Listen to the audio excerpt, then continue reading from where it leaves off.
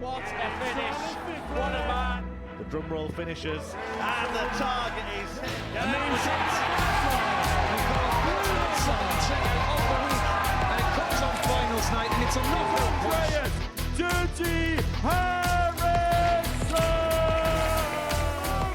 Van Velzen!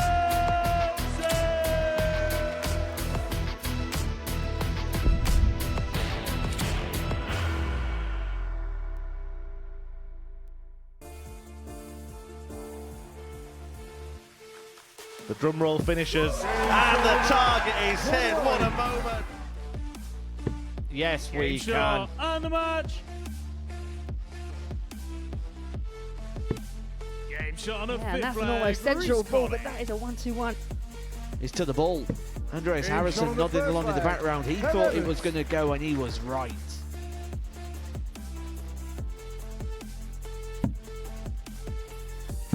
Can he wrap it up? In style, that's the way to do it. As we see here, a massive turn opportunity. Game shot on the third Simple, leg. Carl bish, Wilson. bash, bosh. Hello, good morning. Welcome along to the MODUS Super Series from the live lounge here in Portsmouth. It's Monday morning, which means another week is about to get underway, and we are reaching towards the halfway point now of Series 10 here at the live lounge in Portsmouth. The asset Paul Nichols is going to be watching every single dart with us throughout the course of the week. But before we talk about this week, let's go back to Saturday, because the WDF World Champion Shane McGurk had a big target on his back since winning that title at the Lakeside in December. But on his first visit here since then, he's picked up his first weekly win in this building. Yeah, it's amazing how things change, isn't it? Because before Lakeside, Shane couldn't get a win here, not for the lack of trying, not for the lack of quality that we've seen from Shane O'Mac over the course of the last couple of years. But isn't it crazy what confidence can do? And I think maybe the biggest thing that's happening to Shane at the minute is he's learning to win. And it's not just be a really good, thriving player who can put in those big performances and showcase his skills. We're talking about someone who can now win. Winning the Irish Open, winning Lakeside, winning at the Super Series. Now he's starting to rack up the titles, and we're going to have to watch out for him when he comes back at the end of April. He's definitely going to be one of the favourites. Well, you'd say on the basis of the four players that are in the Champions League field, he probably is the favourite. And that's not a disrespect to the other three players in the field. They're all debutants at Champions League, but his CV will probably, for a lot of people, see him as the player to beat right now. Yeah, I think Shane's the one with his... definitely got the target on his back right now, but what we expect from Shane is probably a little bit more than the others. You think about Sam Spivey from week 3. We knew that he was good. Winning a week good, it wasn't necessarily a surprise because he was the favourite to win his week. But you look at what Alec and what Jensen have done, they've had really good, bright sparks in winning their week. But we still think that Shane is above them at this point, but there's still quite a long way to go. It is the halfway point of the series we're about to reach this week in week 5 of proceedings. These are the players that are involved. Ted Evetts, Reece Colley, Kurt Parry amongst the big names in Group A. Reece Robinson, Mark McGeaney and Jamie Owens involved in Group B. That could be a fiery affair. And then Group C, the return of Carl Wilson. He was very good last time out alongside Ricky King and Dan Nichols. And I think one of the words I was describing on social media last night was fiery and flary, and particularly with that Group B. We're going to see a bit of that when we've got Reece Robinson and Jamie Owens at the hockey. Yeah, which nickname should we attribute to Reece Robinson this morning? Because there's probably going to be at least one per day. Mr. Must-See, the human highlight reel. But you stick him up against someone like Jamie Owens, there could be a bit of testosterone as well. And we don't mind that when we've got late night darts when it comes to Group B. I'm really looking forward to that, but I'll be fascinated to see who's going to join that 3. Well, these are the odds for the week. Now, Kurt Parry goes off the 10-3 favourite. He's a player that's knocked on the doors so many times here at the Live Lounge in Portsmouth. But I suppose the biggest surprise in terms of the betting is to see Reece Colley down so low at 20-1. That is absolute madness. He's won a week here before. It's not years ago. It's just a few months back. It wasn't that long ago, and Reece is actually in decent form. He's a World Open champion. He's won WDF ranked events. He may not be having his best time of it when it comes to qualifying schools and challenge tours and things like that, but he can perform here. And I'm surprised to see him so far down. considering there's only one other weekly champion in that list in Rhys Robinson, I think Rhys has got a cracking chance this week. Very quick word on Kurt Parry. Now, he's a player that last year made real strides forward. He's knocking on the door, as I said previously. Is now the time for him to take that next step and enter the winner's enclosure? Yeah, I think the next step for Kurt is to get to another Saturday and not be in a 9-dart shootout because he's probably sick of being in them. He's been in 2 now. But I think making a final would be progression this week. But when you get to a final, you want to win it. And for someone of his talent and his experience here now, I think winning is definitely the next mission. Well, Kurt's involved in our first game of the morning session. He takes on Rhys Colley. There could be some chaos on the stage in a few moments' time. Earlier on today, I caught up with the man from Wales, Kurt Parry, to assess his chances ahead of this week's action. Kurt, great to see you back here at the Super Series. How much looking forward to this week? Yeah, it's looking good. It's a good field out there, so I know I got to be on my game. So, yeah, I'm looking forward to it. How have you found the start to 2025 darts-wise? Frustrating, to be honest. When at Q School, felt like I played okay, just didn't get results. You know, people turning up and playing well, and which you expect there, but you think, oh, little chance, just give me that little chance, but it didn't come. But yeah, I'm playing okay, so just take the positives and see what happens. Back here at the Super Series, it was a place where you had a lot of success in 2024. You felt like a constant getting through to Saturdays, a constant getting through the group stages. Is it a case of trying to carry that particular form and maybe just take that next little step forward? Yeah, I think I seem to play well in the weekdays. Don't always perform on the Saturday, which is quite frustrating because I know I can. Yeah, it'd just be nice to win one finally for a change. And is that one of the goals for the year, to try and win one of these and then maybe see if anything else could be picked up elsewhere? Yeah, exactly. It's you got to try and show your progression in a way, and I think winning one of these would show that I'm heading in the right direction. So yeah, and then have a go at Champions Week potentially, and you never know what can happen that week. So yeah, just trying to take that first step to get in there. Well, I look forward to seeing how it goes. Kurt, good luck today. Thank you very much. Looking to take those steps forward. Kurt Parry in action in the first game of the morning session here at the Live Lounge in Portsmouth. And his opening assignment, Rhys Colley. This feels like a traditional Super Series clash to kick the week off. Colley now aged 25, winner of a week back in Series 6. So it's been 4 series now since he last tasted success. Did chaos up against Kurt Parry, the 31-year-old now from Ogmore Vale in Wales, 4 times a weekly finalist, but looking to breach past the semi-final gap here at the Live Lounge in Portsmouth. Someone that's knocked on the door a few times, but now is looking to taste success for the first time. Jack Garwood is the referee. He's the man in charge of all of the action on this Monday morning. It's Rhys Colley to get us underway. Is Paul Nicholson alongside myself in the commentary box. And this really is a interesting week here at the Super Series, a week where probably every player will fancy their chances. Yeah, I think that's very fair to say. There are going to be people walking through the door this morning 58 with great ambition. They see what Shane did on Saturday night and they say, I can do that. In the case of Colley, he already has. Well, it's just a couple of gremlins in the system. I suppose it's Monday morning, isn't it? One of those things. So we'll be awaiting the action to get underway shortly. Indeed, it looks like we are now indeed good to go once again. Just a slight pause, a slight stoppage in play. Well, I don't think it affected Rhys too much. 140. Yeah, these players are pliable. You tell them there's going to be a break, they won't mind. 131. There's a lot of experience in these two as well. They might be young men, but they've already been around the block a few times. You require 107. They're going to kick the week off for a big fish, not on this particular occasion from Kurt Parry. So Colley's going to come back looking at 122 to take out the opening leg of the week. Be some way to start the week. But Parry hasn't made big change from the 54. 170 in the Require previous turn. He's going to 112. come back for a free figure out still. Not going to take in, so Colley to take the opening Reach leg, looking at requires 68. Double 16. 52. And an early chance You for Parry to require break in 48. 6 visits. Now, this is where most people will live over the next 3 days. 6 visits. 8.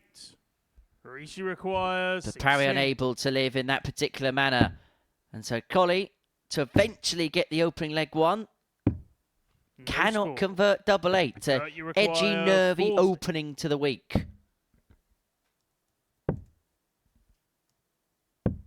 35. You can say that again. Rishi requires 16. Well, get yourself set.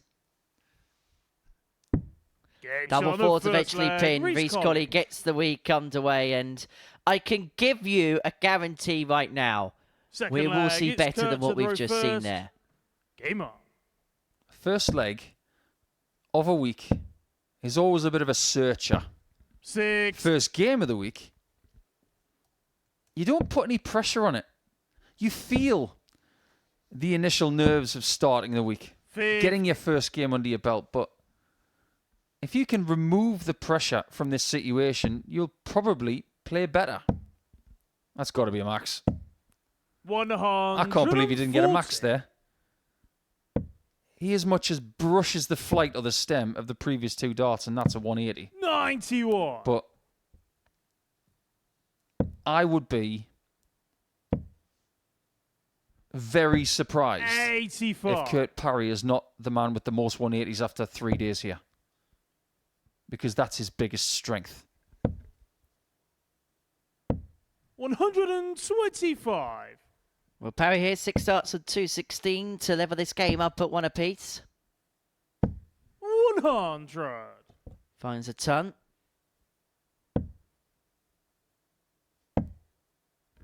Couple of wild ones from 95. Reece early on. You Does require 116. manage to leave a finish, but Parry looking to level the score.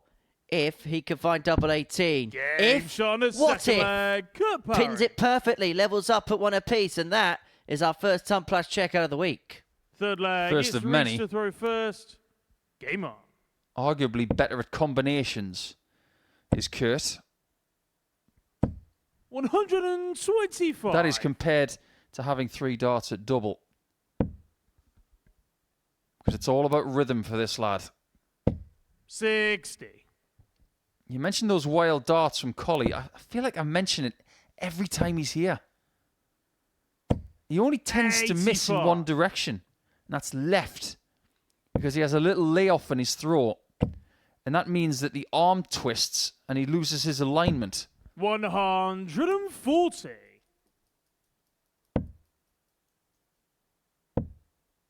What a layoff is 60. where the dart actually gets further away from the ear or further away from the cheek or the eye line. So it moves, in the case of Colley, 100. slightly right, and it's only a little bit. And then as soon as he throws, it means the forearm is actually not vertical anymore. It's pointing away from the dartboard to the right-hand 47. side, and his throwing angle changes, and it goes towards the 5. You saw it with the darts at double 8 in leg 1. 60. But what tends to happen is that when he goes through his daily campaign, he does iron it out. 58. Kurt, you require 141.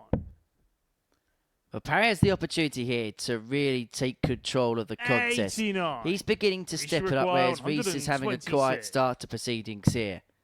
But he may inject a bit of chaos if he can find the bullseye. 95. Kurt, you require 52.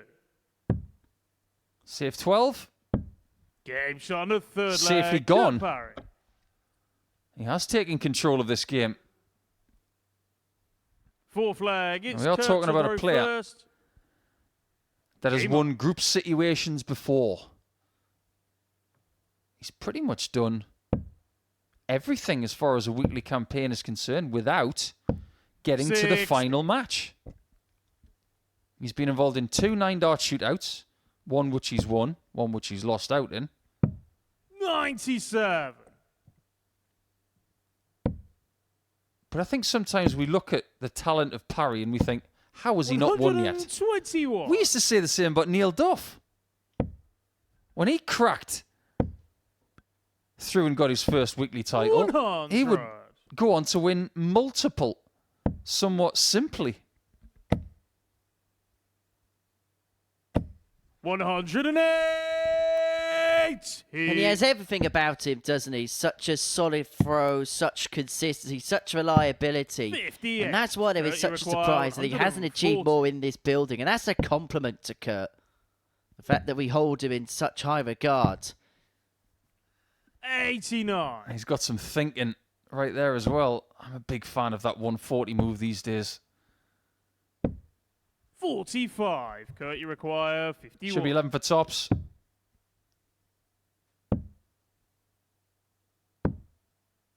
31. If his doubles turn up this week, Parry should win. That's all I'm going to say. 80. Kurt, you But it's a big require if. 20. He's not playing his best, but he's not been forced to play at his best. Game shot on the fourth leg. And Parry Kurt is just proceeding about his business comfortably. 3-1 to the good. That's a Reece Colley. Fifth Well, he leg, hasn't it's got out the Reece to traps throw as of yet. first. Game on.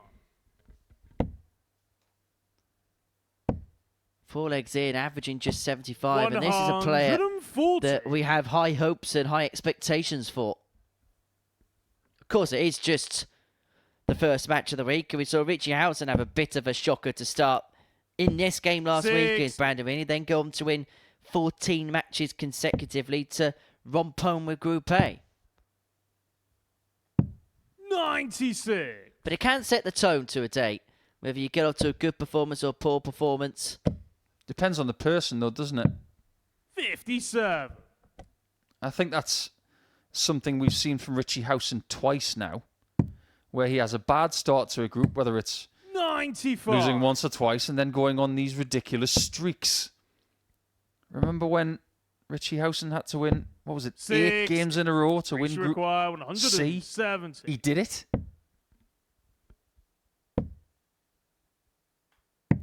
82. No, I was going to try and make a little bit of a joke there about Reece being on a big fish. 94. Because Reece require one of the 88. most popular fishes used in fish and chips in this country is Colley, not Colley.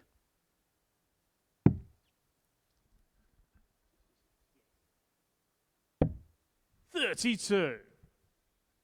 Reece's job now is to make sure that Kurt does not get darts to win this match. And his job is clear. 140. Take out 56, move on to the next leg, and keep him at arm's length. 46. Well, he's No, given you Kurt Parry a require stab for the 90. match here. May just be a dart at the bullseye, or it's going to be 2 at double 15. Game Well, shot. Kurt and Parry match. with a Kurt comfortable Parry. win to kickstart this week. He gets the better of Reece Colley by 4 legs to 1 for the man from the Midlands. Well, that was an opening match of the week that he would prefer to forget. But Kurt Parry, well, he didn't have to play at his best. Well, he's kind of playing to type there. His annual numbers for the year is 86.24 and 34% on his doubles.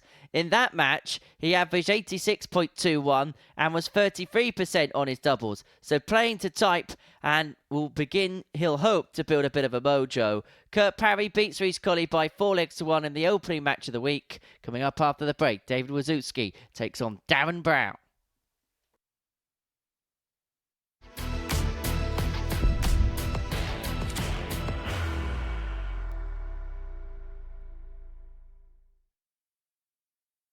Are you ready to lift that trophy, Darius?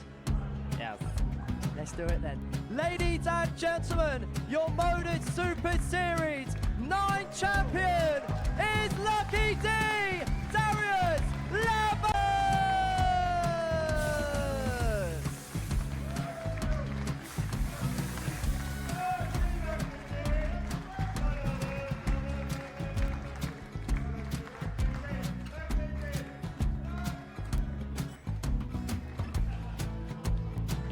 Well, what a wonderful night of darts we have seen, and we are ready. I Our champion is ready and it's trophied. So receive the trophy. £25,000.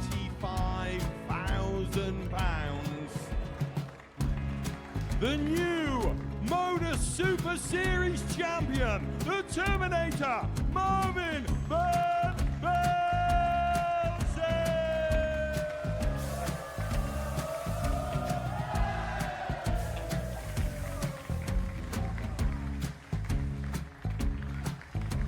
And one more time, the 8th MODUS Super Series champion, the Terminator, Marvin Van Velzen.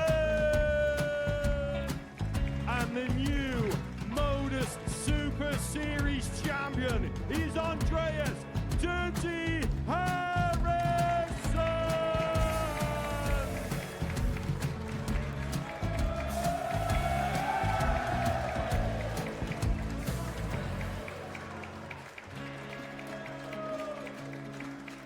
And one more time, the 7th MODUS Super Series champion. Give it up for Andreas Dirty Harrison. The moment we've all been waiting for. Would you please show your appreciation for your Series 6 MODUS Super Series champion, Scott Taylor.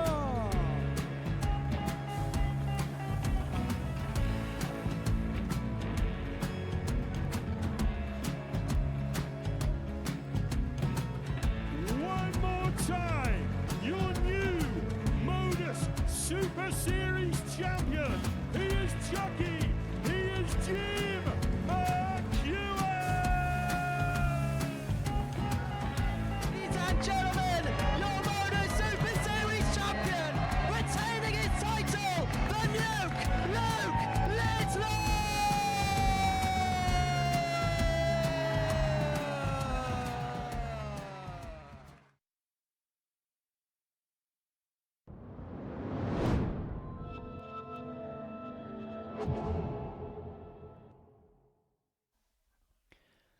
Welcome back to the MODUS Super Series, where Week 5 has got underway. And before the break, the opening match of the week saw Kurt Parry get the better of Reece Colley by 4 legs to 1, averaging in excess of 86. 4 out of 12 on the doubles, including a 116 checkout. Game number 2 sees David Wawrzewski and Darren Brown go toe-to-toe. David, the 48-year-old from London, full-time to weekly finalist here is Wazzy. Real friend of ours here at the Live Lounge. Up against the 42-year-old from Norwich, Darren Brown, on his debut in this competition. A man who has graced the UK Open stage among many others in his career. But it's a debut here at the Live Lounge in Portsmouth. A very, very capable player. He could well be one of the surprise packages to come out of this week's action. First leg, But there's no surprises when it comes to David Wawrzewski. Game on. A player that we have seen for many years, player that graced the stage back when we were in Southampton and has pretty much been a 43. mainstay here ever since that day. Yeah, just because Wazzy was there in our previous studio in Southampton 2.5 to 3 years back, that doesn't give him an automatic invite to come here most 25. series. He's back because he's good. He's made 4 Saturdays from 7 65. attempts from the times he's been here over the last couple of years. That's a pretty good return. Just to put that into some sort of perspective, that's the 58. same sort of conversion rate as Reece Colley. And he's got a larger reputation than David. 45. And David is one of those players, and we had a little chat with him this morning, that he doesn't want to be invited just based on past reputation, 60. just based on the fact that he's been here a while. He wants to be invited because we believe that he's a good player, and he is a good player, and his record actually has improved 99. in recent times. He had a little bit of a wobble, and he was away with us for a couple of series, but ever since we've seen him return, he has pretty much been a mainstay when it comes to the Saturday night stage. But it is Darren Brown here who has taken the darts in the opening leg of the match and has got 6 and 192 to open up a 1-0 lead. I don't know about you, Henry, but when I look at Darren's throw, it might not be as quick, Darren, you require 130. but it reminds me of Alex Small. 94. The mechanics of it have David, you a require similarity 78. to the wild card who will be here at Champions Week. Wawrzewski looking at tops to take out the opening leg. 58. Doesn't go, and so Darren, who Darren, you dominated the require scoring 40. exchanges, is going to get 3 in his hand to get the break from the get-go. Game shot on the first Magic leg. from Darren Brown. He leads 1-0 with a break. Well, that Second didn't leg, take long. It's Darren to throw first. Yes, his name's Darren, not Darren. Well, Darren has been around a while.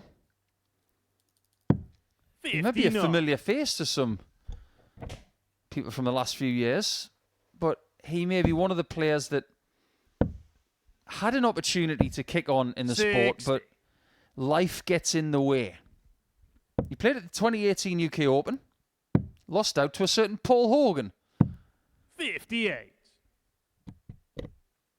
I think what we need to do, Henry, is we need to get a word with Darren this week as confirmation 50. as to how cold that UK Open was, because that was the famous Beast from the East UK Open.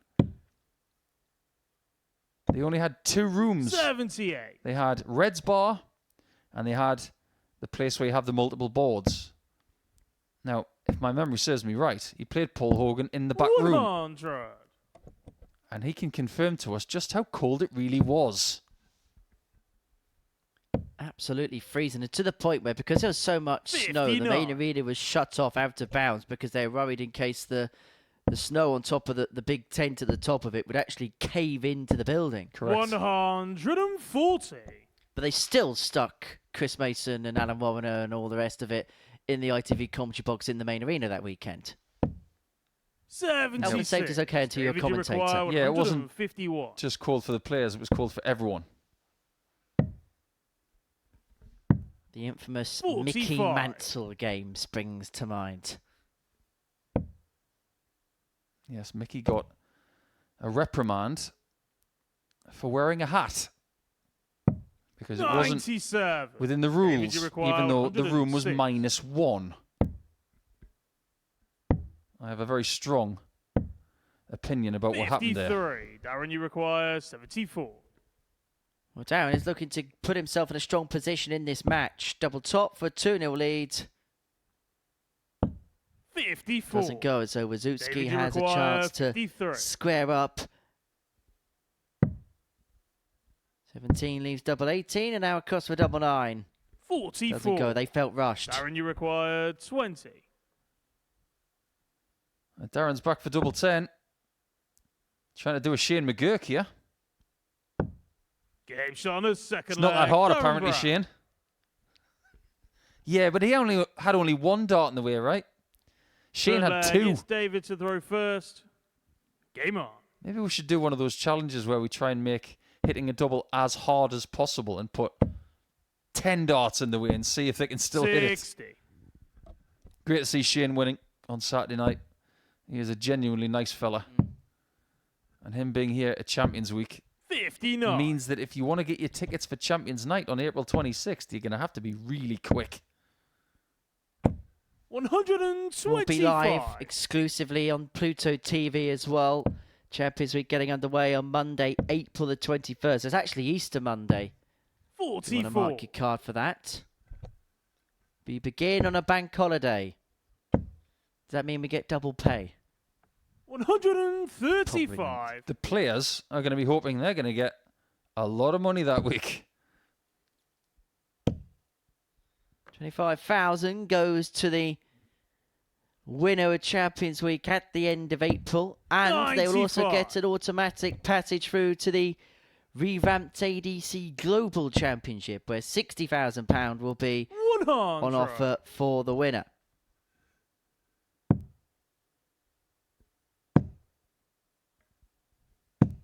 133. Great use of the board from Darren. David, you require 81. Wazzy has outdone him on the scoring stakes in this one.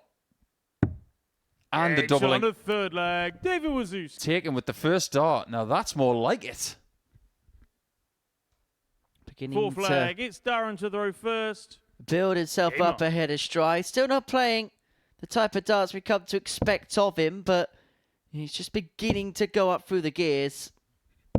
140. Questions posed of Darren Brown, who took the dart to the opening leg. He has a throw here in leg 4 to re-establish the 55. two-leg gap. Well, for David Wawrzewski, his last 3 appearances have ended in a Saturday night appearance, including 2 semi-finals in 57. Series 7. He lost out in the semi-finals of a week, which saw Victor Tingstrom lose out in the other semi-final. Colin Osborne was the runner-up, and Bradley Brooks would go on to win that week. And he hasn't done too bad since, has he? And then the series after, well, he fell 81. foul to the speller Paul Hogan, who'd go on to win that week.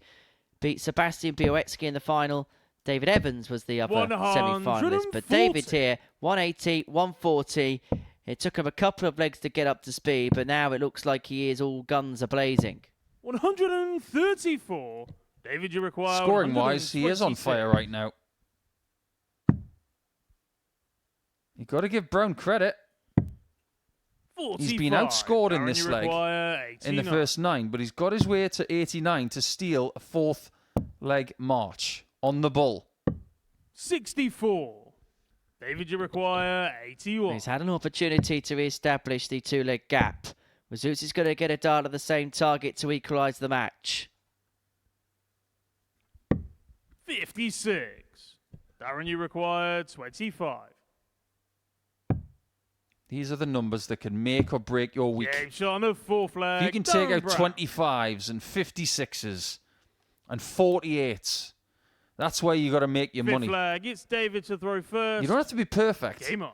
but if you can be 50% on doubles with shots like that 56. in a week like this, you can go a long, long way.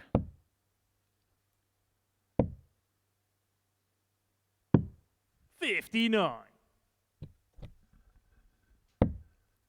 Well, he's just staved off the Wawrzewski counter-attack. 100. Darren Brown now 3-1 to the good in the match, and now looking to hammer home his first win on the Super Series stage. 140. I'm going to take you back, Henry. You won't remember this because I don't think you were born. 55. But that shirt of Wazzy that says Wazzy's on fire, by the way. The colour scheme of this one, if you're around about 40, maybe 35. 45, 50 years of age, you might remember a show called Funhouse with Pat Sharp. 60. Darren, you require 160. It was a kids' TV program, and that shirt reminds me of Funhouse. Everybody wanted to be on that show. 59. Yes, you're correct. I have never heard of any of them.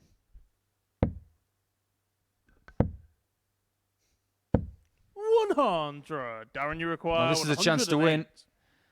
Only one treble needed, and there it is. There's his single. Game shot. And there's the and double match. to round off a Darren Brown. debut win in some style. A 108 finish for Darren Brown to get the better of David Wawrzewski by 4 legs to 1. He'd raced into a 2-0 lead. Was he put on a spirited comeback, missed the dart of the ball to make it 2-2. And then from that point on was Darren Brown when he stretched his lead and stretched his authority in the game. That's the tail of the tape from the second game of the morning session. Coming up after the break, it is Ted Evetts up against our Cypriot ADC Southern European qualifier, Ektoris Stylianou.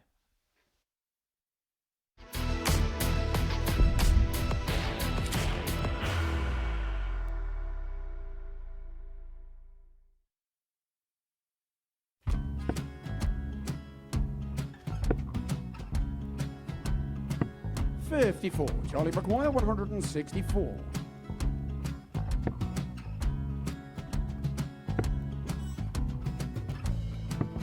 $44.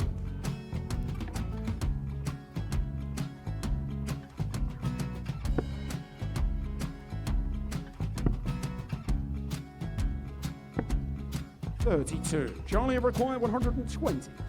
Well, 120. He's got a fair, at least 2 handfuls at this. Just needs to stay 60. there. That's a good shot. Halves his score. Leaves himself on a 2-darter.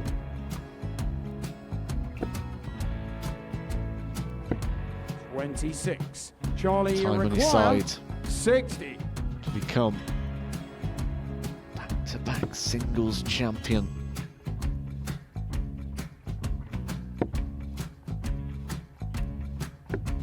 $40. Definitely a couple of nerves in those last 2 darts. But he'll be coming back.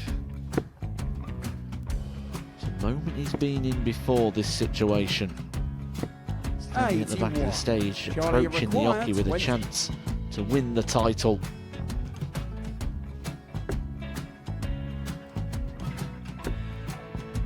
He did this to win the first title, if you remember. 11. I think he's gone.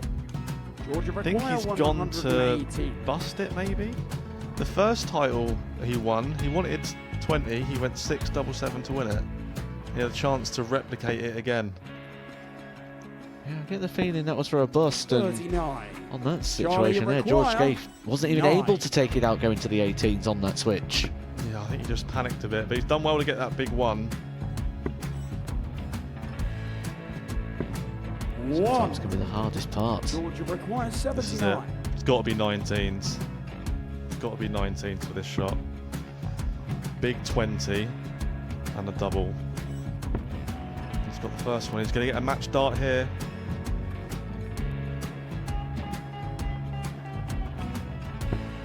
$59. Charlie Threw the entire require body into that 8. one. Just didn't want to let go of the dart.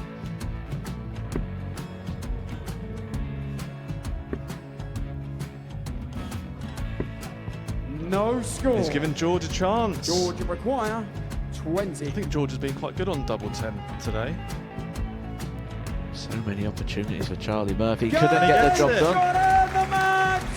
And the Red Dragon George MODUS Skate. Super Series Influencers Champion, George Skate!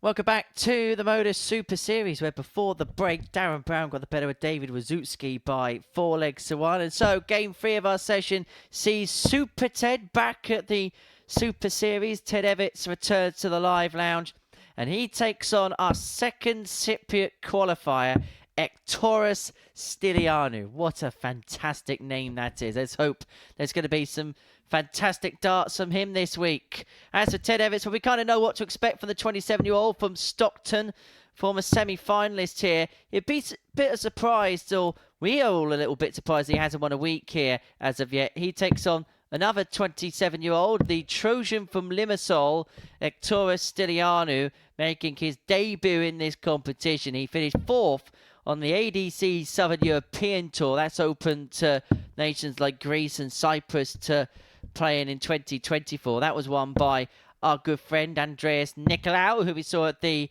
Global Championship First leg, back in it's Ted December. to throw first. But it is Ted Evetts to get us underway in this particular contest. For him, his second year at the live lounge in Portsmouth since dropping off tour. And I don't think I'm being overly critical when I say that 58.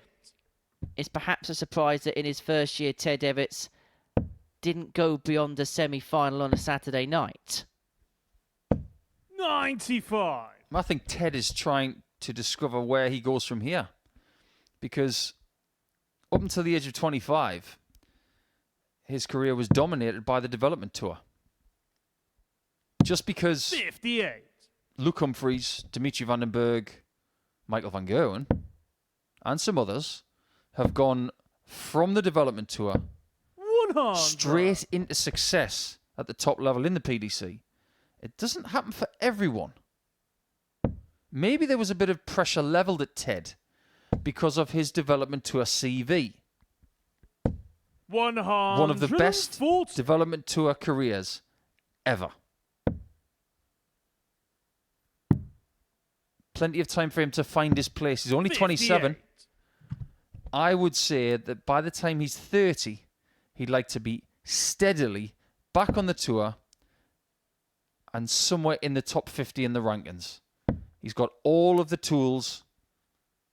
He just needs the time to find the right formula to move forward. Definitely at a crossroads in terms of his career.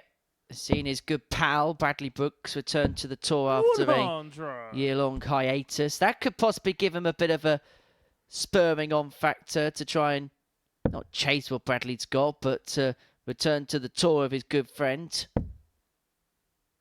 And maybe he could use this the same way that Bradley did last year. 100. Ektorus, you require 148. First shutout on the stage for Ektorus. First dart good, second dart not so good. 84. Ted, you require 85. So Evetts to take the opening leg. Then straight into the single 2 with the opening dart. So treble 17 will leave him double 16. 29. Ektorus, you require Ektorus should 64. get a dart at double from this particular point.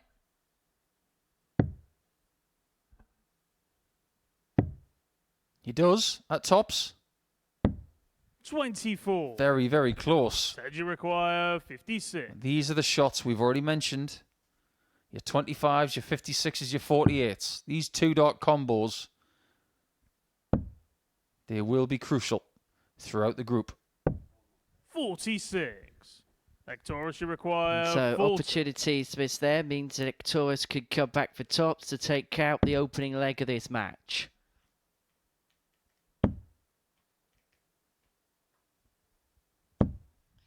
Clips it off the barrel of the first darted in, and Ektorus Stylianou gets a break in the opening leg of his Super Series campaign. He's on the board here is the Cypriot to the Live Lounge in Portsmouth, and he leads the former World Youth Champion Ted Evetts by a leg to 0. 100.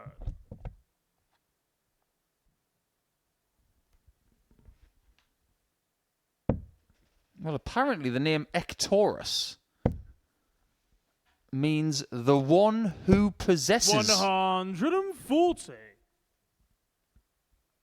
I suppose that's what you want this week. You want to possess Group A. You want to possess Saturday, and you want to have possession of a place at Champions Night through Champions Week. It's a very strong name, isn't it? You can imagine bumping into him in a bar in Cyprus. And say, oh, what's your name? 140. My name is Ektorus. Hi, I'm Tim. Just got a bit of strength about it. I really like it. And it's got style. Right, the first one was good. Just get back in your box. That's got style. 108. That's me back out of my box. And that might be Ted out of his shell. That's a sell 41 after 9. This is more like it from Super Ted after what was a stuttering first leg on the Super Series stage. He's got all the time he wants. But that's another stray. He had this with his previous turn on the 85 where he strayed loose with his first dart. But he is going to get an opportunity here at double 8. 33. Inside it goes. Just a few early morning darts here from Ted. They can be excused as long as you take the leg and move on. 60. Ted, you require 8.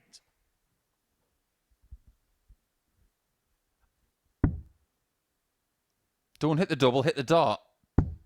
Game shot And the dart does the work. Ted Evetts. That's what that's all about. When you get that marker, don't go for the double anymore. Third leg. Go for the previous dart because you're more likely to hit it. And for Ted Evetts, he's hoping that normal service has begun in this match. 137. As for Ted, last year was his first year off the tour. His numbers for the season weren't too bad, but maybe just a little bit off what you would come to expect the path of the course on tour to be. Average for the season of 88.61. His doubling was decent, 37%, probably his strong point of his game in 2024. But as you mentioned, is at a real 84. crossroads in terms of his career at this present moment in time. I think those numbers are very encouraging, in fact. Because if you think about 21. if you're playing on the tour against the best players in the world, your numbers are automatically going to go up by about 3% on average. So that 88 average 140. is probably more like a 91 if he was on the tour. Now, would a 91 survive? Questionable. I think what he needs from 2025 is to find the confidence, but build towards it over the next 6 months. He's obviously a more seasoned player than 99. Ektoris. This is a game he should win. And this will be a good test of his mentality. 81. Because you want to win the games that you're expected to win, but you also want to win the games that are 50-50. Game shot And this game third isn't leg. really Ted 50-50 Evetts. at the minute. Ted is much the better player. Fourth flag is Ektoris Well, to for throw Ted first. Evetts, Game on. it's like a serene passage down a country road, which is perhaps ironic when you consider what his walk-on is. You get back in your box.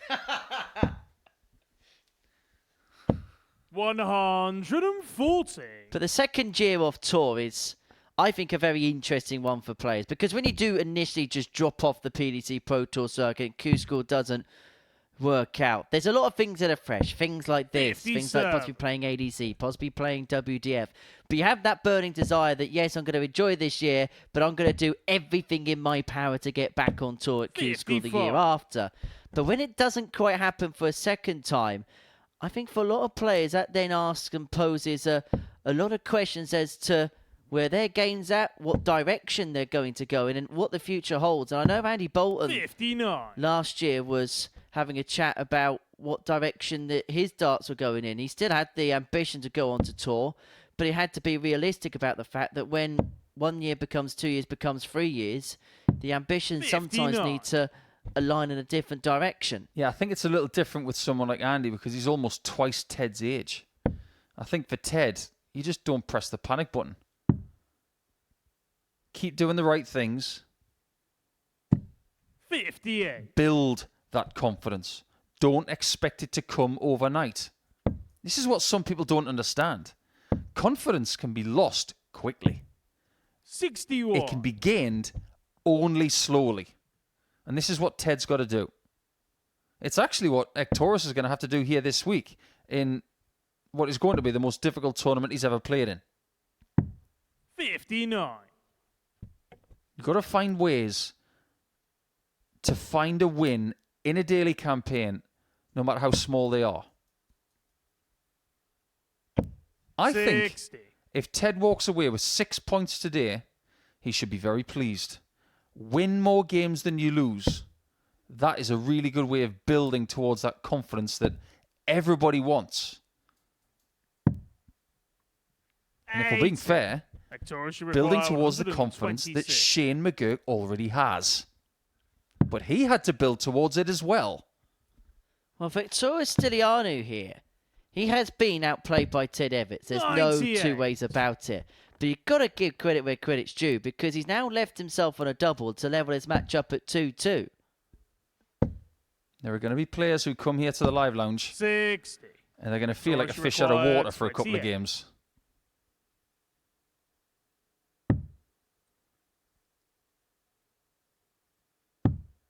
Double 7.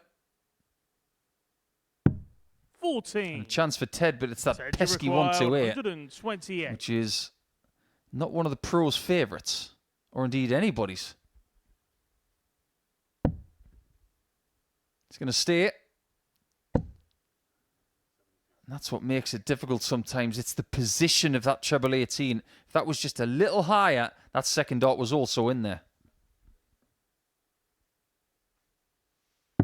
88. Ektoris should require. So Stylianou 14. looking at 2 sevens to level this game up at 2-2, and if he doesn't, then Evetts is sat fair on tops to stretch away a 2-leg lead. One dart in his hand, a double 2, doesn't 10. find it. And so Ten, you Evetts, to build up a 2-leg 40. cushion, is looking at double top. Game shot on the fourth leg. That had a real 10 thump Evetts. about it, didn't it? A little bit of wire, a lot of sizel, and a 3-1 lead. Fifth leg, it's Ted to throw first. Game on. And so Evetts with the darts for the match to seal a 4-1 success to kick off his week. 80. When you have a little glance at his development tour CV, it really is one of the most impressive things you'll see. 81. He's done everything in it. World Youth Championship final and the win, of course, against Nathan 100. Rafferty in 2021. 2019, he was the top-ranked player in the development tour. 14 58. development tour victories. 14! He's also won on the Challenge Tour, but that was back in 2018. 139. When you consider the people who have won at development tour level multiple times and the people who have won at Challenge Tour level multiple times, there aren't that many. 85. I suppose when you think about it, the first person that comes to mind is Bo Greaves. Yeah, she's only won 100. one development tour title, but 2 Challenge Tour titles this season and 2 Women's Series titles yesterday. So many congratulations to Bo. 43. Love to know your assessment Ted, you on how she require played. 82. Anyway, Evetts 82 for the match for a 4-1 victory to kick off the day. It's double top. 42. Just above the wire. That rhythm of his is going to be a talking point this week. 100. Ted, Well, you if he gets this require right, 40. it will be the third 4-1 victory of the day. Double 10. Game shot. Very tidy. On the match. Ted Evetts. Not necessarily pleased with the performance, but it's about getting the points on the board and giving yourself something to build on. It's an 85 average for Ted. It's 4 out of 11 on the doubles. It's okay. And I think he understands that he was playing Hector Stylianou at the right time, just when he was a little bit nervous in his debut game. But when we come back after the break, Kurt Parry will be back, and he's up against Wawzy, who might just be on fire.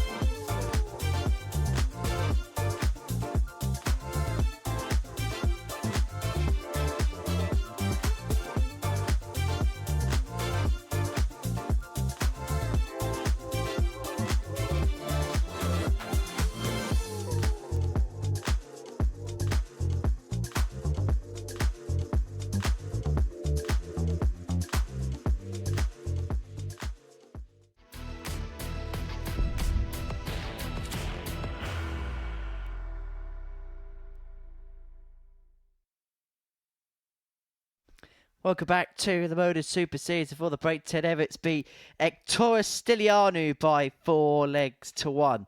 Into round 2 we go, and we kick off with a meeting between Parry and David Wawrzewski. Kurt, who beat Colley by that scoreline in the first round. David Wawrzewski, who lost to Darren Brown by that particular margin. So for Kurt, an opportunity to go 2 wins from 2 at the beginning of play and to set a early pace in this group. For David, well, he got off to a slow start in that match, and that was kind of his Achilles heel First leg, in it's the end. Kurt to throw first.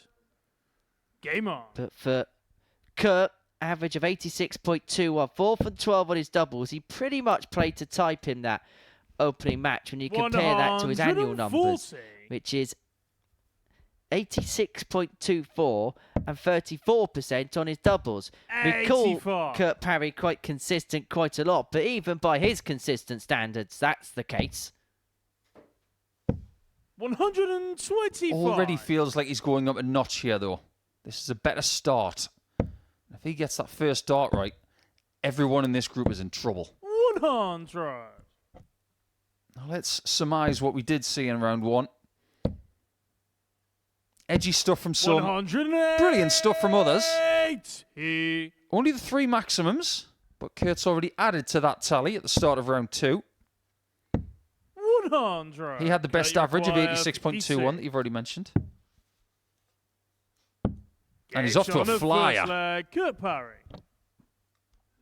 You can add the best leg of the day so far to the catalogue. 11 darter to get up and running. First. You felt like in this group, at this present moment in time, he is probably the most informed player of the 6. And the early indications are that he is the standout of this pool of players at this present moment in time. And as you say, he is going up and going through the gears tremendously here.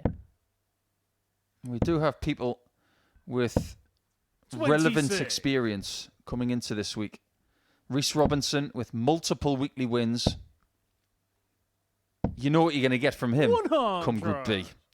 That's going to be watchable. Mark McGeaney, former Lakeside finalist. We know that Mark is very measured. 60. Jamie Owens. He's going to be hard to stop. And the way that Kurt Parry is starting to score here, he might not even have to play Jamie until Saturday night. Well, this is getting a little bit silly. 11 darter leg 1. 11 darter leg 2. 57. There lies the evidence of what we're talking about with Kurt. His scoring can be sometimes ridiculous, but sometimes his doubles. 79. Kurt, you required 24. You can let him down. Game shot on a but not for long. Kurt Parry. 2 legs played. 125.25 the Kurt Parry average. It's Kurt to throw first. Game on. I think we should bring in a rule where we can't mention a big performance until the end of leg 3. 140. Because it's usually at this point, after leg 2, where it starts to dive. 140. But this one might not. Oh, come on. 108. Can you just agree with me here, Henry, that this is one of the reasons why people get excited about Kurt? He's just so good. These are his scoring numbers in this match. 2 scores of a ton, 3 scores of 140 plus, and 3 180s.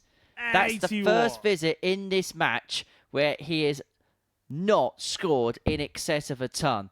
He's averaging 127.5, and he could be on the cusp of his second 11 darter in the space of 3 legs. Bit ragged. Well, there's 2 bad darts and 1 good one, and he's still on 19 after 12. 123.67. The record for televised matches 123.4. Michael Van Gerwen, Michael Smith, Premier League Aberdeen 2016. 88. In it goes, 3-0 Parry. The record in this building is 122.69. Darryl Pilgrim up against Denny Elder Coulter back in August 2023. Game on. Funnily enough, at the Premier League on Thursday, when Luke Humphries was winning against Chris Dobie, his final 4 legs were an average of 122.69. The exact 60. highest average we've seen in this building.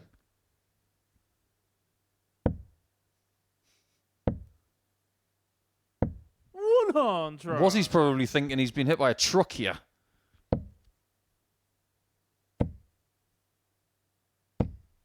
100. I'm not just saying this because he's playing so beautifully in this game, but if you were to give, let's say you won the lottery, you won £10 million, and you wanted to give who you thought is a really good dart player the financial chance of fulfilling their dreams for themselves and their family, it wouldn't even be up for debate for me. 40. I would say, Kurt, there's 250,000 quid. Now go and do it. Give someone the financial freedom to go and find David, you require their dreams. And Kurt would be the man for me. Kurt Parry has hit 3 consecutive tons in this leg and his average has nosedived. 89. That is how well he is playing. And he could bring this game to a close here. Treble 19, double 12. Would have rounded off a special performance in a special way. 72. This is just to stay in the match. 32. Not far off. And that was his first start at a double. Might be the last. A clinical special display from Kurt Parry, an average of 107.36, and a game that was done and dusted in 6 minutes and 1 second. That goes in the top 10 bracket of quickest matches of all time. One of the all-time great performances, done and dusted in next to no time at all. You couldn't boil a kettle in the time it took Kurt Parry to get over the line. He beats David Wawrzewski by 4 legs to 0. Next up, Victoria Stylianou against Reece Colley.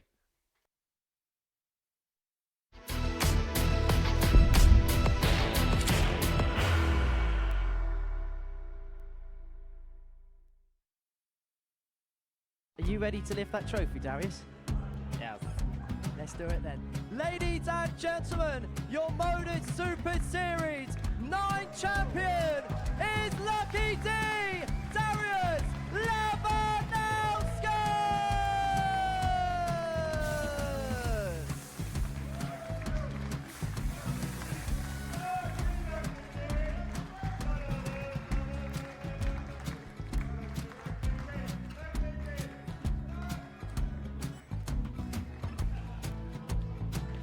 Well, what a wonderful night of darts we have seen, and we are ready.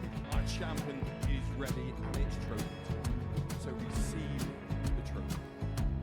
£25,000. The new MODUS Super Series champion, the Terminator, Marvin Van Velzen.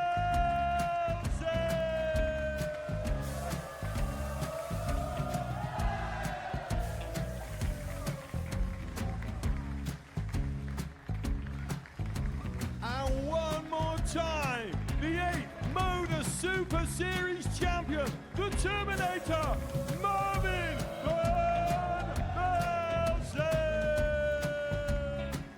And the new MODUS Super Series champion is Andreas Dirty Harrison.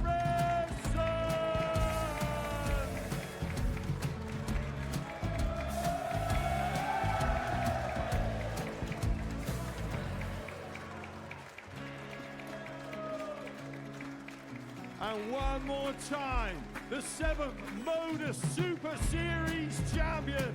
Give it up for Andreas Dirty Harrison! The moment we've all been waiting for.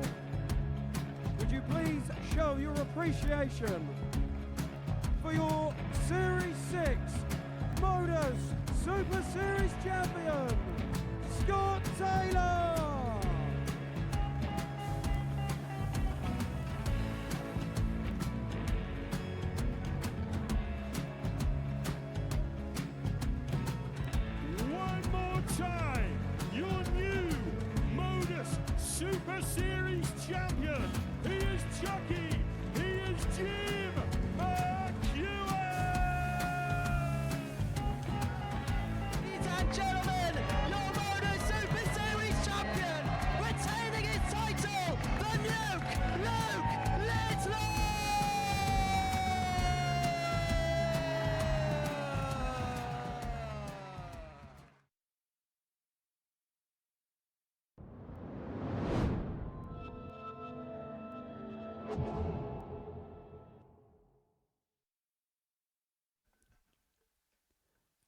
Welcome back to the MODUS Super Series. And before the break, what a performance we saw from Parry with an average of 107.36. He brushed aside David Wawrzewski by 4-0 in 6 minutes and 1 second. That was how quickly that game whittled by and raced by. For Colley and Stylianou, an opportunity to get their first points on the board in this Group A campaign. Both players getting off to difficult starts, losing their first matches by 4-1. Colley losing out to Parry, whilst for Evetts it was a hefty and heavy defeat to Ted Evetts in the opening round's worth of matches. Game on. You would expect Colley at some point to click into gear, and for Evetts, the first game nerves can now be removed from the mind. 81. That's what he'll be hoping. But Colley comes into this one as a hot favourite. 100. 20-1 to win this week. That's what the odds compilers had him at. If you are having a flutter today, just make sure that you are over 18. Please gamble responsibly, and gambleaware.org for the information that you need on responsible gambling. But Colley at 20-1 was a real shock to me because of the fact that he's been over the line before. 81. He's not exactly in bad form either over the last 6 months. He won the England Masters back in September, beating Ryan Hogarth in the final. And he's been to a final in the last 24 hours, losing to Christian Perez in the Scottish Open final. Boy, did Christian play well in the last couple of legs. 97. Tournament average of 92 across that at the Scottish Open. I'm sure we're going to see him at some point here this year, and when we do, then I'm sure we're going to see some special things from him.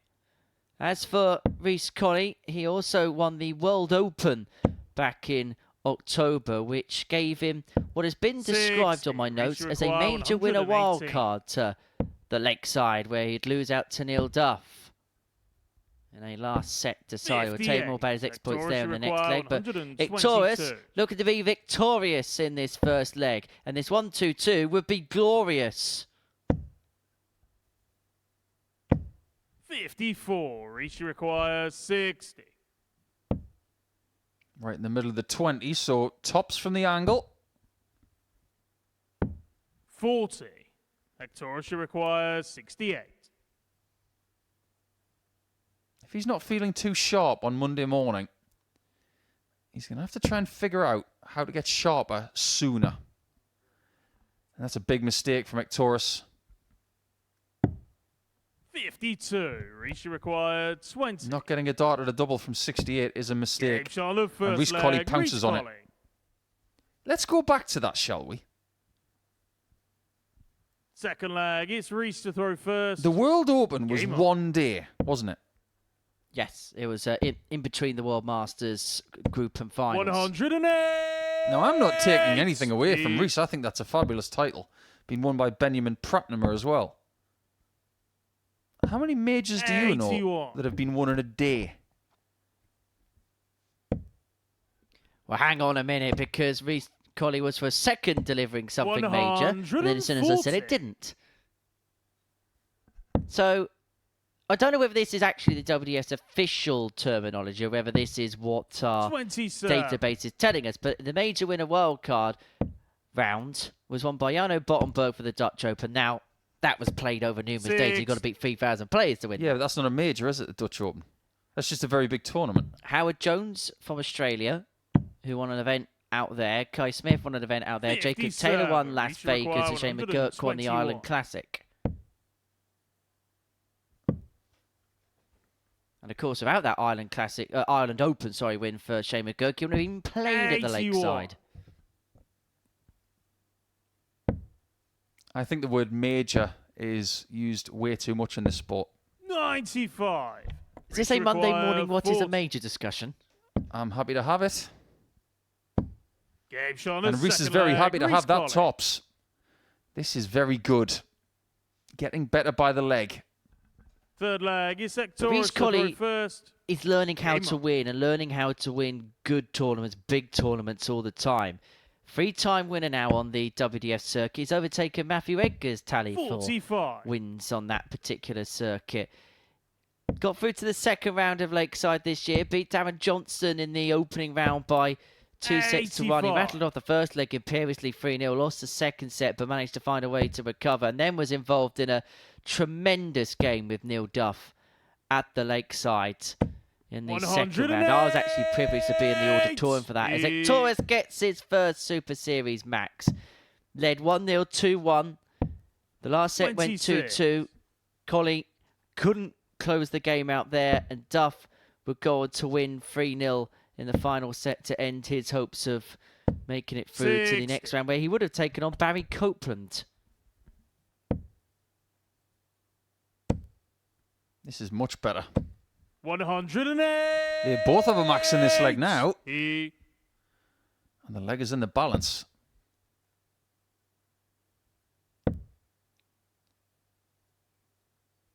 Now, one thing I've noticed about 84. Ektorus's throw already is that his rhythm's erratic.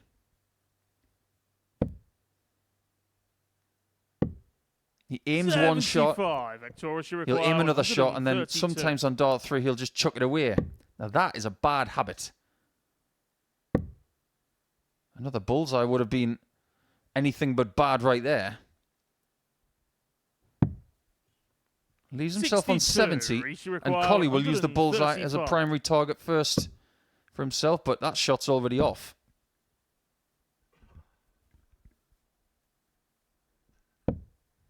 He's made a bit of a meal of that. Torres comes back for 70 to get his first leg on the board in this contest to bring himself back into the match. He's going to get a dart at tops, providing he stays straight. Does exactly that. May not be the worst guide for him.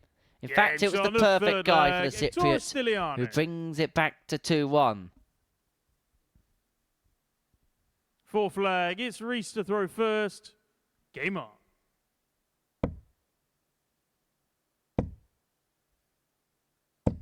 $55.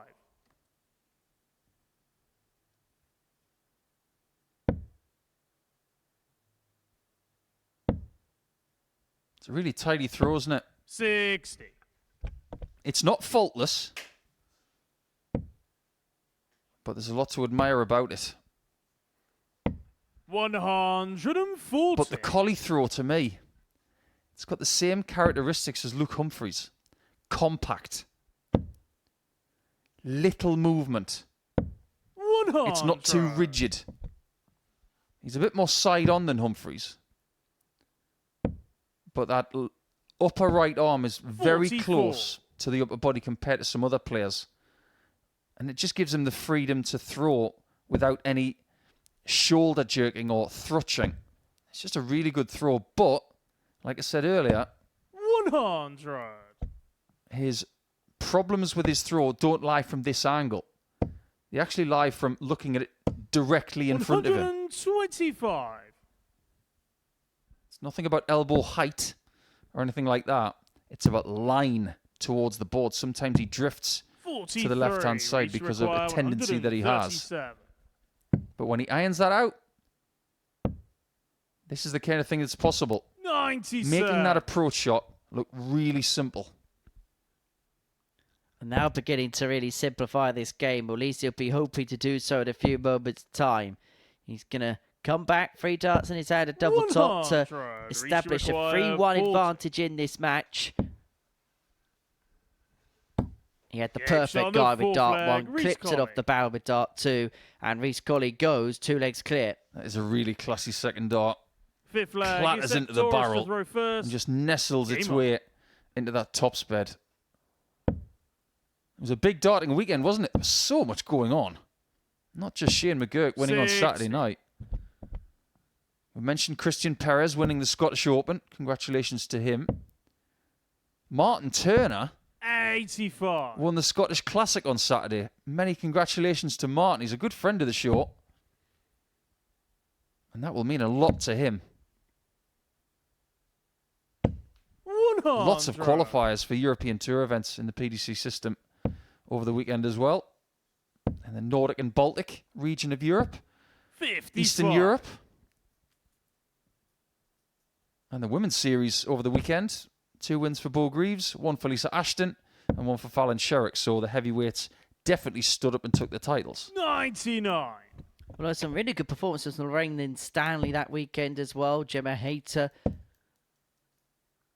pretty much guaranteeing you feel, or very close to guaranteeing her place at the match play in July. There's a big gap now from her in 5th and the final qualification spot. 6. Well, we can't go any further without saying many congratulations to Lorraine Hyde, who won both of the ladies' tournaments in Scotland at the weekend. 81. Doing that double will mean everything to Lorraine. Being from Scotland, winning them both on home turf, she will be maybe the happiest lady dart player in the world today. Congratulations to Lorraine. That will probably rubber stamp her place back at the Lakeside in December. Colley looking at 140 for the match. Another one of them.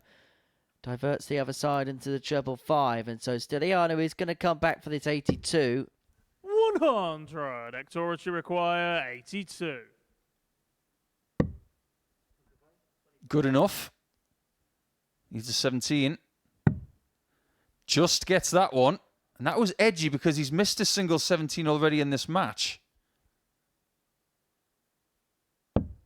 62. Chance for Colley to recreate 40. what he did in the previous leg.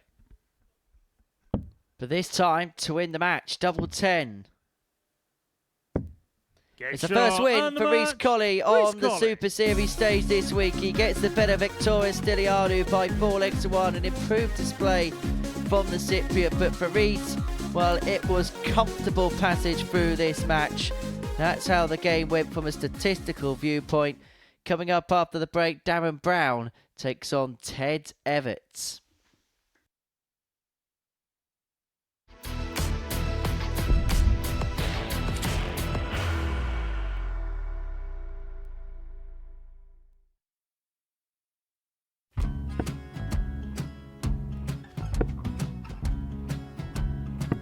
$54. Charlie require 164.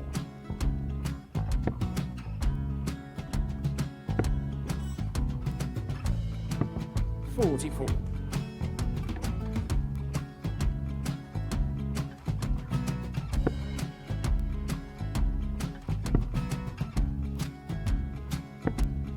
32. Charlie require 120. Well, 120. He's got a fair, at least 2 handfuls at this. Just needs to stay 60. there. That's a good shot. Halves his score. Leaves himself on a 2-darter.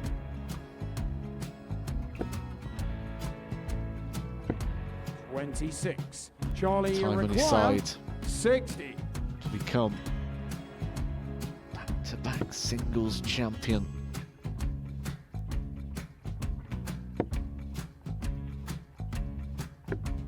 $40. Definitely a couple of nerves in those last 2 darts. But he'll be coming back. The moment he's been in before this situation. Standing at the back of the stage, Charlie approaching the require hockey with a 20. chance to win the title.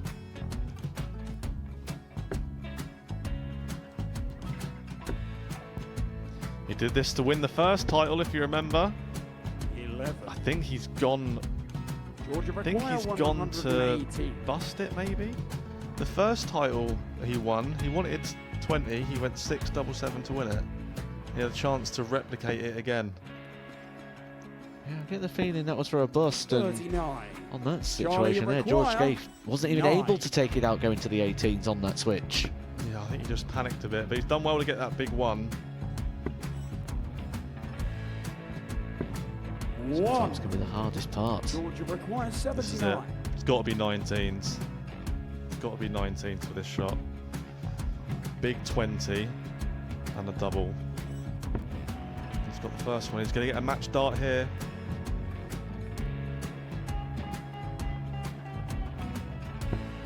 $59. Charlie Threw the entire require body into that 8. one. Just didn't want to let go of the dart.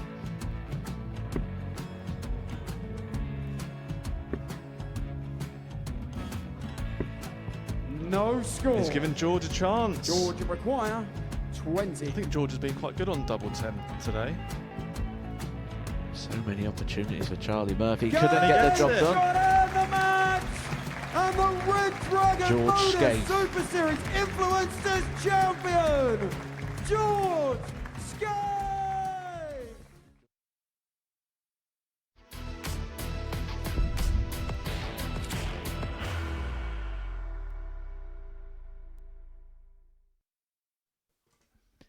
Welcome back to the MODUS Super Series. Before the break, Colley got the better of Stylianou by 4-1. Game 6 sees Darren Brown and Ted Evetts go toe-to-toe on the live lounge stage. For Ted and for Darren, an opportunity to double their points haul for the day. The victor will join Kurt Parry on 4 at the end of the second round of matches. For Darren, well, he got the better of David Wawrzewski by 4-1, got out in front, took an early advantage and never really let up from that point.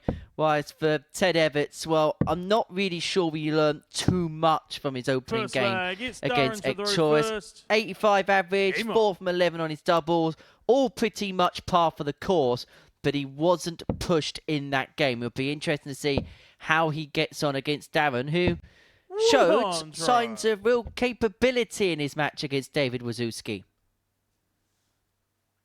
Yeah, I think in round 1 we saw little bits of what they can do. 140. And I think them coming up against each other in game 6 is around about the right time to see where they go. Because I get the feeling that if Darren was to average 80 and a bit again, I don't think he'd get away with it against Ted. 60.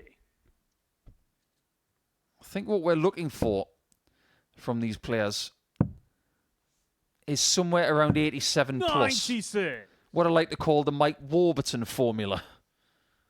A couple of weeks ago, it was very heartbreaking for Mike not making Saturday, but if you're averaging around 87.5 with somewhere between 33 and 38% in your doubles, it can take you very far. But you will need to find another gear at the end of the week. 95. So that 80 average performance from Darren, I just get the feeling that that was a good, solid foundation to find what he can really do, because there's definitely more to come. 44. Darren, you require 100. Well, that slip for the last start means that Darren's got 6 here from 110 to take out the opening leg. You may only need the 3. 70. On his last match, a 108 finish. He's not going to kickstart this one with a ton topper, but he is going to be back for 32 with Evetts looking to set up from this particular juncture. And set up brilliantly. He's left himself on double 16 too. He threw those 3 darts like he was blindfolded. With such ease. Well, try and find this if you can. 16. Ted, you require 32. I'm not sure he threw that one from the right angle.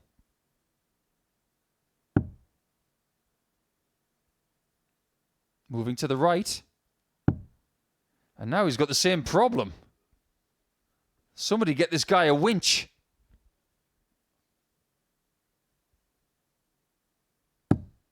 No score.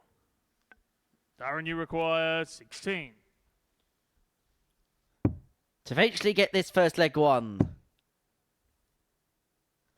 That's now 7 darts Darren Brown has had to win this opening leg that have come and gone. And so Evetts back for 3 more at 32 to get the break in a leg, which, if the truth be told, he was pretty much out of up until that last dart went in. Or how things can change so fast under the live lounge roof. To throw first. Darren had 8 darts at a double in winning his first match. He's already had 7, and he hasn't even got a leg to show for it. That's why they say you've got to take each game as it comes. Each game will provide different challenges. 100.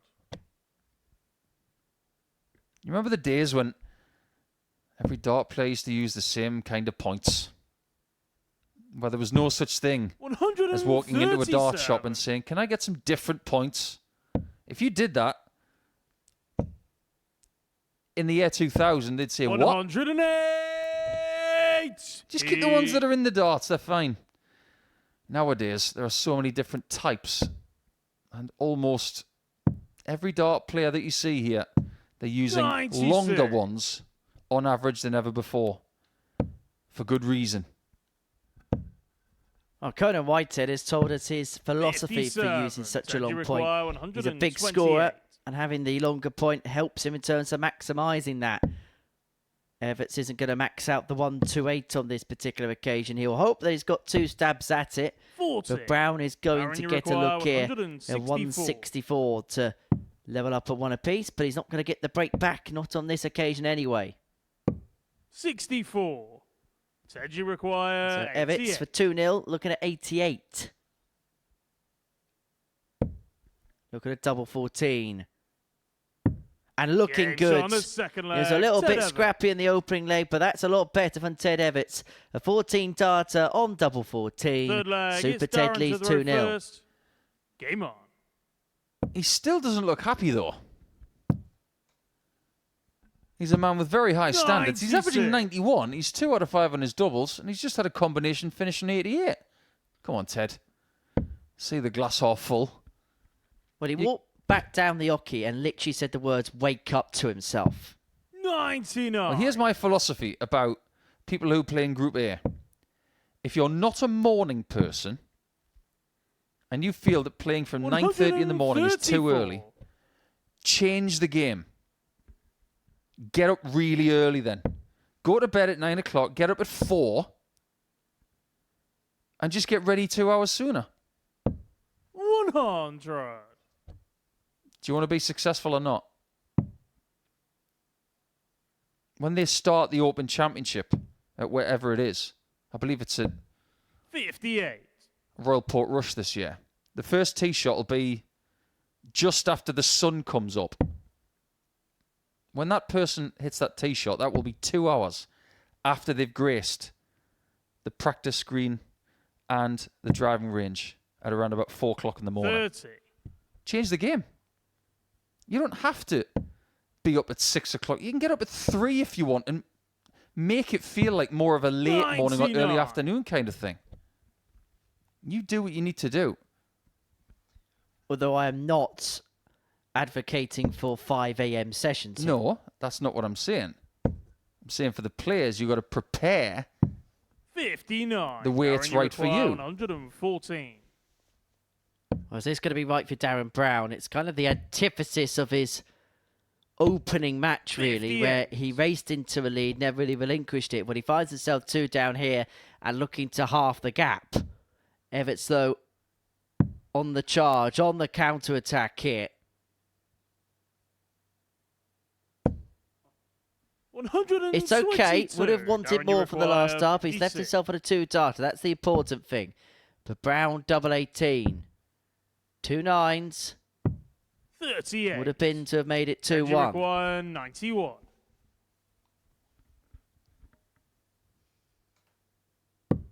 Well, this is to make Darren feel even worse. That bullseye did have a marker. 60. And he's Darren, looking you at that require third dart 18. like it's made of poison. Come on, Darren. No score. Wow. Said you require 31. 12 darts at a double in the match without success. No score. Ouch. That hurts even Darren, more. you require 18. Well, it's the second scrappy leg we've had in this match. The first one was won by Ted Evetts. The second one is won by Darren Brown, and he's back in this match at 2-1. To Darren's credit, Fourth flag. It's Ted he's to throw not first. wavering around this Game on. stage, showing us a great deal of negative emotion. I really like that. Because you can imagine certain players, you've seen most of the players who've walked through these 40. doors, Henry. If they were 1 from 15 on the doubles, what would they be doing?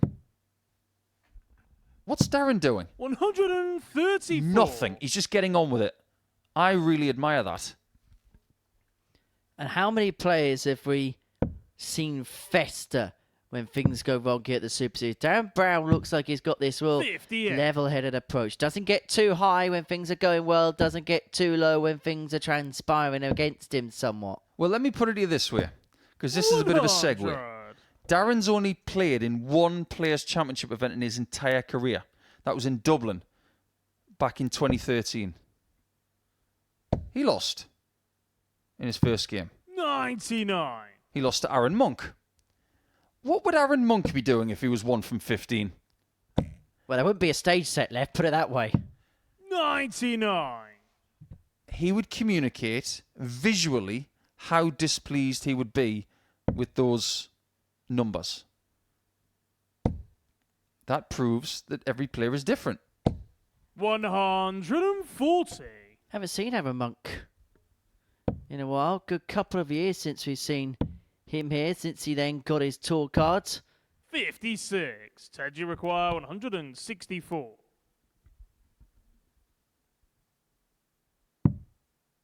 Should try and trim off the 64 here. 64. And there it goes. Darren, you require 112. Darren did have a combination finish over 100 in his first game of 108. But this one is scuppered after the very first dart.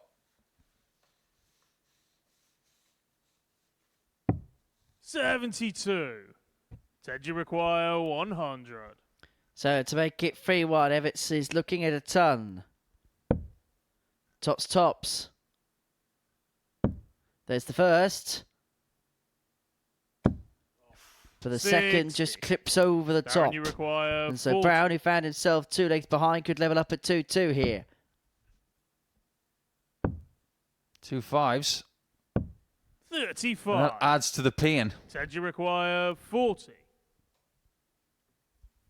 1 from 18 now on the doubles is Darren.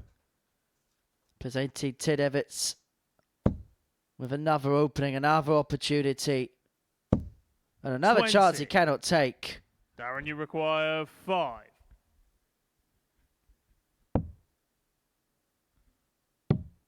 Double 1 now. 3. Ted, you require 20. We've had 30 darts at double in this match and 3 hits. It's far enough away so you can still see it from the middle of the oche. 10. He knew that wasn't in as soon as he Darren, threw you it. require 2. And so this leg carries on. Right, No lads. score. You see this bit round Ted, the you require edge of the 10. board? They're called the double, and you're meant to hit it to win the leg. You know Ted's going to hit this now.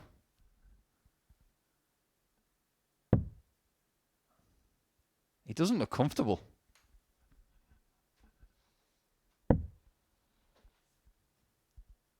Double 2. 8. We have Darren, you a require pub game. 2. Both in the madhouse. Yeah, Not shot for on the long. fourth leg, Well done, Darren. Brown. And what's happened before now doesn't matter anymore. It's now best of 3 legs to see who Fifth gets the leg, 2 it's points Darren to throw to first. end round 2 on Monday. Game It's on. fair to say that the doubling's left a lot to be desired, and the legs in this game haven't been too great. We've had a 19, a 14, 96. a 24, and a 24. 8.33% is Darren Brown's doubling percentage. Ted's ain't too much better, 13.33. 134. Darts is not an easy sport. 140. I think some people take that for granted. They look at what Littler does, winning on the Glasgow stage the other day. Congratulations to him for that. Doing the kind of things that Luke Humphries has been doing for the last few years. 57. They make it look easy. Some of the players that come here, they can make it look easy. Kurt Parry, 58. in 6 minutes and a second in game 4, he made the game look easy. I mean, let's face facts. He missed 6 darts at a double in his game and still averaged over 107. But this game is not easy. 100. When you're someone who expects a lot from yourself and you don't provide it, this game feels hard. 47. And you feel like it's one of those matches where now we're level at 2-2. Both players have missed so many opportunities. Who could drag themselves out of the mire? Brown first to finish, but Evetts should leave it more handy from here. 81. Be disappointed with the last. He's left himself on an awkward 1-1-2-9. He's going to get a look at it, but he should have left it much more handy than this. 75. Said you require 129.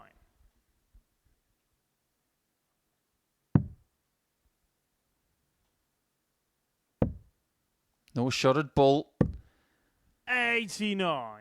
And the way that Brown is playing so far today, he won't be best pleased with his form, but he's still got a chance of having 4 points after 2 games. Oh, how was that not gone in? Wow. Said you require 40. This is a freebie for Ted for a break of throw as well. Game shot on the 5th leg. Ted Evetts. 3-2 up and now has the darts to eventually get this game won.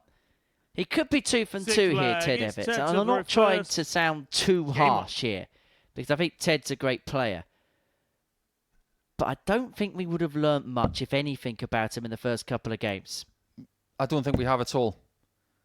And you never judge a player 100 from what they do on Monday morning. Never. Even Kurt Parry.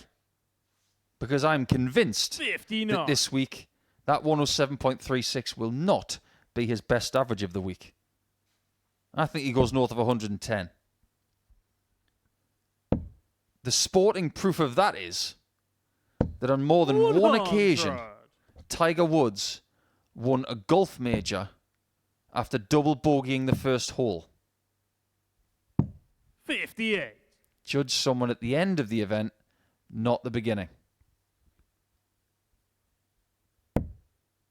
What about Liverpool against a certain Italian club 20 years ago in the Champions League final? You don't judge them by the first half, you judge them by the second. 20 years ago, that is now, the Miracle of Istanbul. Never forget the iconic commentary of Clive Tilsley that day. How? You were 5? I've watched it since. Oh, what a setup this is for Ted Evetts. He's looking to win this game and win it with some style. There's been a lot of edgy legs, a lot of missed doubles in this contest, but Evetts now hitting for home. He's left himself a double after 12 after 159 setup. And now looking to convert double 16 to get the job done. And get the job done he will. We're in the middle of all that. There was a couple of 14 dancers, and there's a shake of the head from Ted Evetts as he crosses the line against Darren Brown by 4 legs to 2. He's won his opening couple of matches, but we're still none the wiser in regards to Ted Evetts. Oh no, he's broken glass. He fell foul of the broken glass ceiling, and now he's broken a glass on stage. Let's hope that everyone's okay in that particular melee. Anyway, after the break, Parry, Stylianou.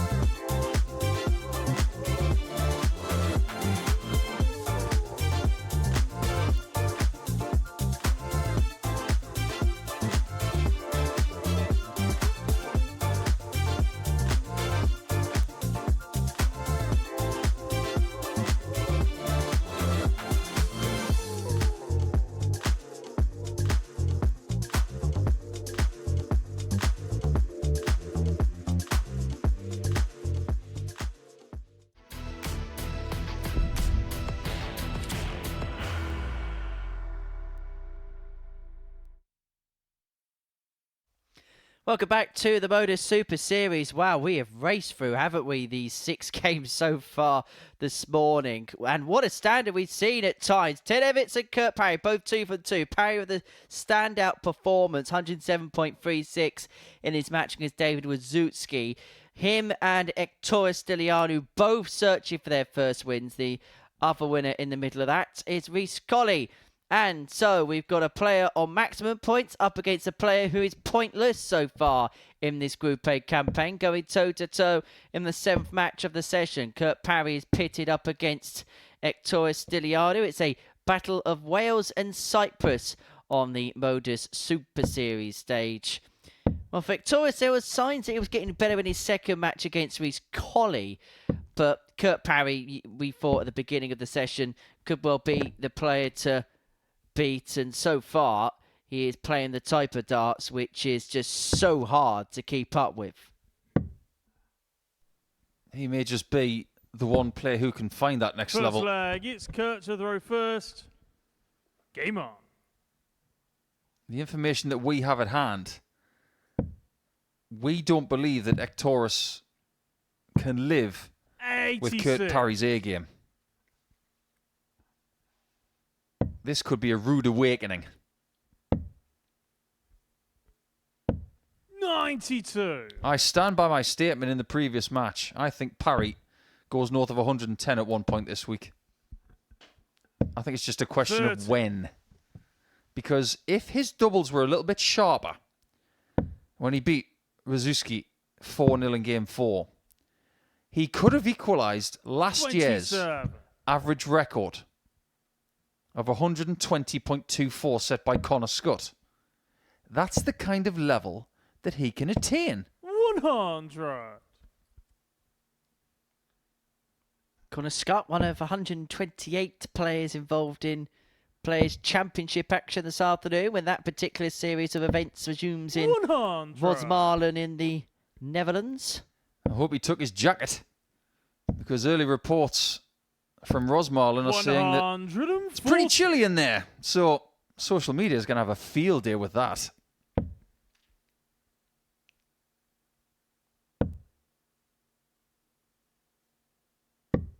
Good darts. You require 145. But as for why he went for the bull on the last dart, I have no idea. 71. Well, clattered off a dart 1, and Parry will return for 74 to take out the opening leg of this contest. You feel like it's going to be 77. one of those pace-setting games where 74. Victorious may be outscored by Kurt for a lot of the time, and now it's down to the Welshman just to play his own race, basically. I've been trying to rack my brain over the last few seconds as to why he would have gone for bull from 282. I think I've got a reasoning for it. We'll go through it in the next leg, because Parry 41. could be taking this one. It's not the same kind of start as the last game, but it is a winning start. Now, this is the only thing I can really get from 282. If you score 100, you leave 182. If you then get 2 treble 20s, you leave 62, which means you need another treble to leave a double. If you get 105 and leave 177, you get 2 trebles, you only need a single to leave a double. So from that viewpoint, it actually makes a little bit of sense. 100. Or maybe he thought he needed the 25 to leave 167. We'll have to ask him. 97.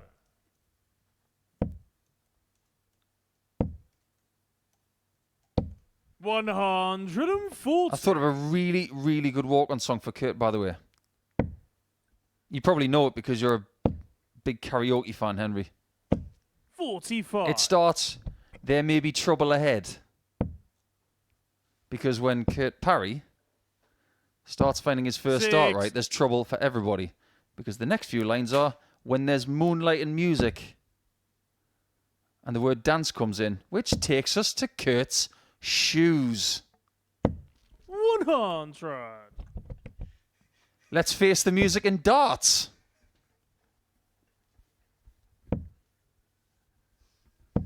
81. Well, let's face it, someone's tried to take his best Super Series shoes title over the last couple of weeks, and that was Steve Robertson. I wonder how many pairs Kurt brought this week. Kurt, you require 100. Look at those. And look at this. Is he going for the bullseye? No. He's going for the tops. Game shot. And then gets the tops. Kurt Another Parry. moment of brilliance from Kurt Parry. Another moment to add to his personal highlight reel. His second Third top leg, plus it's Kurt checker to of the throw day. first. The 120 Game joins on. the 116. And the Welshman leads 2-0. Strictly come darting. 96.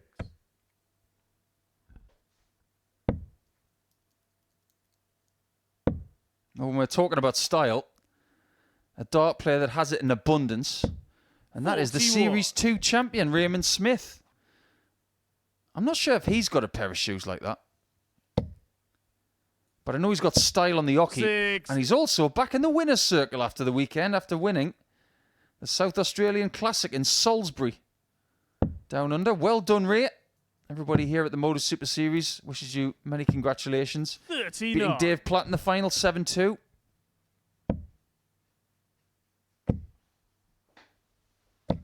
$140. Well, this is exactly what we thought could well be the case here. Kurt Parry is running his own race, 100. keeping up with his own pace. Well, this is what we're starting to learn about Kurt. An 86 average. 100. It's base level. That's what he averaged in his first game. It was okay. 45. But Kurt, his you require okay 105. can beat a lot of people in this group. 65. Look at the amount of room he's got here to manoeuvre. 236 ahead. Not for long, though. 94. Kurt, you require 40. And still 6 more if he wants it. But Game only shot needs of the one third more leg, to open Kurt up a Parry. 3-0 lead in this contest. Kurt Parry has full control. Fourth flag. It's Ektoris to throw first. Game on. I think we're going to get some dart players this week wearing shirts for charity. We've had a chat with David Wawrzewski this 85. morning. He's going to be donning quite a few different shirts tomorrow. That's something we will natter about on Tuesday. But as you can see, 140. Kurt wearing a shirt with the symbol for autism. Charity close to his heart.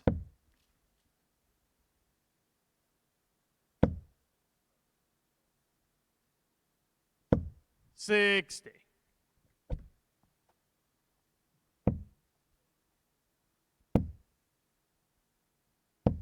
By 45. my reckoning, in this game, his darts at the treble 20 have just been a little high. I think he'd feel more comfortable if his miss was a 95. little high compared to a little low. At least that adjustment is easier. Case in point. 140.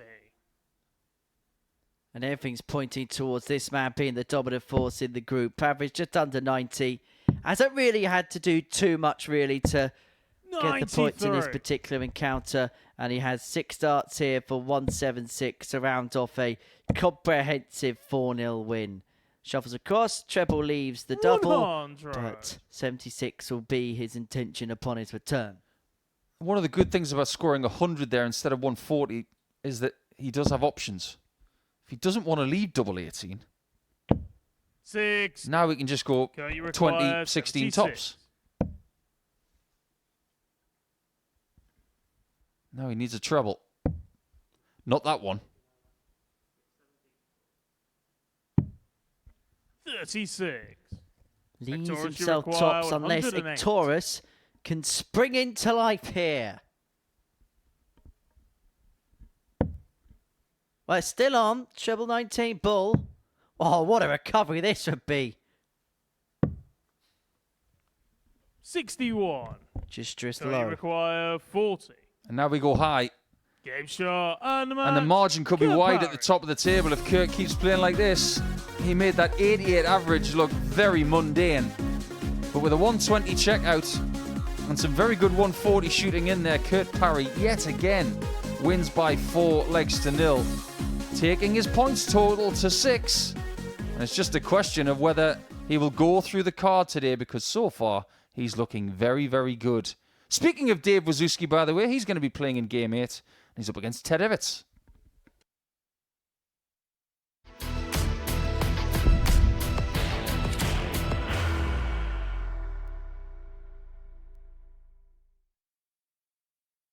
Are you ready to lift that trophy, Darius? Yes. Let's do it then. Ladies and gentlemen, your MODUS Super Series 9 champion is Lucky D, Darius Lewandowski!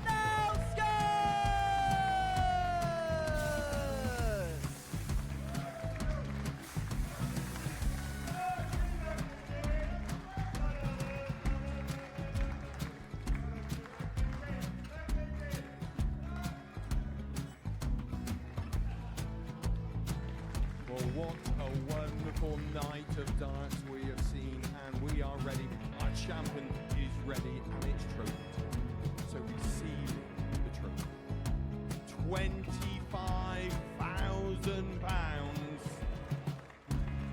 The new MODUS Super Series champion, the Terminator, Marvin Van Velzen.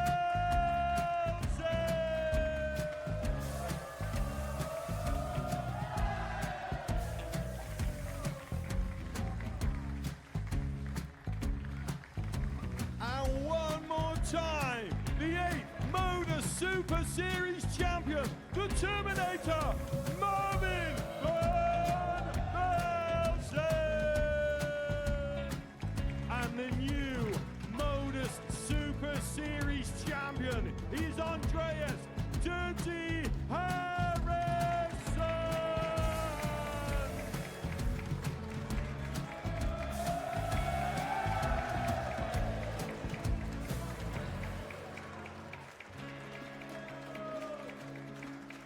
And one more time, the 7th MODUS Super Series champion. Give it up for Andreas Dirty Harrison. The moment we've all been waiting for. Would you please show your appreciation for your Series 6 MODUS Super Series champion, Scott Taylor?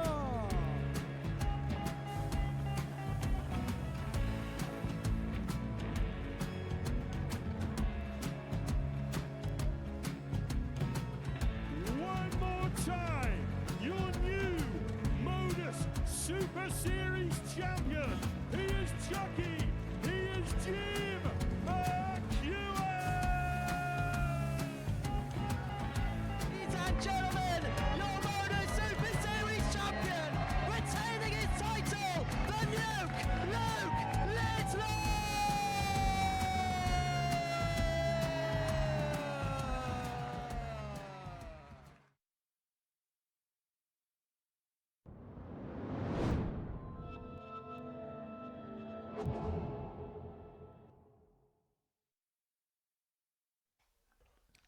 Welcome back to the MODUS Super Series live on Pluto TV, where we are now at the midway point of our session here and the live lounge in pause. And it's all smiles before Ted Evetts and David Wawrzewski go head to head on the stage. Before the break, we saw another convincing display by Kurt Parry. He beat Hector Stylianou by 4 legs to 0. Well, it's been a comprehensive day. In fact, of the 7 matches we've seen so far, only 1 match has gone beyond 5 legs, and we haven't seen a last leg decider throughout the course of the session either. And so you know how First these leg, rules it's work. David to I throw shall see you, first. Paul Nicholson, in 7 legs Game on. time. And if Ted doubles the way he did against Darren Brown in Game 6, he will give Wazzy chances. 100.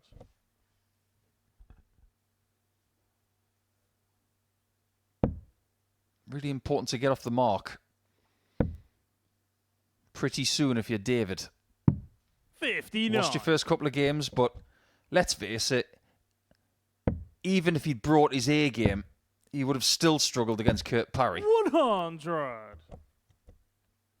And we do see a lot of averages in those types of games dovetail because the player on the receiving end of the hiding just kind of surrenders a little bit, and that's kind of what David did there, that he kind of knew that that was a losing battle, and so just kind of gave something back in the tank, reserving the energy levels for this game against Ted.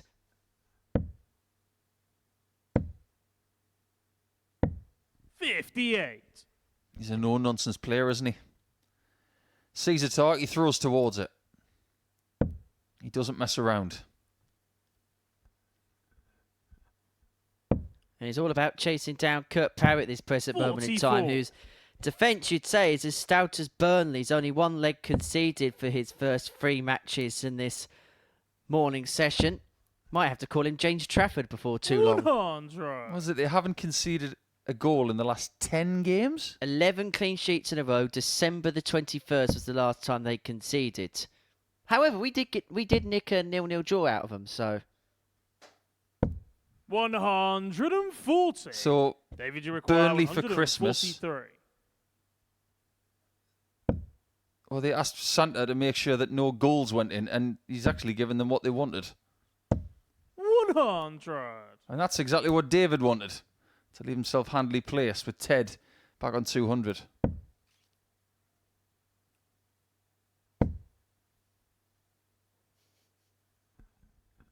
Terry Wawrzewski looking at 43 David, you require to 43. take out the opening leg of this contest.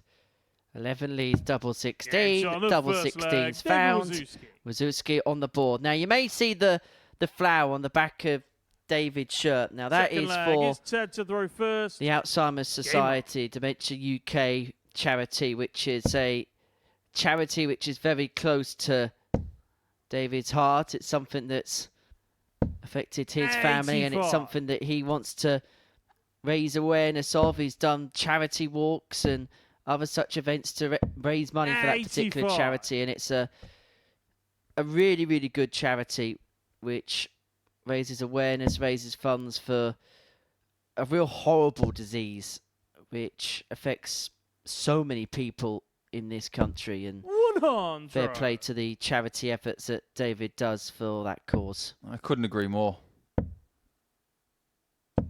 81. I can't even conceive of what it must be like to be in the body and mind of a person who suffers from that. And for the family members and the friends of the people who do suffer, who 100. see that person trying to be who they are, but it's just so hard to comprehend. 81. But the thing is with that illness is it's actually the family members that sometimes suffer more than the person involved. Yeah, you can go from being a loved one to someone who's a complete stranger. Absolutely. Absolutely. 97. So anything that Wazzy does, we support him. 140. And he is a man who likes to give back. Said you require 119. Sometimes to the detriment of himself. 60 for tops. Is it on the menu, Ted? 79. Apparently not.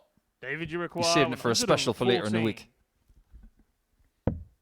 There's David got a ton topper up his sleeve. Double 18. Game shot on the Wonderful. second leg. Wonderful David from Wawrzewski. Wazzy. The 114 goes. He gets the break and opens up a 2-love lead in this match. Third leg, it's David to throw first. Game on. Now, I know you're a Simpsons fan, Henry. There's a very famous pop-up book that comes into The Simpsons that Bart is reading to Maggie. And it goes a little bit like this. Daddy's on fire. Daddy's not on fire. Daddy's on fire. Daddy's not on fire. Well, 57. Wazzy wasn't on fire, but now Wazzy's on fire.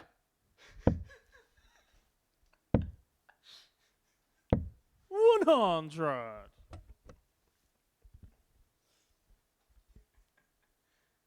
You got to see the good in life, haven't you?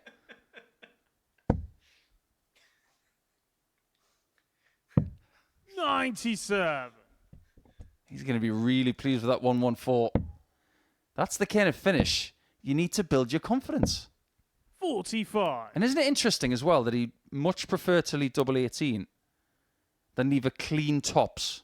What I mean by that is, when you get that single 18, that iridescent pink flight, it's staring you in the face and it could be a distraction. 140. But it's obviously a tactic that he's employed a lot.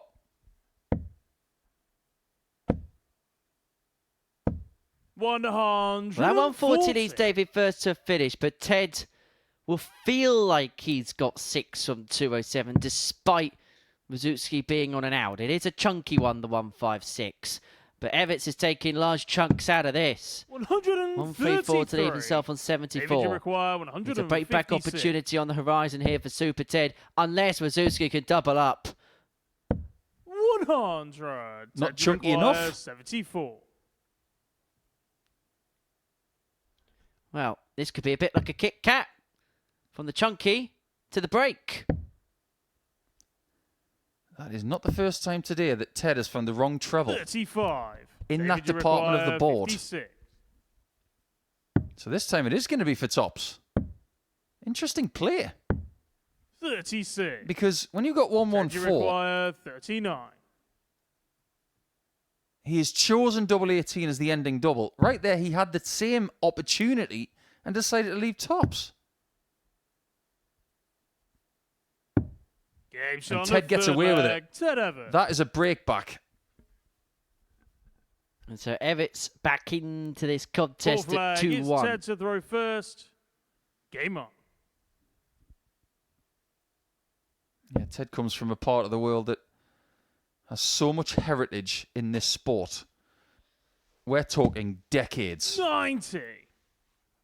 And he's carried on the tradition of successful Warwickshire dart players into 41. the 2020s.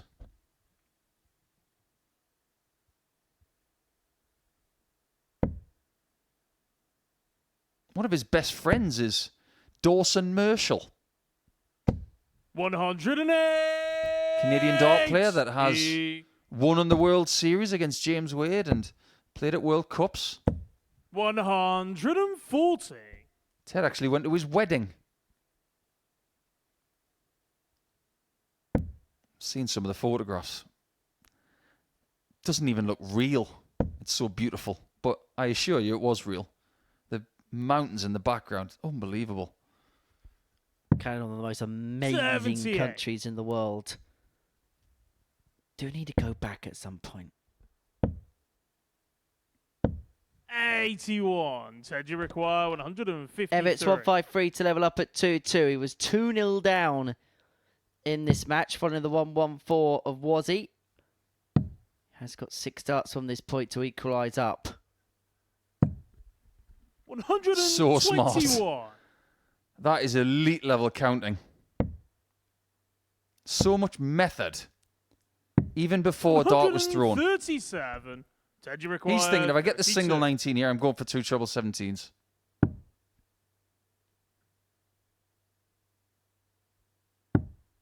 Sensational. Flag, Ted Evetts. Great ball management. And what else do you expect from someone who's won what he's won? It's David to throw first. That really does get a hat tip. Brilliant from Ted. Well, there's a possibility here that we could see Ted Evetts and Kurt Parry on a potential collision course with one another. And they meet in the 15th and final game of the afternoon session. There could be a possibility that these two run free. And they could be playing a card completion battle in that particular match. 100. So at this time last week with Van Tripenhausen. 100. You know, Ted's a qualified chef. He will happily sit and talk about food for hours.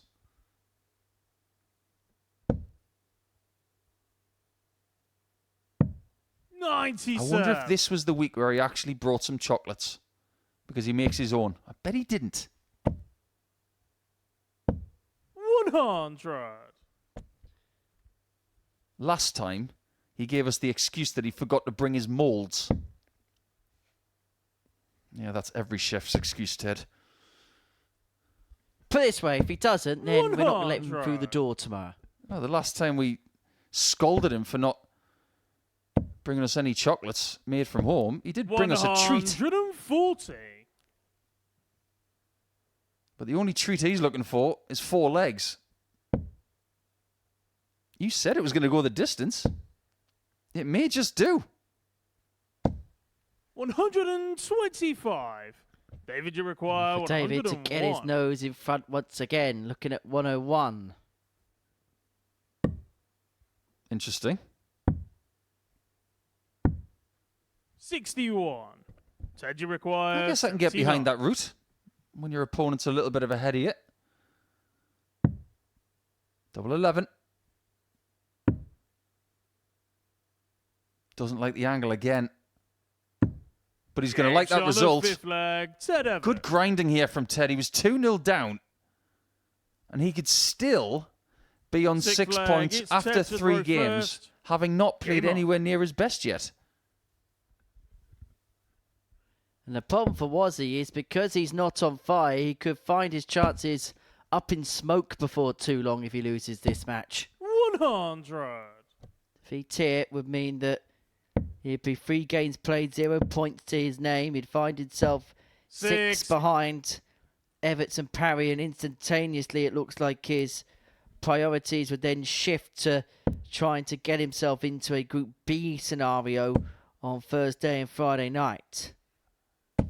140. This performance is getting better all the time from Ted. The average has now gone over 94. 55. It's getting tidier and tidier and tidier. Improving as the day goes along.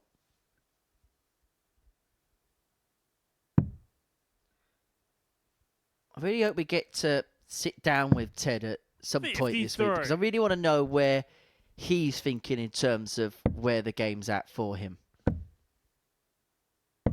66.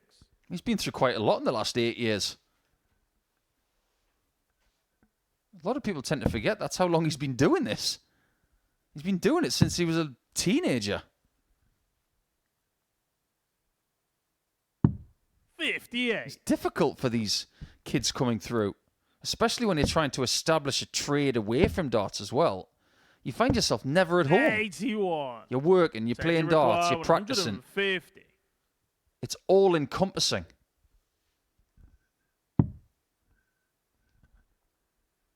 Well, 6 darts for the win. 80. We'll come back for 70 upon his return. What pressure can Wazzy put on this? He's going to put a fair amount on. He's gonna leave 139. himself on a ton. Ted, you require 70. But it's Evetts to see this game through. Look at it, 70. Tops for the match. And It's tops for the on win. the And match, it's 3 from Ted 3 Evetts.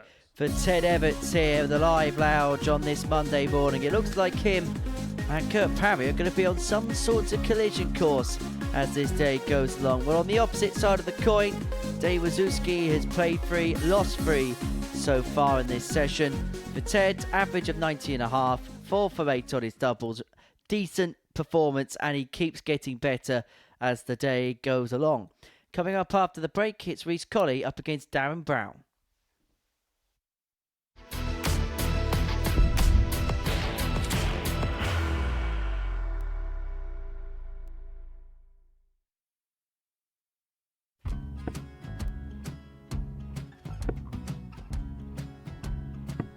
$54. Charlie McGuire, 164.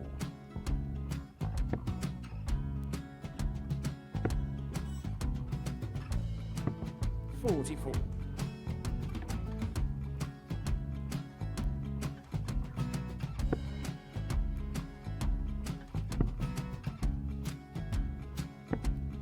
$32. Charlie require 120. Well, 120. He's got a fair, at least 2 handfuls at this. Just needs to stay 60. there. That's a good shot. halves his score, leaves himself on a 2-darter.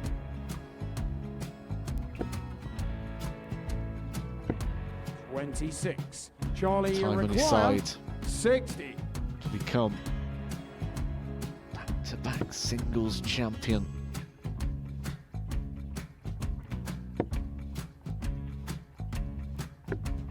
.40. Definitely a couple of nerves in those last 2 darts, but he'll be coming back. It's a moment he's been in before this situation. Standing at the back of the stage, Charlie approaching the required hockey with a 20. chance to win the title.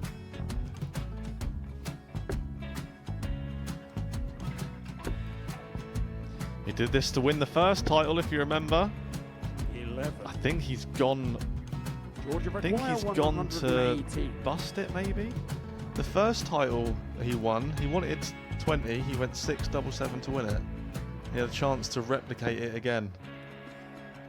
Yeah, I get the feeling that was for a bust, and 39. on that situation there, George Gay wasn't even 9. able to take it out going to the 18s on that switch. Yeah, I think he just panicked a bit, but he's done well to get that big one.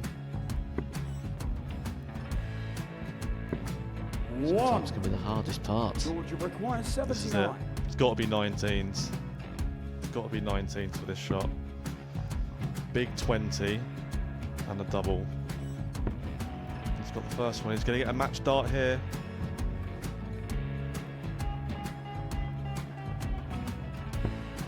.59. Charlie Threw the entire require body into that 8. one. Just didn't want to let go of the dart.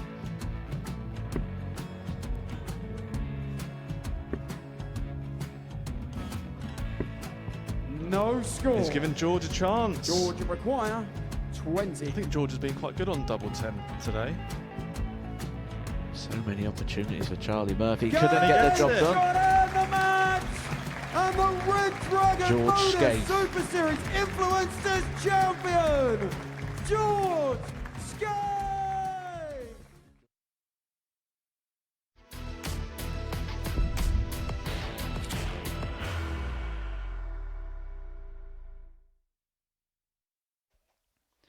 Welcome back to the MODUS Super Series, where before the break, Ted Evetts got the better of David Wawrzewski by 4 legs to 2. Next up for us, Colley takes on Darren Brown. This will mark the end of the 9th game, the 3rd cycle of fixtures on this Monday morning.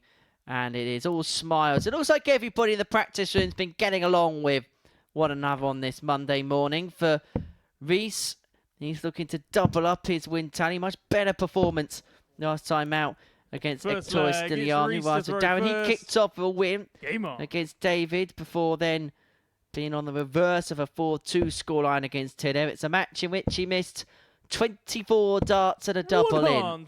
He'll be hoping to shake those disappointments behind him as he takes on the man from Dudley in the Midlands, Reese Colley.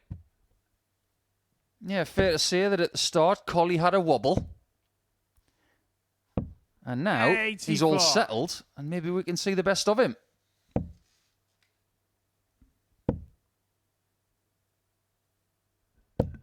Probably one of the few 26. occasions over the last couple of years where we have a chat with Reese Colley and we can't really mention the football to him after the weekend. 1-1 draw with Ipswich Town. I'm seeing nothing. Yeah, I listened to you on the radio at 3 o'clock. It wasn't great. 99. I wasn't even on the radio at 3 o'clock. I think that's the ideal first start there for Reese. 121. Because if he does drag the dart a little bit left, he can use it as a marker.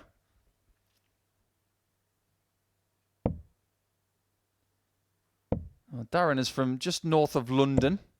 100. Rishi require 95. It's not a derby match, this one. Oh, I can't get behind that. Going double-double when your opponent's on 2-1-8 is wrong. It's just the wrong thing to do, Reese. 135. I think deep down he Rishi knows it. require 56.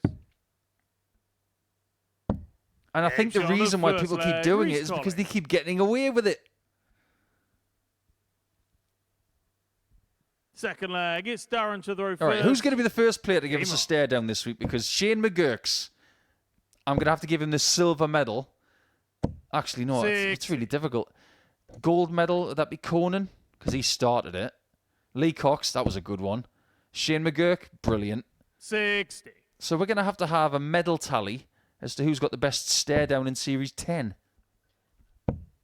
I don't think this group of players will be involved in that any kind of stuff. I think this is a group with 6 real business-like players that will just carry on doing what they need to do and will worry about other certain things once they've got their particular jobs done.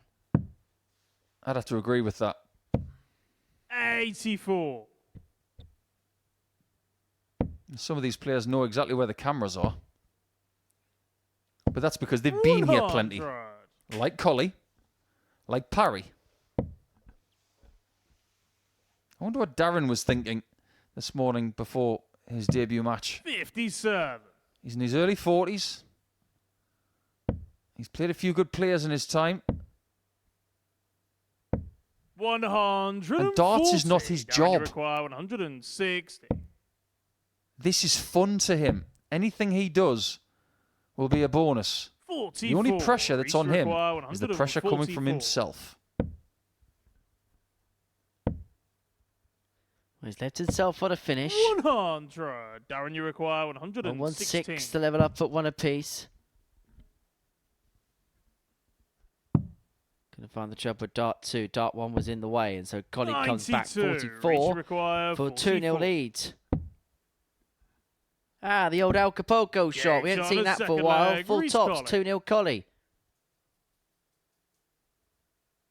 All right, time for a bit of trivia now that Reese is 2-0 up. Reese to throw first. Game on. Going loco in Acapulco. 4 tops. You see where we went with that. What 30. movie's it from? You've got the wrong person sat next to you to answer that. Well, 6. it has connotations for darts. The name of this movie. Starring Phil Collins. 131. I bet you didn't even know that Phil Collins was in a movie. No. It was a very famous movie where he did most of the soundtrack. It was called Buster.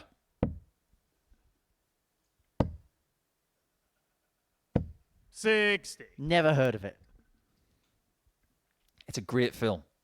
But obviously the word buster, you could be a buster in darts.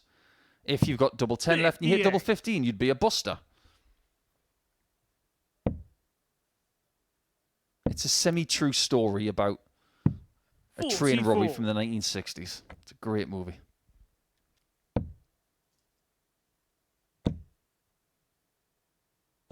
That is a great visit. That's the kind of 140 he's looking for. Everything was positive there.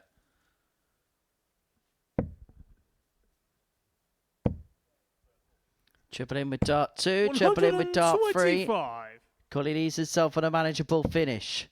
What can Brown do from this point? Remember, chasing the game 2-0 down and against the darts here. Reese require 111. And dare I say it, with a shot like this...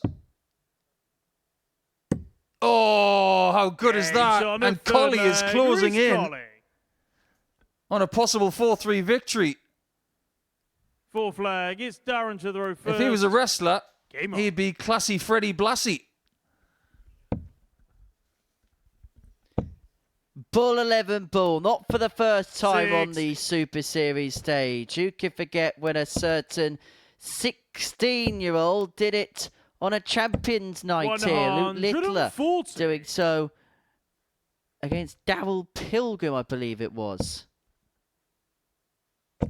121. Darren has played okay in this game. 44. But Reese is showing just what is in the locker. 58. He has not afforded Darren a shot at a double, and he's taken every chance he's had.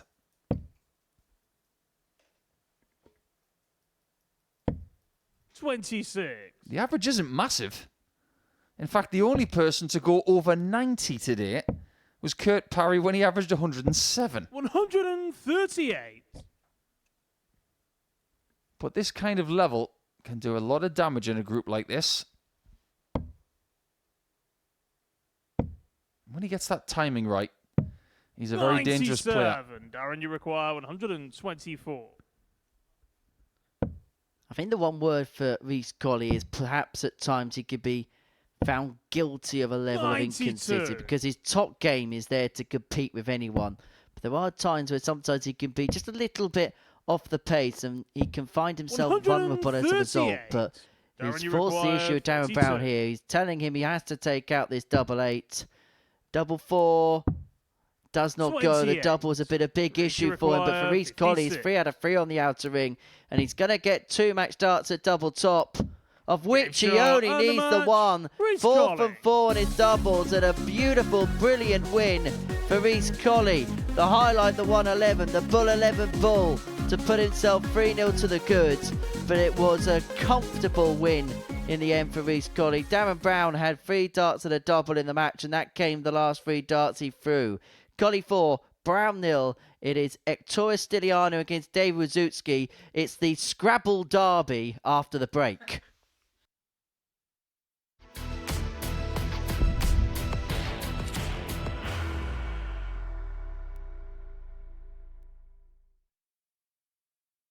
Are you ready to lift that trophy, Darius?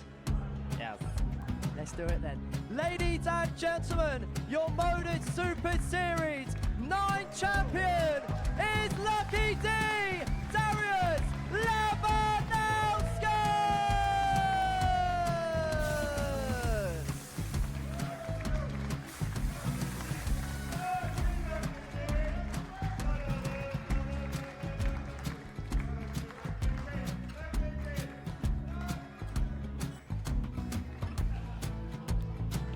Well, what a wonderful night of darts we have seen, and we are ready.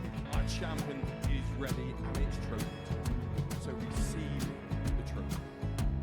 £25,000. The new MODUS Super Series champion, the Terminator, Marvin Van Velzen.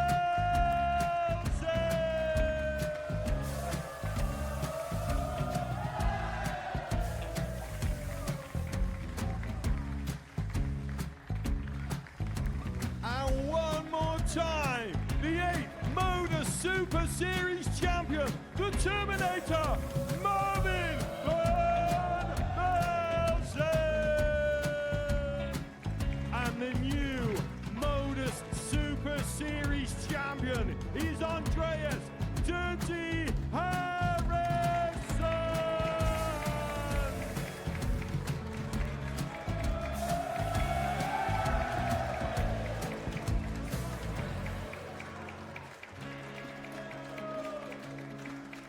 And one more time, the 7th MODUS Super Series champion. Give it up for Andreas Dirty Harrison. The moment we've all been waiting for. Would you please show your appreciation for your Series 6 MODUS Super Series champion, Scott Taylor?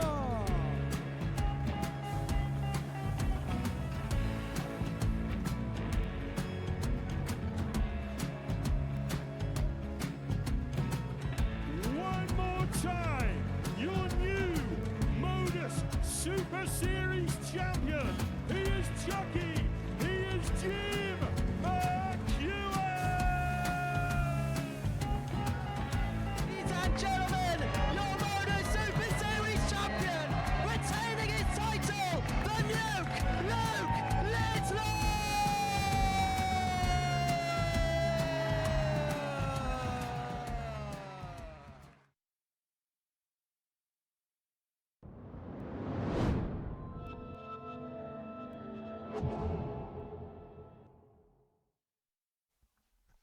Welcome back to the MODUS Super Series, where we completed 3 rounds worth of matches on this Monday morning. This is what we have seen so far. Well, pretty much all of the games have been one-way traffic, apart from a couple of 4-2 wins for Ted Evetts. A lot of 4-1s, a sprinkling of 4-0s as well.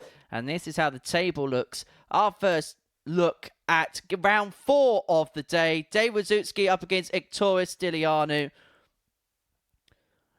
And I can tell you, as far as the day is concerned, that David and Ectorus are both on 0 points in the group. And then as far as the other players are concerned, Ted Evetts and Kurt Parry, they're both on 6. Darren Brown on 2.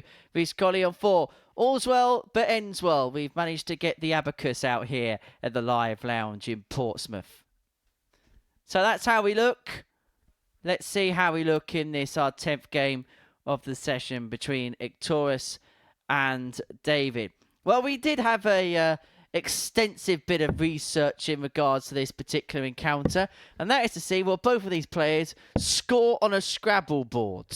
And it's fair to say that one player's name is worth a fair bit more than the other. First leg, it's Ectorus to throw first. Game on. The thing is, if you've got a Z in there and a couple of W's, actually 3 W's, you're going to score quite a lot of points in the old name game on Scrabble. So Ectorus Stylianou. 76. The name Ectorus is worth 11 points on the Scrabble board. Stylianou is worth 12 points on a Scrabble board, which gives him a grand total 36. of 23. The name David on a Scrabble board is worth 10 points, whilst the name Wawrzewski is worth a grand total of 32 points on a Scrabble board. 100. So that means his name is worth a grand total of 42 points if you're playing that particular board game. Yeah, but you don't want to play that game against anybody 41. from Poland. No. Because if you're going up against someone called Christoph, they have 37 points for their first name. 60.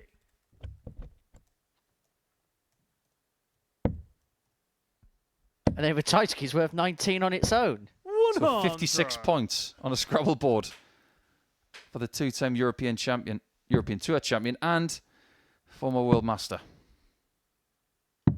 57. I bet this feels chilly for Ectorus. It's been really chilly on the south coast the last few days. So when he's arrived from his homeland, he's thinking, oh, I'm sure I needed this jacket. But it's nice and toasty in here. There's no excuse not to play your best darts on this stage. He's leaving conditions of around about 58. 17 to 21 degrees Celsius to be here this week. Yeah, that's a winter temperature.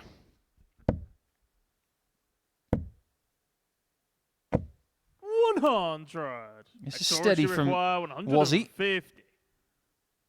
What are we going to get here from Ectorus?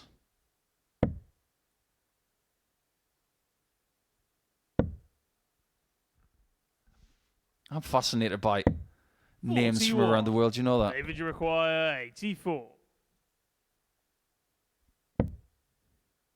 5 won't help unless he gets a treble 13.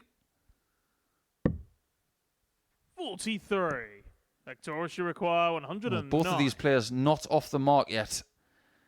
There may be a feeling of desperation to get the points. No treble 18 means the shot is off. 29. David, Wazzy you can require get the lead 41. against the darts. Double 16. Game Break shot a of coup for first David leg, Wawrzewski. And the leg tally for the day for Ectorus will stay at 2 Second for leg, now. it's David to throw first. Game on. Which sport in the world gives you the best names? 100. Because if there's any sport in the world that gives you better names than the NFL, I want to know about it. And they have first names like Zidarius and Ladanian. 43. In darts, we do have Sheldon Fudge. Good luck saying that after a couple of sherbets. 100.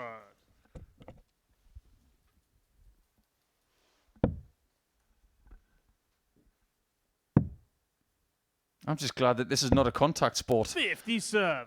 Unlike that hockey game over the weekend between Canada and America, which had 3 fights in the first 4 minutes. 60. My kind of sport.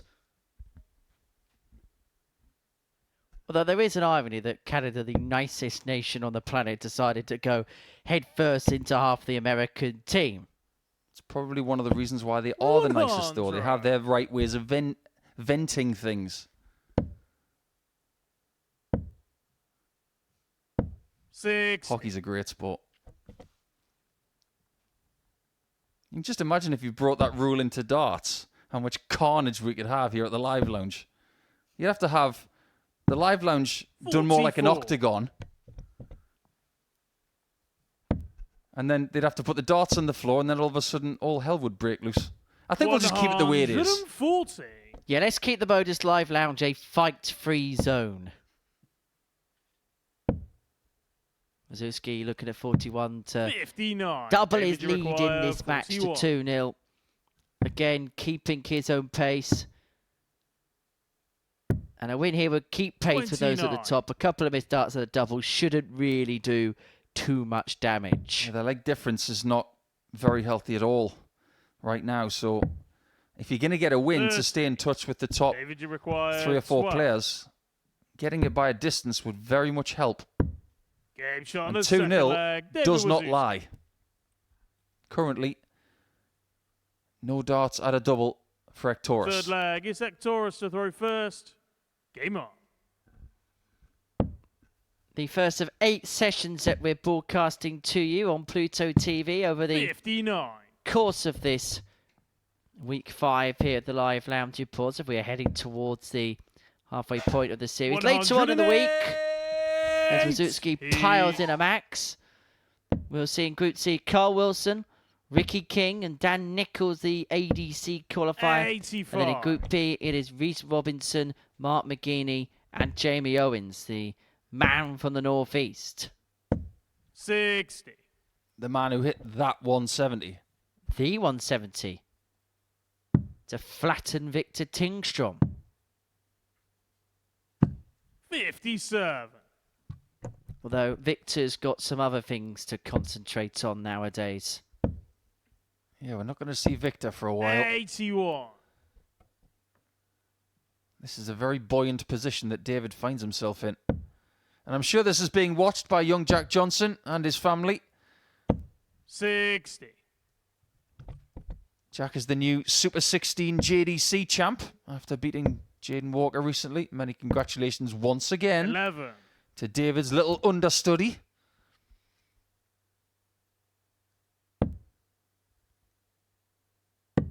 And David deserves a lot of credit for the time 41. that he spent with Jack. Just giving him the right tools for the trade.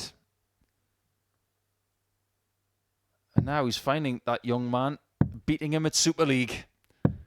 95. I think it's only a matter of time before we see Jack here, or even Jaden.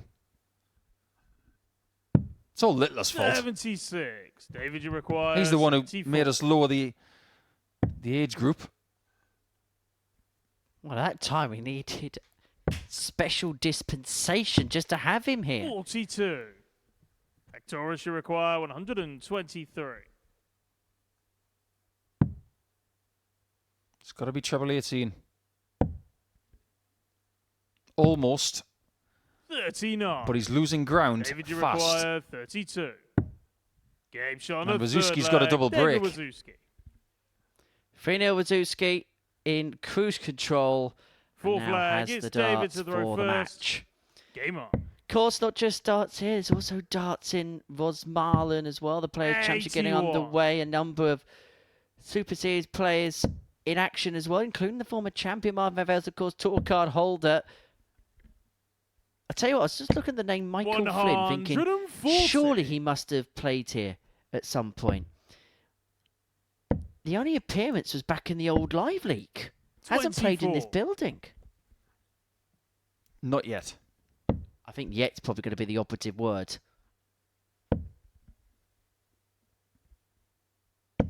60. I think it just goes to show that players like Michael Flynn, it's actually harder for them to get here than ever before because there's so many people trying to qualify. 135. There's only so many places in the 12-week cycle.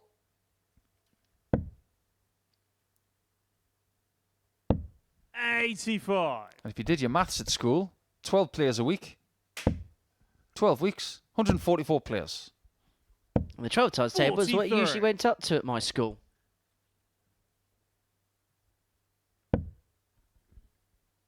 Well, you didn't do your 13 times table? No. We went up to 12 and that was it. 100. You didn't have to stop there. You could have kept going. Yeah, but who does extra 41. school work? Ektorus, you require 116. You do. Oh, there's the 7. Which means he can't take 109 and 2. But he can leave himself handily placed. 52 remaining. He's going to leave himself on 76. tops. And importantly as well, he could do with a dart at a double. Because over the course of the day so far, he's had 137. just Ektorus, you 12 require opportunities 40. to win a leg. Is 13 going to be lucky for him?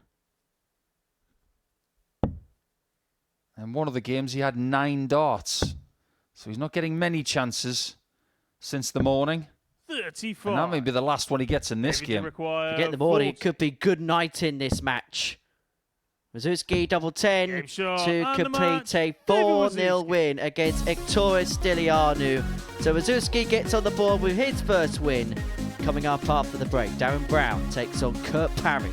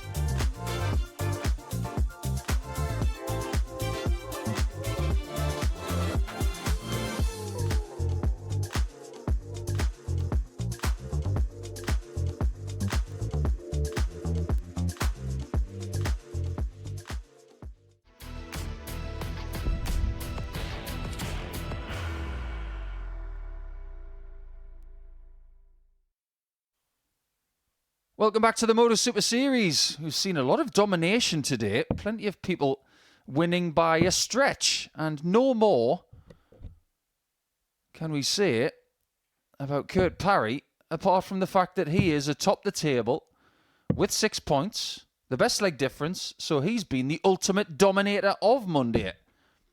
He's got the best average of the day as well, at 107.36.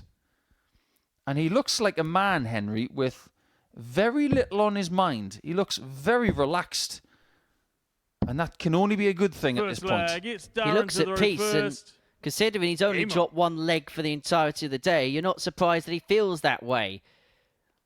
But he's somebody that we've been saying, we said it at the top of the programme this morning, that has played well here for the best part of a year now. Won the Champion of Champions in 22. His form just dipped a little bit after that. But the last year, he's kind of got back to somewhere near his best. He's been getting closer to doing something special, getting through to Saturdays, getting through to semi-finals.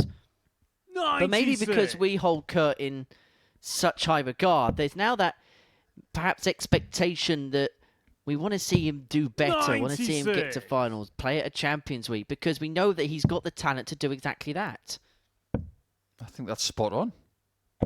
123. We do expect a lot from him because we know how good he is. And if he was to win week 5, he would make it 2 players in Champions Week who have won champions. Because Alex Moore did something similar a few years ago. 90. Kurt, you require 144. And it would continue the vein of players playing in their first Champions Week this time around. Although you get the sense that later on in the series, the Wests and the Duffs of this world will try and have their say as much as they possibly can. 56. Speaking of having a say, 86. Good chance here to take a break of throw. 70. Darren, you require 40. What to be there, so Brown pins Tots to the top left-hand corner to take the opening leg of this contest. Second leg, it's Kurt to throw Only the first. second leg that Kurt Parry has dropped today. We'll have to draw the James Trafford comparisons to an end right here, right now. He's 12 out of 30 on the doubles today. It's about where he would expect to be. But if we were to speak to him right now, he'd want that to be a bit sharper. But again, there's the mitigating factor, isn't there, of because he's not really been pushed in a couple of the games, you can allow a couple of errant dancer creep because you're being given space and time in legs. So perhaps it's not a true representation of how he's playing. And maybe if we see him under pressure in 1 or 2 games towards the end of the day, his numbers and his doubling stats in those matches will be more representative of where he's at as a base level. 58.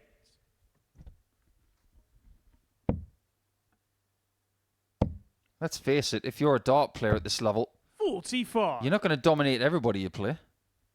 Someone's going to push you.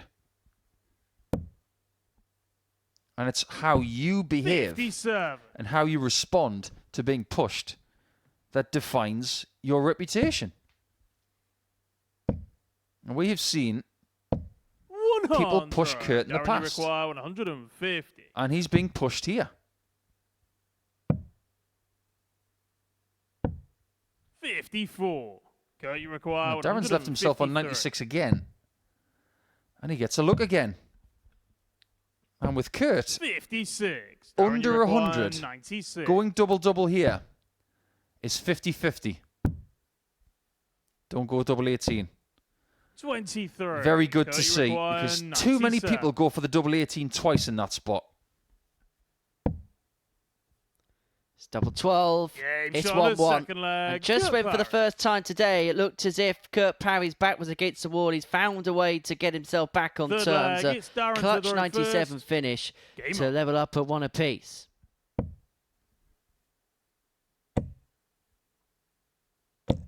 $140.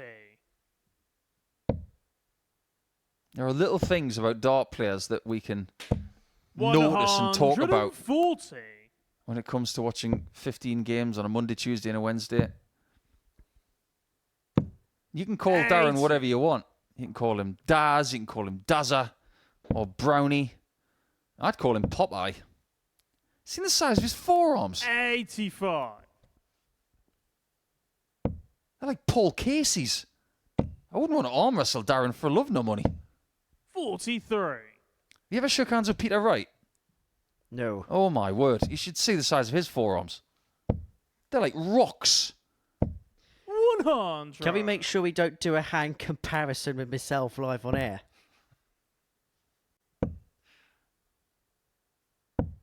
94. You brought it up, not me.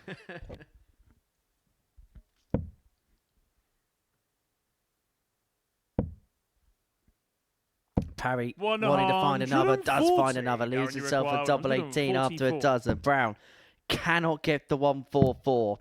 And so Parry for the break and for a 2-1 lead is looking at double 18. He was in a spot above not too long ago, but he's managed to find a way of getting himself out the mire and getting himself in front, leading 2-1, 13 data, best leg of the match. Fourth leg, it's Kurt to throw first. Game on. He's doing everything at best level so far today. Best average. He's had the best leg of the day. He's got the most of those. 108. He's got the highest finish as well, of 120. If this was a classroom here today, he'd have so many gold stars on his forehead, 85. he'd have to go to the bathroom to wash them off.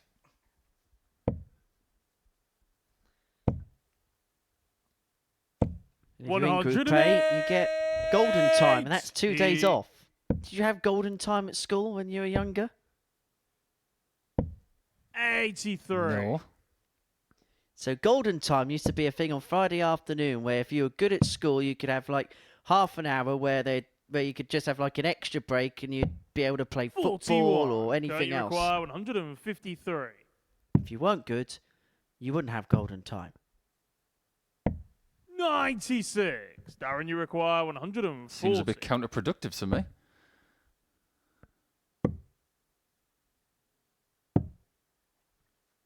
Great darts from Darren. Kurt, you require 57. But there's a risk. Tops with 1. 17. Should have had 2. Darren, you require 24. How costly a mistake could that be? Very costly it seems. Darren Brown has squared this match up at 2-2. Fifth leg, it's Darren to throw first. Game on. I thought we were going to get a stare down there from Kurt Parry. I was getting excited. We didn't have golden time at school, but we did have a naughty room called 59. A20. The most famous room at Blythe Tyndale High School in Blythe. If you went to A20, you'd done something wrong. 100. That's why every time I go to Terminal 5 at Heathrow now and I see Gate A20, I think, I must have done something wrong. 97. Sure, that was probably the most popular classroom you were in at school.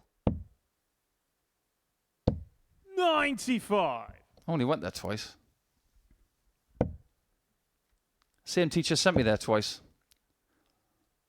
She was a substitute teacher. She was awful. Yeah, I had 1 or 2 teachers that didn't like me. Apparently I annoyed them. I don't know how that's physically 44. possible. I'm saying nothing.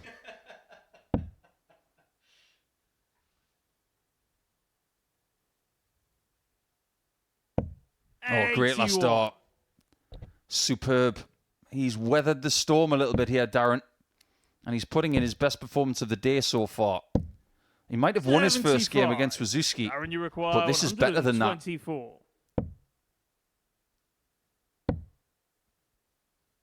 That's a troublesome dart. 63. And that shows a little bit of board flexibility. I'm really happy to see that. He didn't persevere on the 54 because he's thinking, if I hit that dart, it could end up on the floor. Darren, you require 61. To move 2 in a leg. 15 isn't a disaster. 46 remains. And it's going to be double 18. He likes that target, and that is why. 3-2 to Darren Brown. And Kurt Parry, who looked like he was coasting at the early portion and the early outset of this session, is within a leg of his opening defeat. What did we say? You are defined by how you perform when you're pushed. And that's what we're asking of Kurt right now. 100. Rhys Colley plays Ted Evetts next. And that will be to end round 4. 100. That game between Parry and Evetts at the end. They might both lose before then. 95.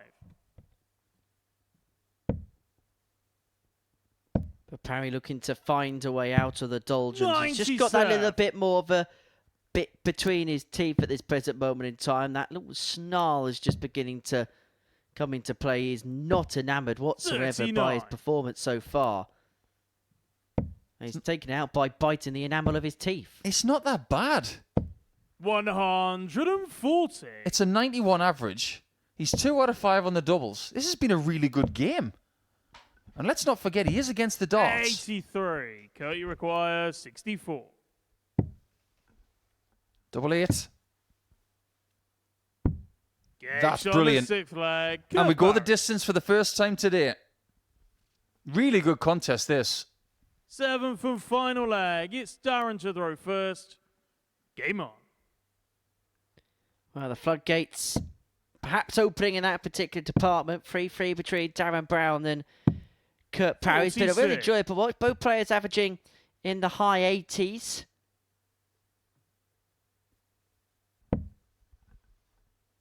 Speaking of floodgates, very close to where we filmed this show, just down towards the coast, they've finished a lot of the flood works at Southsea. 100. I know a lot of dart players, when they finish for the day, they like to go to the coast and get some fresh air and clear their thoughts. They've done a fabulous job down there. Oh, you should have seen what it was like before. There's next to nothing there. Really, really nice down that part of the world. I think they're doing some extra defences as well, just further on towards the hovercraft terminal. Yeah, it's a good job they're doing work like that, because otherwise the Super Series studio would have a view of the English Channel within the next 40 years. 100. If Parry gets through this game, though, he's really going to be swelling with confidence, because Darren has hit him hard. And now he's hitting hard as he heads for home. What a setup. Last leg decider, tots after 12 against the throw, doing server 165 setup for Kurt Parry. 98. This is Kurt, ultra impressive. 40. He's been pushed to the brink.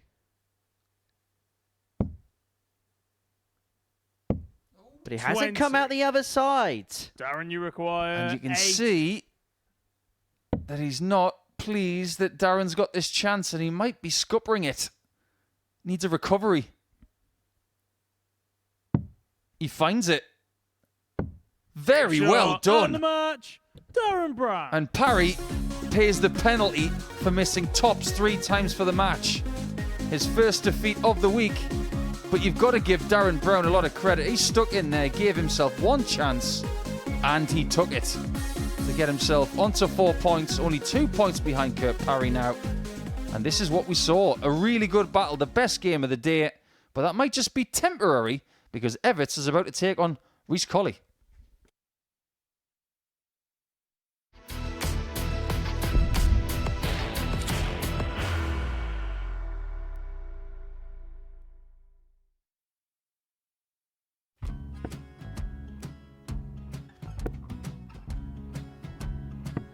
$54. Charlie require 164.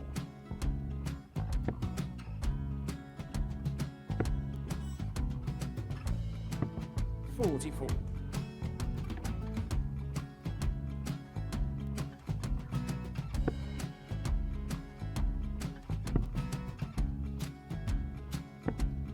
$32. Charlie require 120. Well, 120. He's got a fair, at least 2 handfuls of this.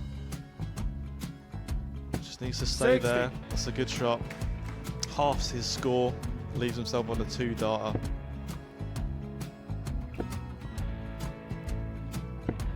$26. Charlie, you Time on his require side 60.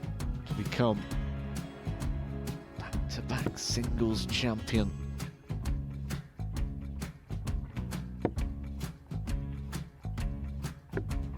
$40. Definitely a couple of nerves in those last 2 darts, but he'll be coming back. It's a moment he's been in before this situation. Standing at the back of the stage, Charlie, approaching the required Oki with a 20. chance to win the title.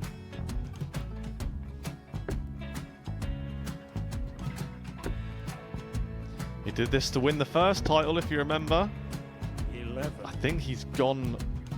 Georgia I think require he's gone to 118. bust it, maybe. The first title he wanted 20. He went 6-7-7 to win it. He had a chance to replicate it again. Yeah, I get the feeling that was for a bust. And 39. on that Charlie, situation there, George require Scaife wasn't even 9. able to take it out going to the 18s on that switch. Yeah, I think he just panicked a bit, but he's done well to get that big one. Sometimes can be the hardest part. Georgia requires This is it. 79. It's got to be 19s. It's got to be 19s for this shot. Big 20 and a double. He's got the first one. He's going to get a match dart here.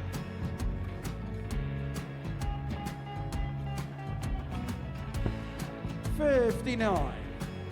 Charlie, Threw you the entire require body into that 8. one. Just didn't want to let go of the dart.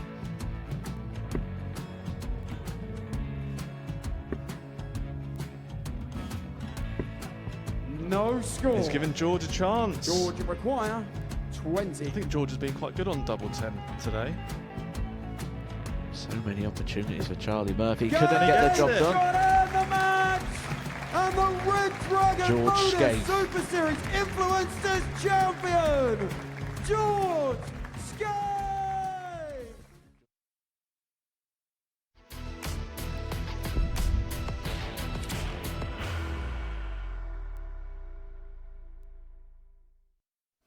Welcome back. It's Pluto TV. It's the MODUS Super Series, where before the break, Darren Brown got the better of Kurt Parry by 4 legs to 3. The first game going the distance, and a first defeat for the Welshman today. Game 12 sees Ted Evetts and Reece Colley go head-to-head. For Ted, he's got an opportunity to stretch a 2-point lead at the top of the table. He's won all 3 of his matches so far. If he can move on to 8, then he'll be guaranteed, in the very, very, very worst, the chance to be joint level at the top of the table. He'd then take on Kurt Parry to open up a 4-point lead overnight. He takes on Reece Colley, for whom today kicked off a 4-1 defeat, but since First that point, leg, he's picked it's up Ted 2 to throw consecutive first. wins. And if he can Game claim on. the points in this one, suddenly what looked like a 2-horse race could become a very congealed table, because Colley will join Evetts and Parry on 6. 59. It's a Midlands derby of sorts, isn't it? Dudley's not necessarily that far from where 60. Ted hails from. I would say anything within an hour can be classified as a derby. Is that right? Something like that, although we don't call Bournemouth a derby our end. 100. Yeah, because there's another town or city just down the coast that you despise a bit more. 125. Mind you, though, Crystal Palace against Brighton's a derby. Apparently. What do they call it? The M23 derby? Yes. 60. If you're not aware, the M23 motorway separates southern London from Brighton, and 45. I can't think of another reason why there would be a derby match between those two. Anyway, we have derby matches in darts, don't we? Raymond van Barneveld against Taylor was the darting El Clasico, wasn't it? Alison van 43. Gerwen had a similar name to it, and I suppose now you've got the Luke derby between Humphreys and Littler. 58. What's the greatest rivalry match we've had here, do you think?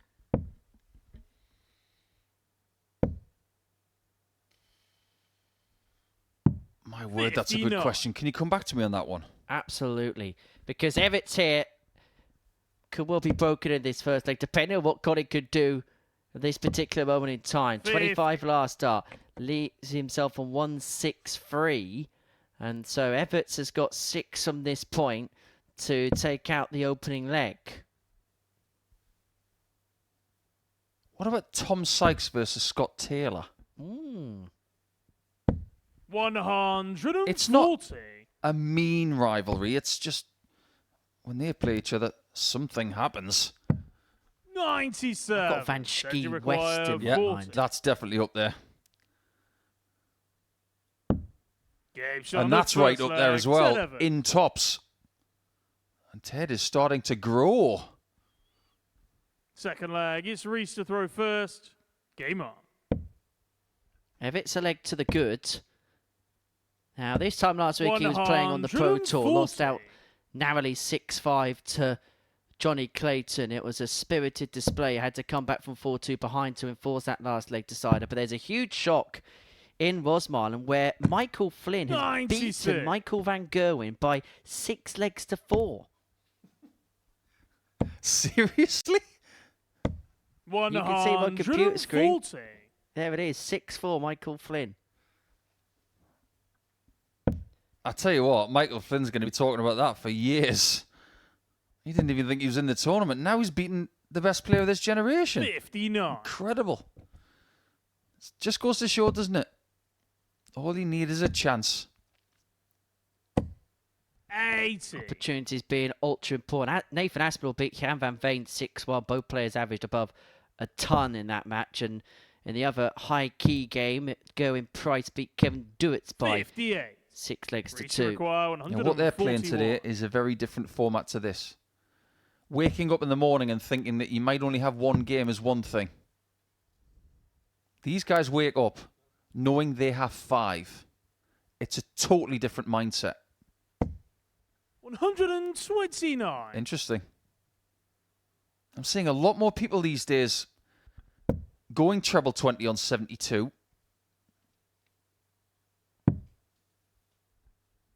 It does come with a little bit of risk, Reach required 12. especially for Colley. Game shot on the You wouldn't second think leg, so. Reece Colley. Maybe that first start was a rangefinder, just going on the outside and saying, if I pull this, which is his Third tendency, leg, it's I'm Ted going to hit throw it. First. But if I Game don't, on. I know how to fix it. That was actually, from our point of view, very smart.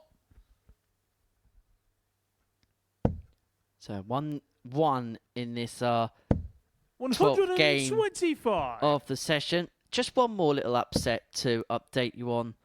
And that is Stephen Bunting has departed. Patrick 85. Geratz has beaten him 6-5.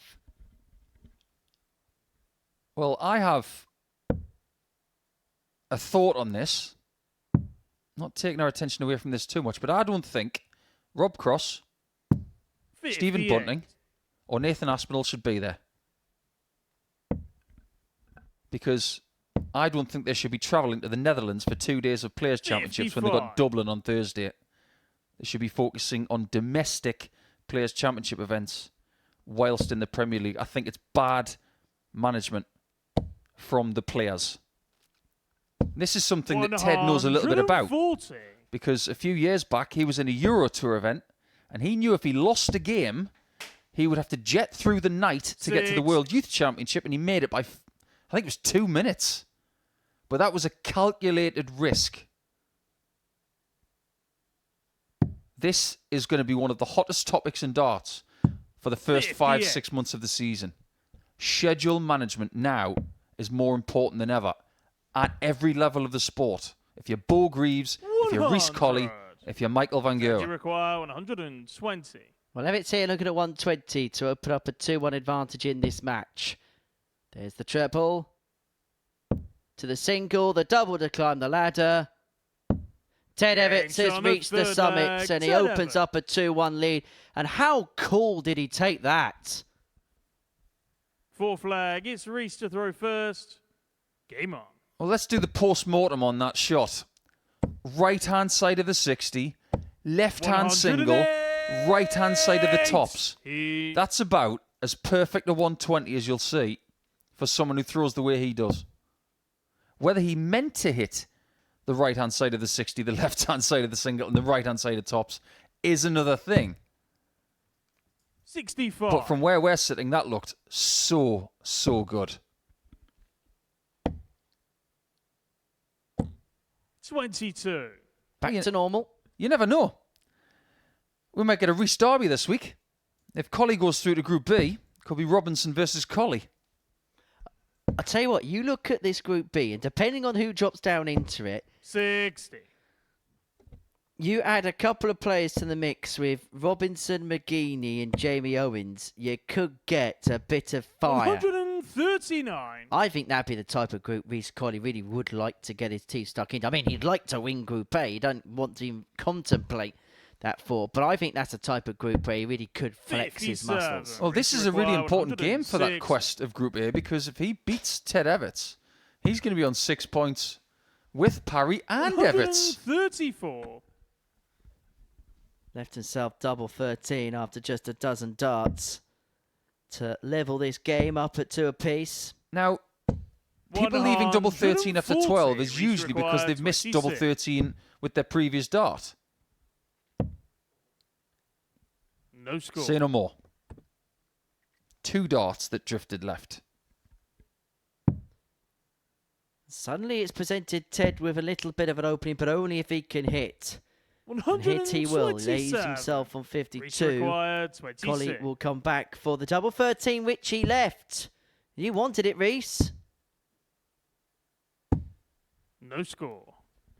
Ted, you require. It's been a bit of a mess. And so Evetts could come back to get the break and open up a 3-1 lead in this match. Yeah, 2 visits, but only 4 darts at a double.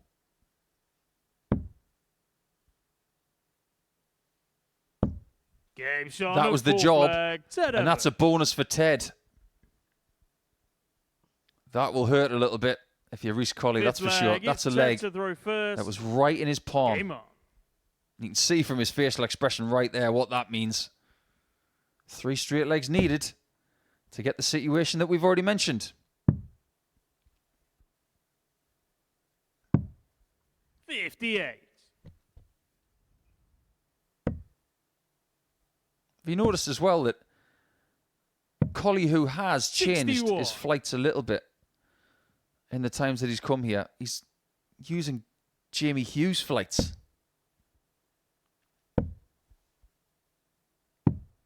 87. Well, it's interesting when Jamie Hughes was here a few weeks ago, he actually spoke very highly of Reece about what he's done here, and Reece just giving him a bit of a heads up as to how the tournament runs, how the tournament works, some of the quirks that you need to know, which in a tournament like this, which can at times be so different to anything else that you participate in, it's things that give you a massive heads up. 55. Think of some of the tournaments that he's won. You'll be there from maybe 8:30 in the morning until late that night. Maybe playing Super Series darts is easier than playing some of the WDF tournaments that he's won in the past. 140. Well, as a major champion, he's used to playing in those types of environments and events. 82 left, Evetts to win the match. 134.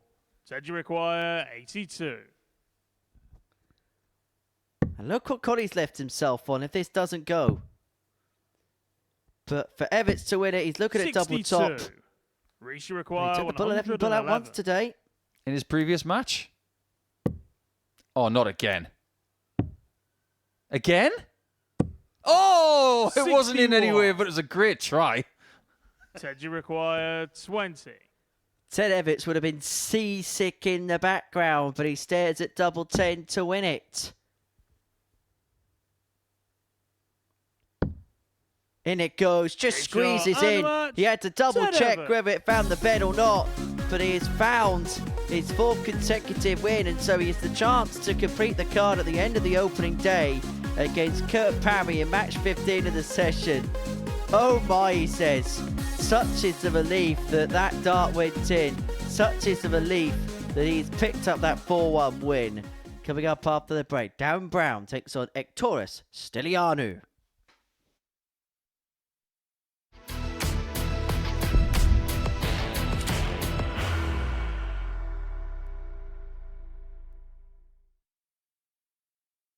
you ready to lift that trophy, Darius?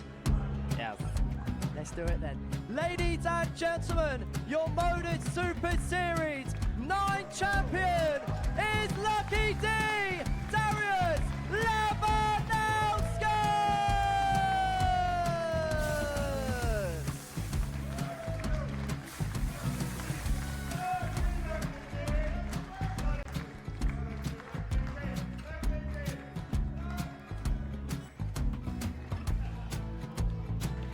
Well, what a wonderful night of darts we have seen, and we are ready. Our champion is ready, and it's trophy time. So receive the trophy.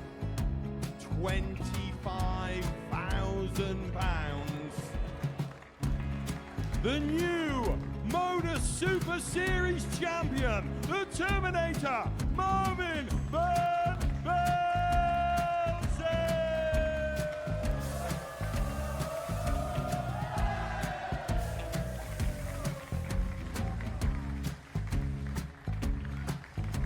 And one more time, the 8th MODUS Super Series champion, the Terminator, Marvin Van Velzen.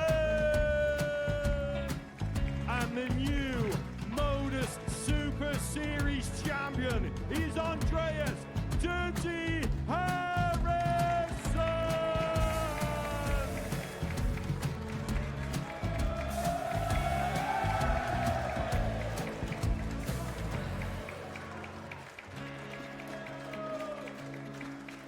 And one more time, the 7th MODUS Super Series champion. Give it up for Andreas Dirty Harrison. The moment we've all been waiting for. Would you please show your appreciation for your Series 6 MODUS Super Series champion, Scott Taylor?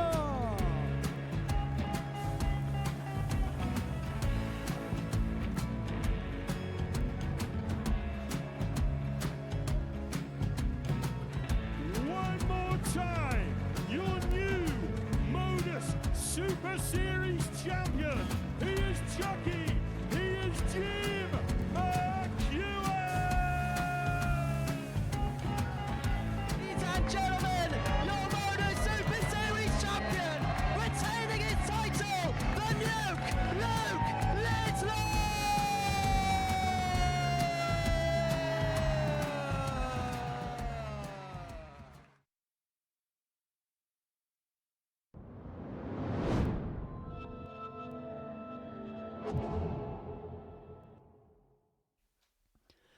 Welcome back to the MODUS Super Series, where we completed 4 rounds worth of fixtures on this Monday morning. Before the break, we saw Ted Evetts get the better of Reece Colley by 4 legs to 1. This is how the table looks going into the final round of fixtures. Have a look at that. Ted Evetts, top of the table, 8 points to his name, 4 wins and 4.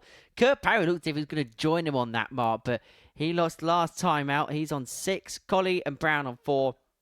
Dave Wawrzewski with just a solitary win, whilst Evetts is looking to win some legs here against Darren Brown, who could make him disappear with nothing to show on his opening day's worth of efforts here at the Live Lounge in Portsmouth. Evetts, Stylianou looking to style out his day of a win, whilst for Darren Brown, he is looking to find that magic touch which would put him on to 6 points overnight. Game 13 of 15, but don't fret. Once the darts have been completed here on Pluto First TV, leg, there'll it's be Darren to plenty throw of other first. bonus Game live bonus content for you across the Live Lounge in Portsmouth. The On the Oki series will resume. There'll also be 90, sir. interviews for our Tungsten Talk. And if you do miss any of the action here, we'll have replays of some of the best games here, replays of some of the sessions. You can have a delve back into the influence events, which will be getting back up and running as the year draws towards a close. Plenty coming up on a 24-hour-a-day, 7-day-a-week dedicated channel. And if you haven't downloaded the app yet, you can do on your TV and smart device. Pluto TV, stream now, pay never. 85.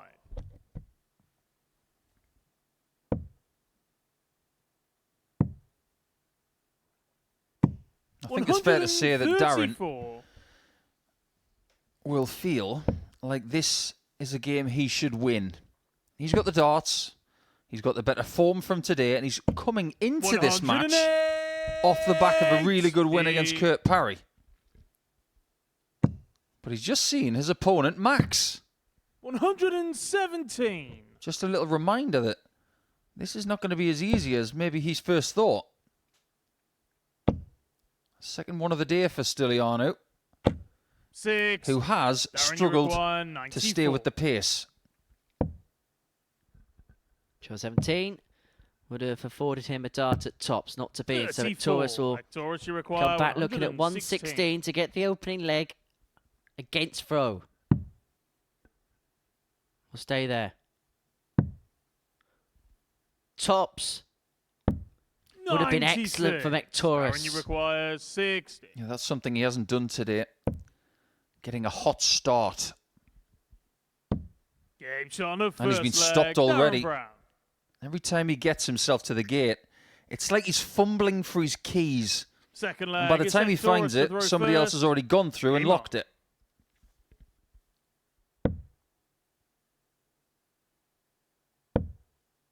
But this is a really interesting mission that Victorious has got. 45.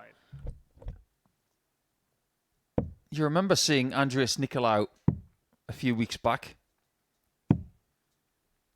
He did have a bit of a say in who won certain groups, because he did win matches, key matches.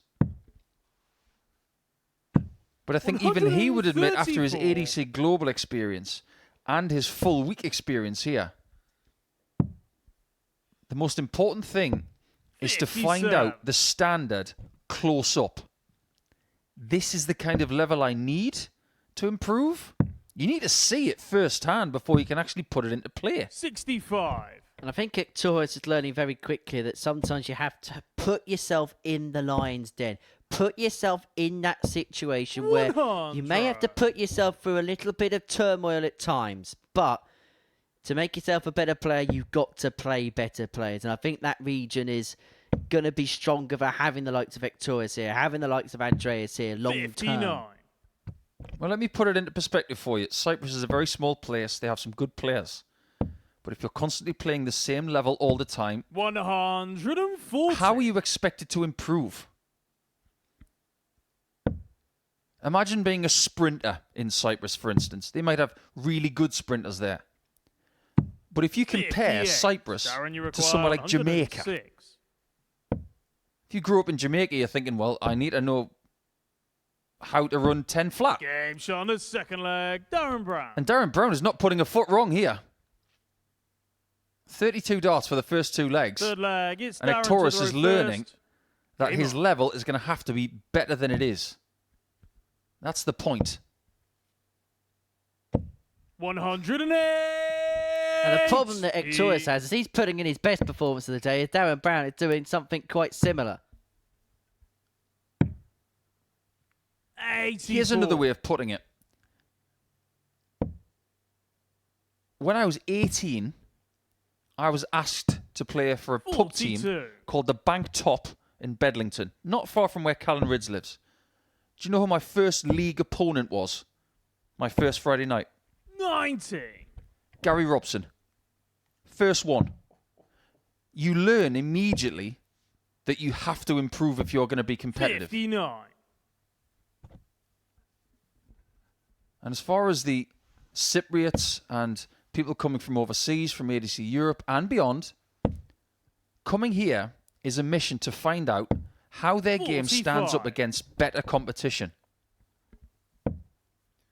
Well, I've spoken to Craig Galliano, the Gibraltarian player, about this, and 98. he's mentioned that back in Gibraltar there's good players, but one thing you also learn is when you're playing the good players, you play them all the time, so you kind of know their game inside out, so you can become comfortably numb to the 72. scenario. Darren, you So require playing this will be a fresh 122. perspective, a fresh sight for Victorious. Makes perfect sense to me. He's going for the 18s, and he's got 4 of them. He's not going for the bull. Oh, he did! 97. Well, Darren's feeling a bit flashy. I suppose the way he's played in this game, you can't really blame him. Feeling good, looking good, and looking to show off that he's good. 25. He's got 6 darts here, Darren, because Ektoris hit a single 20 to leave 166. Game shot on the third But leg. Darren this man Brown. is in cruise control. He is 3 up, 1 more to win. Fourth leg. It's Ektoris to throw And first. the only darted double he's missed Game in on. this match was at the bull.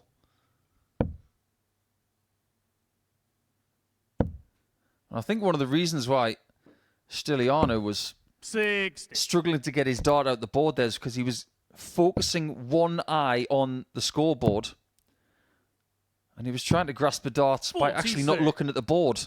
He was distracted by the fact he'd left a bogey number.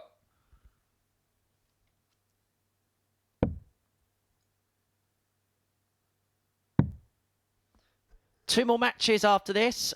Colley takes on David Wawrzewski. 134. And then we're going to end the day with a meeting between Parry and Ted Evetts. That'll be game 15 of our session here at the Live Lounge in 83. Portsmouth, live on Pluto TV. And the best bit about it is we're going to do it all again tomorrow from 9:30. I've been reading social media over the last few days and 60. I've never known as much traffic in regards to this place as to people saying, when is such and such going to be back? 108. Certain players. He. And I'm hearing a lot of people saying, when's Sto Bunt's coming back? When's Jimmy Van Schie coming back? 57. When are we going to see such and such? It's really interesting. But like I said earlier, there's only so much space 140. in a series. And Darren Brown is saying to everybody concerned, don't forget about me. Because this 55. 52 Darren, you checkout is for require 6 52. points today for a really good first day's work. Double 8. Game shot Some and the debut. match. Darren Brown. 6 points on his first day for Darren Brown. He has acquitted himself brilliantly here on the Live Lounge stage, and he has said to everybody that he is a real contender to go deep this week. As for Ektoris Stylianou, well, a nervy first day for the Cypriot. 5 games, 5 defeats. We hope to see more of him throughout the course of the week. But for Brown, a 4-0 victory. Colley and David Wawrzewski is next.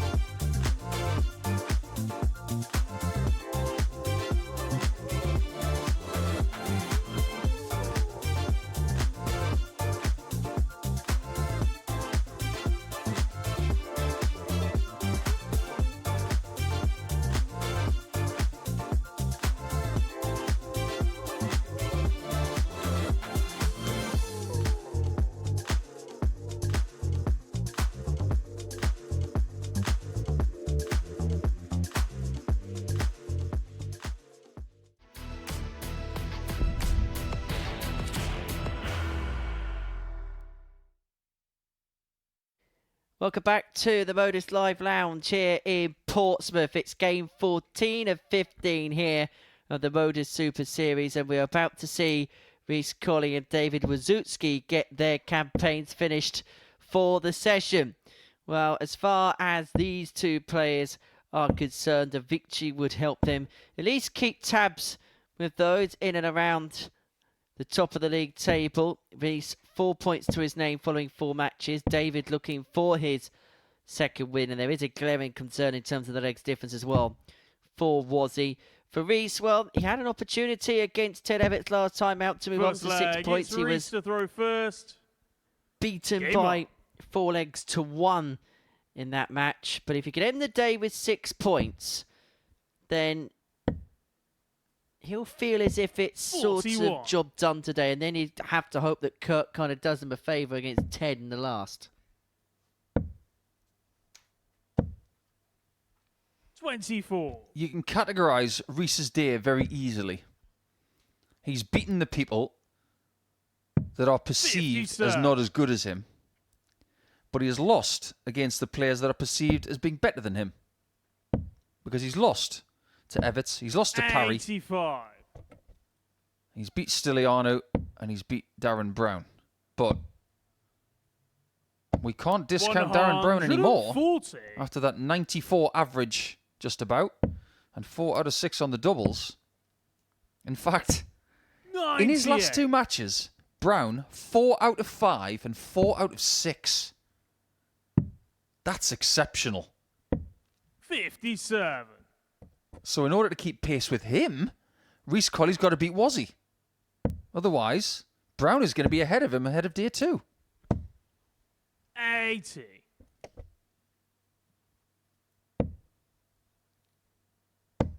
I don't think we can ignore the fact that he didn't play very well in his first game. It just took him a bit of time to get going. Tomorrow, he's not going to have that luxury. He's going to need to get a much better start if he's going to win Group A. Reach require 106. So Colley looking at 106 to take out the opening leg. It's a finish already seen once today from Darren Brown. 66. Not going to see it there from David, you the man from the 114. Midlands. So Wawrzewski looking at 114. Goes down on the 19s. 108 left. 108 scored. So that now leaves himself with double free. 108. Reach require 40. That would have been different. Game shot of first leg. Dart players don't like different, mostly. They like to do things the same way, the right way. Second leg. Although It's David to throw first. Rhys has tried 2 1-11 finishes on 2 bulls today. One was successful, one was a bounce out. 100. Now, Rhys actually went to school in Kings Winford 100. in the West Midlands, a place called the Crestwood. And Kings Winford is not far from Creedley Heath, which is where Jason Lowe's from. 85. Lovely chap. If you were to have a builder turn up at your doorstep and Jason Lowe's standing there, you'd think, oh, this is going to be done right. Because he's got hands the size of baseball mitts. Lovely chap. Great dart player. 140. That area of the West Midlands has got a lot of great players.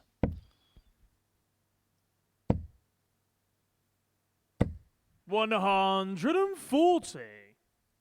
And a lot of players that don't necessarily test themselves at this level. 82. People who just 161. sit under the radar and watch everybody else sweat it out.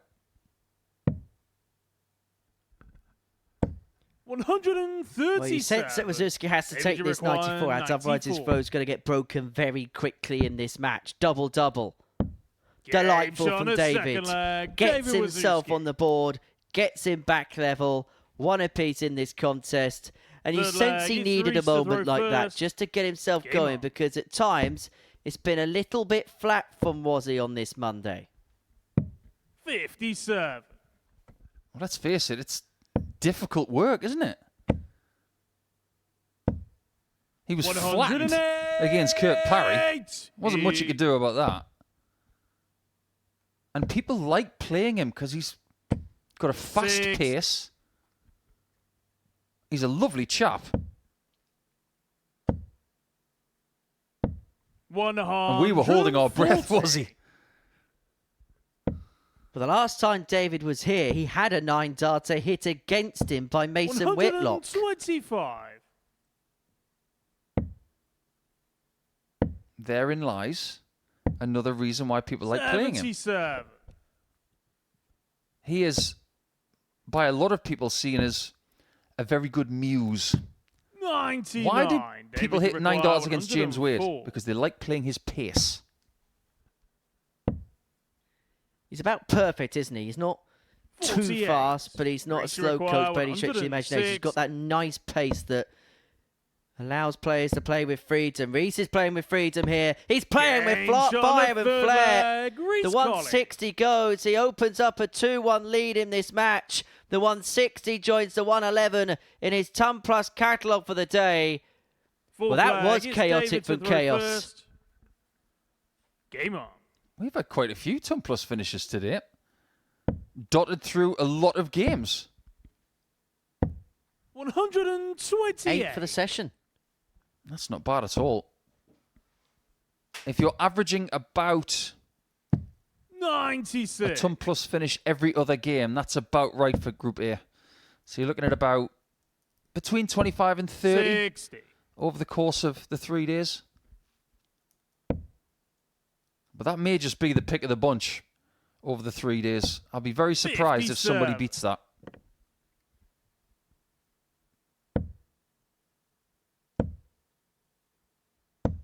Do you remember when they used to have a prize at Lakeside for getting the biggest finish? 98. Fair to say that them dog days are over. 26. I do like what they're doing at the Premier League, though. You hit a 9-darter, you get a brand new set of darts, but they're gold. 135. And Luke Humphreys wants them badly.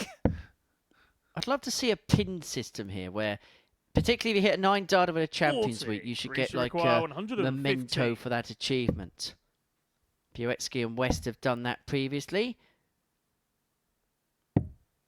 91. Colley's going to leave himself on double 12 to open up a 3-1 lead and to get the break. I've got a better system than that. 60. It's a lot Reach easier to required, implement. 24. Double 12. Uh-oh. Game shot of No full such thing as flag. uh-oh. Reece Colley. That's 3-1 to Reece Colley. Yeah, uh-oh, it's more A up. Fifth flag. It's Reece to throw first. Game on. I think we should have a plaque on the wall. And if you hit a 9-darter, you get your name on the plaque. Just like you do in 96. a clubhouse at a golf club. Anybody who's had a hole-in-one or won a certain trophy, you get your name engraved on the wall. 60. And you can be the person who uncovers the name when you come back the next time. 100. People like things like that. For instance, I've been to Formby Golf Club in Merseyside. It's one of my favourite places in the whole world. A friend of mine's the captain.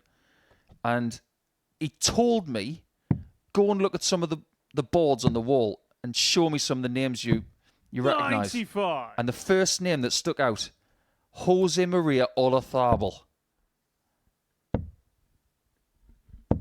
60. Say Reach no more. require 107. Now then, he doesn't have to go for this. He's not going to hit it. Now, that finish has a bit of synergy with Reece Colley because it was that 170 which won him the World Open title in the last leg decider against Jimmy Van Schie. 77. Reach require 130. If a certain commentator was still doing the Iron Ring Awards for finishes under pressure, that might have been up there. Well, he has been the better player in this game. 100. But he has been pushed by Wazzy. There's only one more thing to do. Finish it off. Tops to finish him. There's no KO from Chaos right now. 64. He's not Kevin Owens. 32. And there's no stunner from Wawrzewski. 40. Colley back for tops. And there's for 6 points overnight. A steady enough display today from Reece Colley. Colley. He'll be happy enough with the 6 points he's accrued. Not a sparkling best, but he's managed to find a B game today, which has been able to accrue him a plethora of points. 6 overnight, and he'll be hopeful that Kurt Parry can do him a favour in the next. He doesn't want Ted Evetts to build up a lead. Colley 4, Wawrzewski 1. One more game to go on this Monday. And it is a meeting between Kurt Parry, who can move on to 8 with a win. Ted Evetts could complete the card if he wins this contest.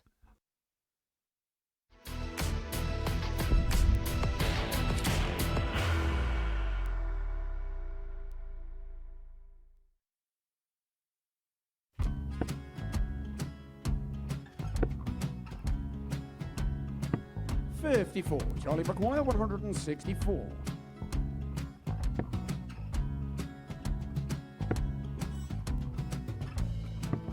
$44.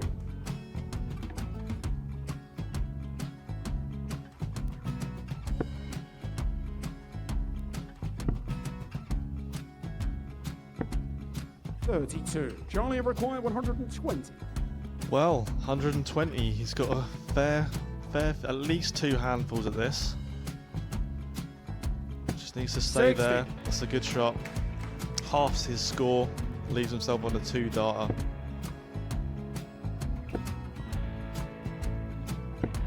$26. Charlie Time on his required side 60.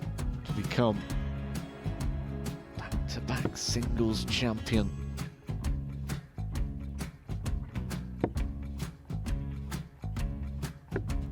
$40. Definitely a couple of nerves in those last 2 darts. But he'll be coming back. It's a moment he's been in before this situation. Standing at the back of the stage, Charlie approaching the required hockey with a 20. chance to win the title.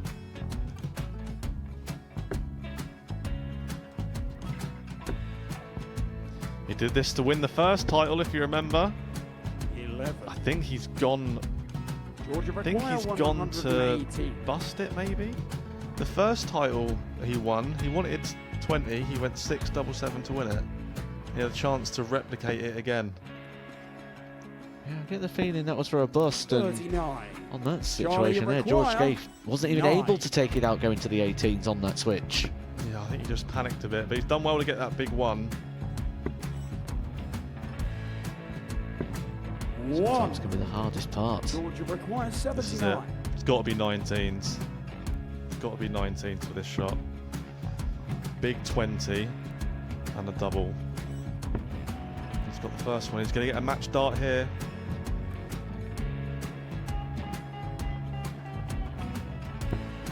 $59. Charlie Threw the entire require body into that 8. one. Just didn't want to let go of the dart.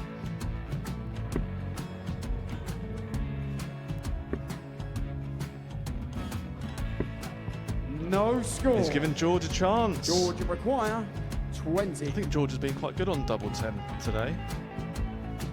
So many opportunities for Charlie Murphy. Go Couldn't get the job it. done. Got in the match! And the Red Dragon George MODUS Scaife. Super Series Influencers Champion, George Scaife!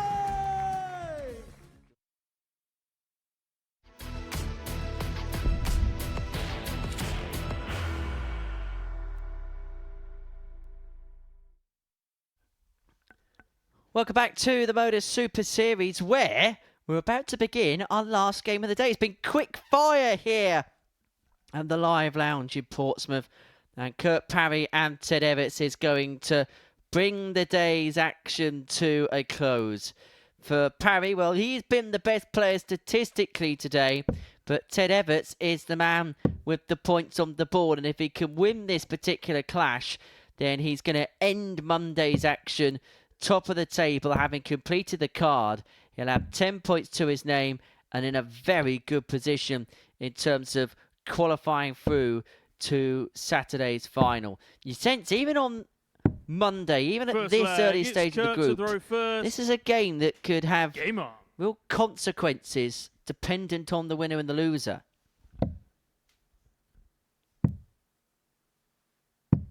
There are 2 ways of looking at this situation. Ted wins, he goes to 10 points. He has a 4-point cushion at the top. Kurt wins, 100. 8 points all. And then we come back to the return fixture tomorrow at about 9:35 a.m.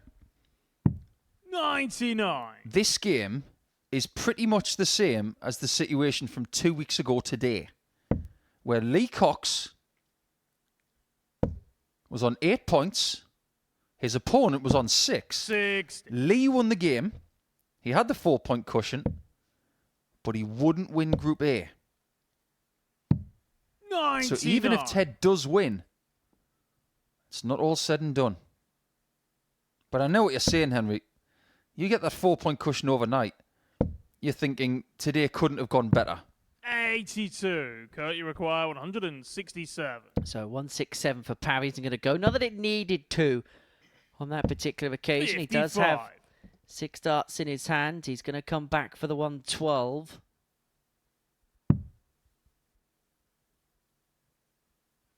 At times today, Ted has looked a little bit uncomfortable. 43. Kurt, you require 112. I wonder if he's nursing something. Tops. Game shot on the first Not a leg. problem. Kurt Parry.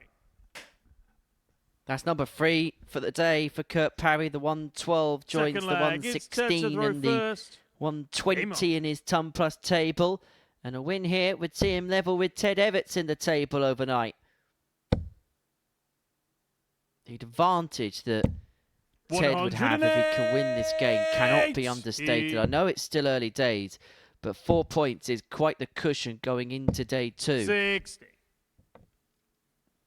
And if Parry was to lose, that would mean he's lost his last 2 matches of the day. And that return fixture that he's got with Darren Brown in game 5 tomorrow, that for me is the biggest game of the first 2 rounds on Tuesday. 55.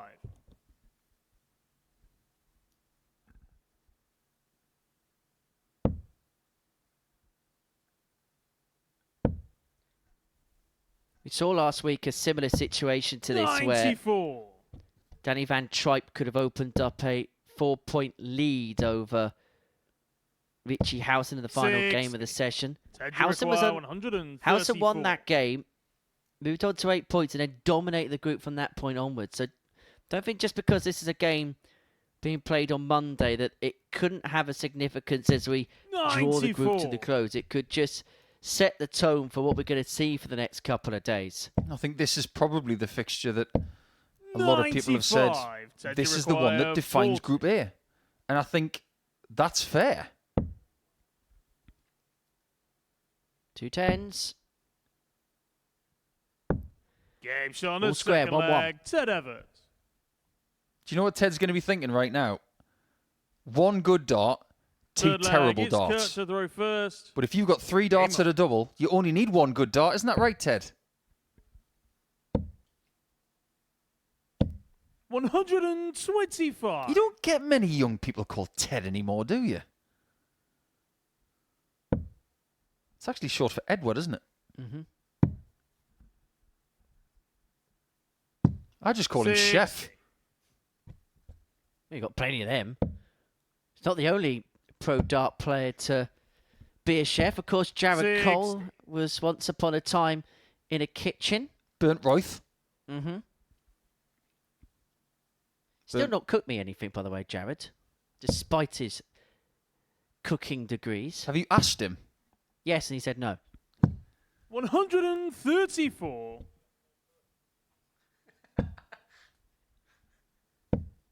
Well, one thing I know about Ted 59. is he's got really good taste when it comes to produce. He's the only person I've ever known to be last at an airport gate because he was too busy buying honey from Fortnum and Mason. 59. He knows about different types of produce more than anybody I've met under the age of 30. 140. And he is a fascinating guy to talk to. We'll hope to be cooking come the end of Wednesday's action.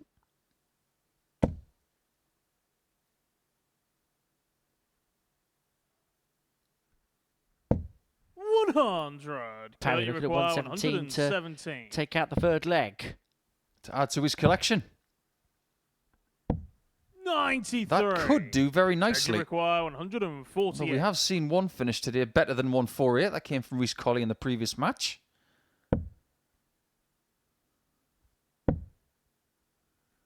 We are actually on a 3-game streak 84. of ton plus finishes. You require 24. And we're going to make that a fourth because of Game this shot one. Third leg. Kurt Come what Parry. may, it's 2-1 Parry. But 120 from Evetts, 106 from Fourth Brown, leg. It's set to 160 throw from Colley, first. and 112 in Game this game. In fact, most of the games since the end of round 2 have included a ton plus finish. Which just shows that for the most part of this group, the quality is there in multiple factors. In terms of some of the big scoring, so in terms of some decent averages, and in terms of the finishing, 60. most particularly. In fact, Evetts Stylianou is the only player today to have not had a ton plus checkout. And of the players that have had ton plus checkouts, 3 of them have had multiples, 100. including Kurt Parry, Darren Brown, and Reece Colley. You seen how tall his darts are when they stand up in the board? 97. He's always thrown a very long dart. It's got to be one of the longest on any tour. They're so tall, they actually resemble Al from Police Squad. 55.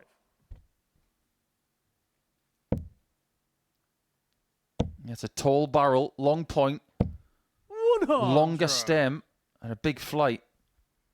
And you've got to be a big lad to be able to control a dart like that. You've got to have big hands. 56. Ted starts just kick up somewhat at a bit of an angle as they go into the board. You'll be hoping to kick on in this match. He's got 6 darts here from 150 to square proceedings up at 2 apiece. It would mean that we'd have a best of 3 to see who is going to take command by the end of the day today. 90.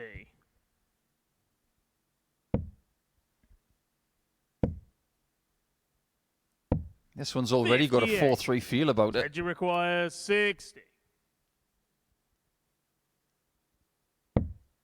Oh, it's a flatty.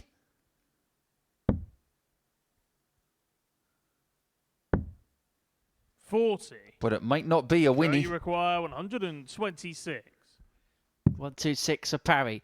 Can he find a way across? Probably got a Porsche on the left-hand side to find. That was what he was looking for, but was unable to locate. And so, required 20. for Desmond, double 10.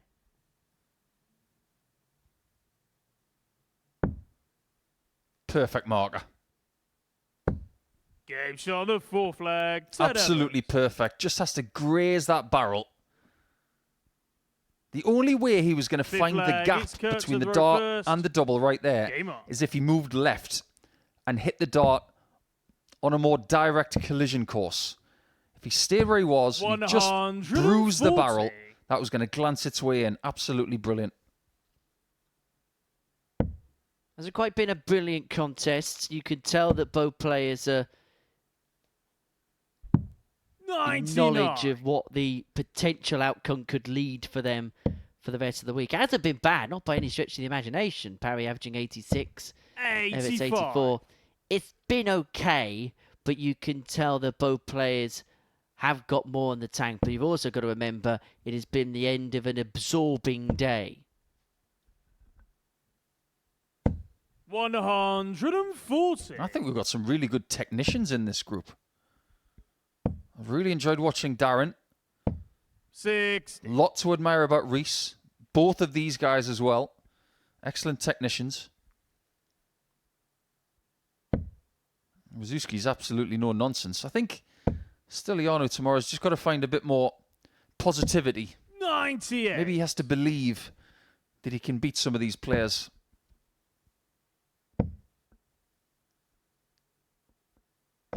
That's disappointment not to get that second 60. That's always the risk with longer darts, is that if you hit the flight first, there's only one place it's going to go, and that's on the carpet.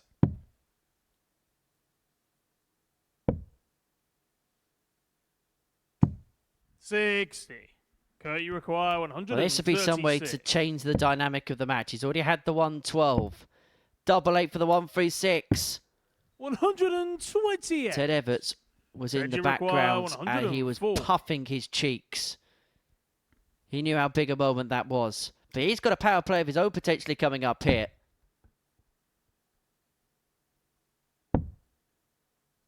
Double 16. 72. Pulled that one wildly left. Kurt, you require 8. 2 4s for 3-2. Double 2. Hasn't missed much at the double. But 6. 3 misses there could prove costly because Check, you Evetts is back for require 32. He 32. adjusts his glasses and he's looking to adjust his position in this match. If he could take this, he gets the break. He's 3-2 up and has the darts for the match. Gauge on the 5th No leg, mistake. Ted Evetts. First dart in hand. And despite leading this game 3-2, there's still a shake of the head from Ted Evetts. He feels like he can 6th play leg, better, it's Ted but if to he throw can win one first. more leg, he would have Game on. completed the card for the day.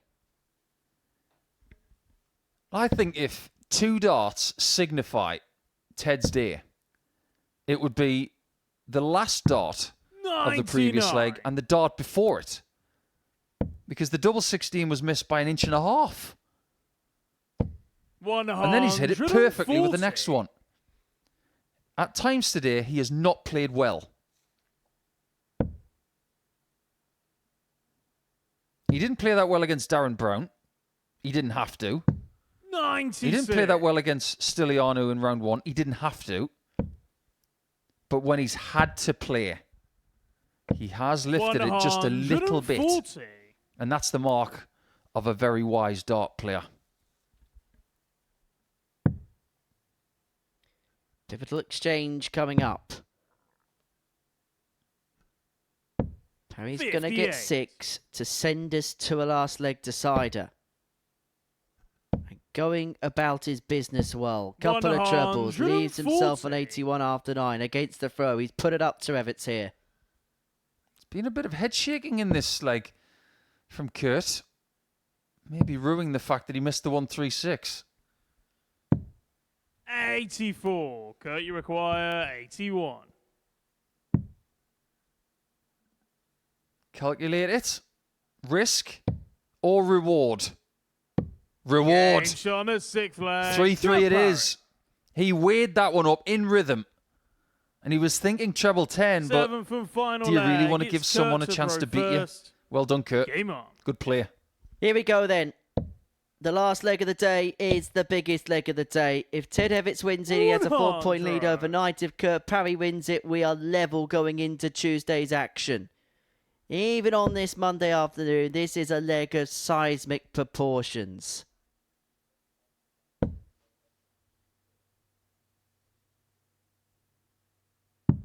$59.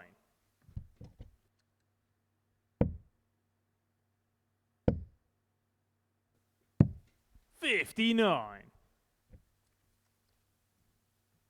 Evetts at the back of the stage. They're taking a very deep breath. All he wants to do here is stay with Kurt. 100. That's exactly what he's done. Neither player can leave a finish after this visit. 80. They weren't poorly thrown darts, but Parry will feel like there was more to be had in that particular scoring turn. Evetts has an opportunity to take the darts in this deciding leg. Needs another treble, you feel. 98. One's okay, but Parry still has the advantage on throw. I think I figured out why Kurt's getting frustrated. 45. He's averaged 107 in round 2. The rest of his stuff's been between 85 and 90. He's thinking, well, where's round 2 then? Why can't I find more of that? 100. Well, that was a peak performance. But can he pick the points up here? He'll hope to get 6 and 2 on 7. Needs to find a treble, doesn't do so. Ted, you It's require very much advantage 144. Ted Evetts here. 144 to complete the card, to pick up the maximum 10 points for the day. And he could do it in some style. He'll do so excellently. And the match. Monday Ted Evetts. was all about Super Ted at the Super Series. He still feels like there's gears to go, but he has picked up the maximum 10 points for the day. He has a 4-point lead at the top of the table going into Tuesday's action here at the Live Lounge. He knows there's more in the tank, but he'll be happy with what he has produced in terms of results, in terms of points. That the tail of the tape from a decisive final game of the session. Parry had the opportunity to level him on 8 points if he'd won that particular affair. A few missed darts in the middle portion of that match swung the game back in the direction of Super Ted, who in the end averaged 87.5, 40% on his doubles, and some way to finish it off, the 1-4-4 checkout. And that is some way to bring to the close the first day's worth of action here at the Live Lounge in Portsmouth. It's been fast, it's been furious, there's been some brilliance, and there's also been a little bit of inconsistency in play. But the main man has been Super Ted. Evetts is on 10 points. He's going to join myself and Paul Nicholson in the studio in a few moments' time to assess his day, and then me and the asset will round up everything else that is happening here, live and free on Pluto TV.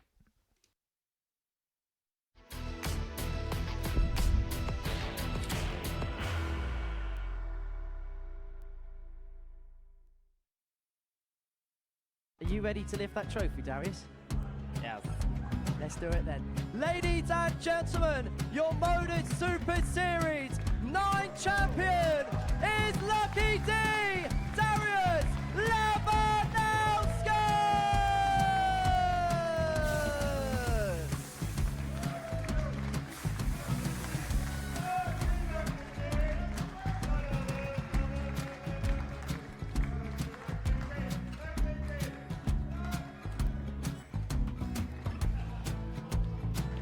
Well, what a wonderful night of darts we have seen, and we are ready. Our champion is ready, and it's trophy time. So receive the trophy.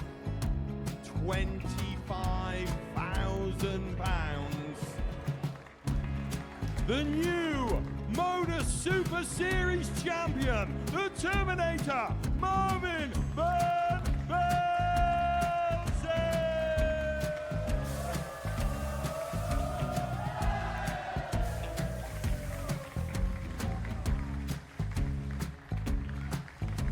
And one more time, the 8th MODUS Super Series champion, the Terminator, Marvin Van Velzen.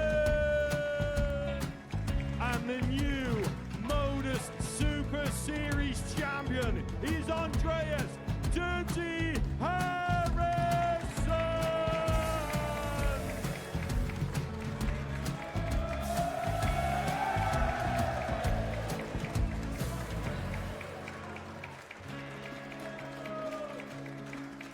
And one more time, the 7th MODUS Super Series champion. Give it up for Andreas Dirty Harrison. The moment we've all been waiting for. Would you please show your appreciation for your Series 6 MODUS Super Series champion, Scott Taylor?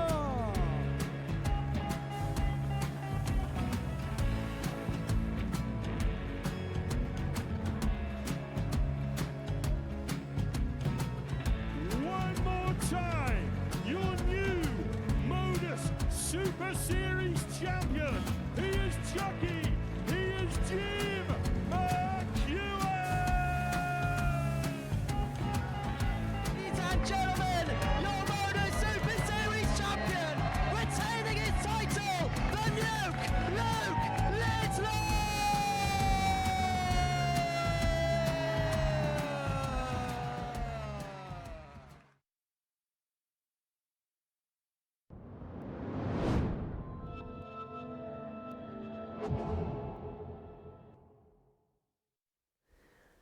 Welcome back to the MODUS Super Series here on Pluto TV, where before the break we saw the Group A session come to a close, and Paul Nicholson in the studio has got a bit of an intrigue about our latest feature, which means you'll be tuning into Pluto TV later on. Is the Alexandra Palace too small to host the World Championship? It was actually me and you had that discussion, and that is coming up later on this evening on Pluto TV.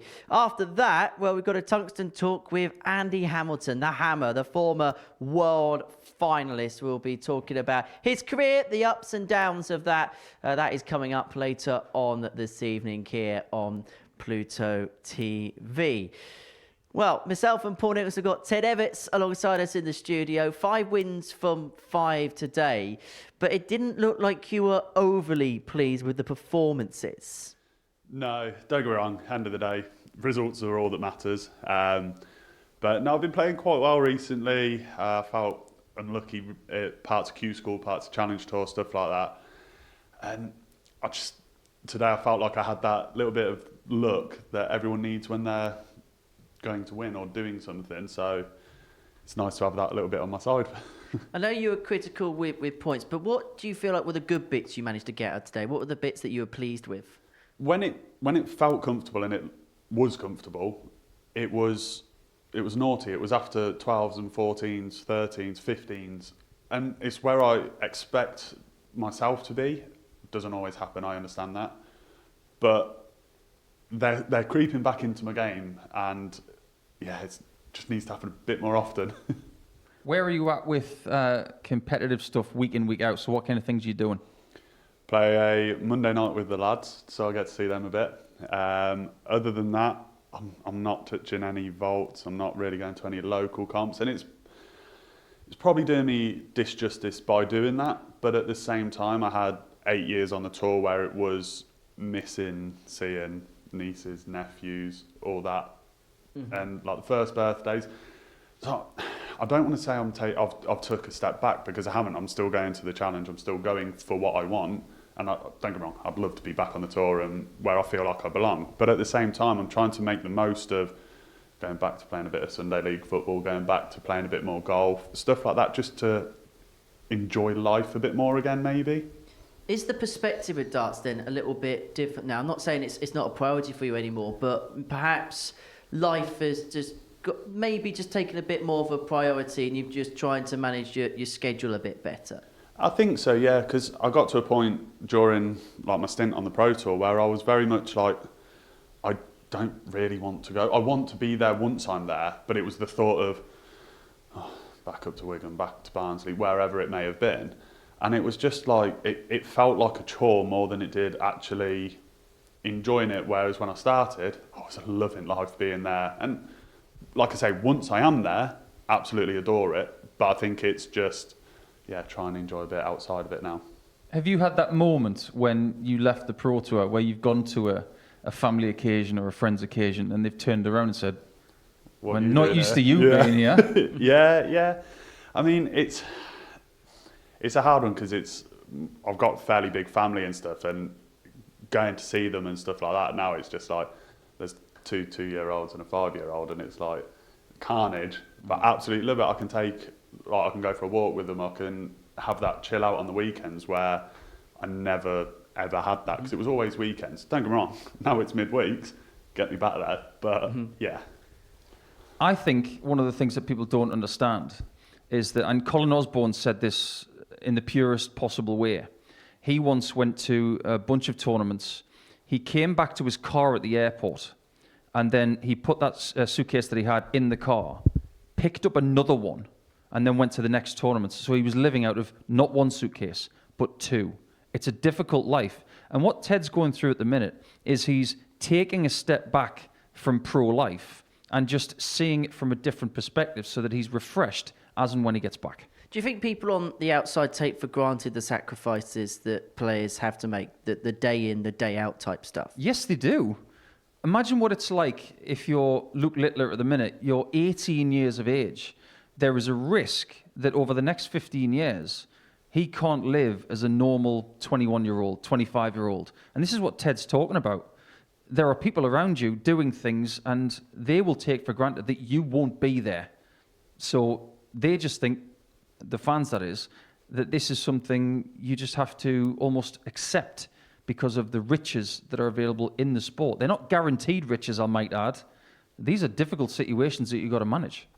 In terms of perspective, this is the second year now you've been off the tour. I know you've played Pro Tour stuff as a top-up last year, but how much have you actually realised things have changed since coming off tour, just like the minute bits? Because you've pretty much been on the tour since, well, for pretty much all of your adult life, really. Yeah, I mean, it's a tough one because, like I keep saying, I want to be there. It's not I don't want to be, but I'm enjoying it, and like when I am turning up now, it's like, oh, we get to go again, and I think that's probably helping my game out as well by going. It's not slog all the time, and you can actually just go, oh, let's see what happens, let's enjoy it, and I'm still practicing a bit on the side of it, not Pro Tour practice, but still keep ticking over and stuff. Was that the case last Monday when you played Johnny Clayton? Do you feel that there's less pressure on you playing someone of that magnitude in that kind of venue because there's no rankings pressure? You just have a free hit, somewhat here. Yeah, big time. I mean, I only got the phone call at 9:30, something like that. I was already at work. Like, can you? Yeah, go on then. Why not? And like I say, you get there and it's like, hey, how are you? You're right. And you're chatting to people. And yeah, I mean, get there. It was 40 minutes, I think. It's 2 and a bit hours up from where I am to Wigan. So it was about 40 minutes practice. Go. I literally got a phone call off Keith saying, how far away are you? I was like, half hour. He was like, that's all right then, you first on Johnny Clayton on stream. I was like, lovely. So where would you say you're at? Me and Paul have been speaking on commentary about you, and it feels like, particularly when you were playing in the second year without a card, that there feels like a little bit of a crossroads period where I suppose when you drop off tour that first year, there's that enthusiasm to doing new things, but there's also that goal at the end, I want to get it back at the first time of asking. When the second attempt doesn't quite go to plan, what then rephrases in your mind, or does nothing change? To me, I don't think anything really changes. I think for me it's a when, not if, because some of the stuff I have shown over the years has been brilliant, absolutely class. My key word for myself has always been the consistency, as it has been with a heck of a lot of players. As soon as that consistency starts coming back into my game, yes, it may be, right, in 2, 3, 4 months' time, start playing more again and slowly build it up rather than jump myself into the deep end. I think last year, outside of here and Challenge Tour, again, there wasn't really anything else to it. We got to mid-December and I was like, go, go, go. Christmas, Boxing Day, New Year, whatever. Other than that, I was doing 4, 5, 6, 7 hours Sundays on a board and trying to drive myself insane with it, trying to find that's it, that click, that spark.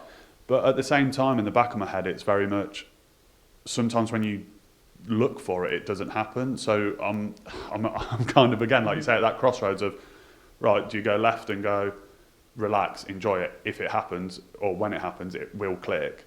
Or do you go, right, let's drive yourself insane with it again and find it? I think a lot of people tend to look at someone in Ted's position as a negative. They say periods on the tour had one of the most illustrious development tour careers that anybody's ever had. But when they take a step back or they're forced to take a step down, for example, most people will see that as a negative. I actually see what Ted's going through as a huge positive. Getting a great slice of life. But what you see with a lot of young players who go to the tour, let's take, I don't know, Dimitri Van den Berg or Luke Humphreys as an example, because there's some people who have done the same kind of stuff that he's done in the development tour game. Because when you're on the Pro Tour, I don't know what Ted thinks about this, but you get conditioned for best of 11 legs all the time. And when you wake up in the morning, you're thinking about best of 11.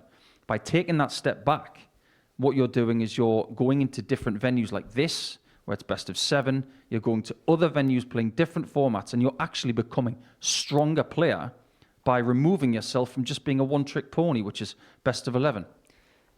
Are you also feeling as if now this is perhaps the first time in your career where you've been able to play with the pressure off, because you burst through onto the scene, you did excellent work on the development tour, of course you played in some high-profile games in your career as well. There's always been a spotlight and I suppose a pressure on you. First of all, what was that like to deal with? And does that feel different now?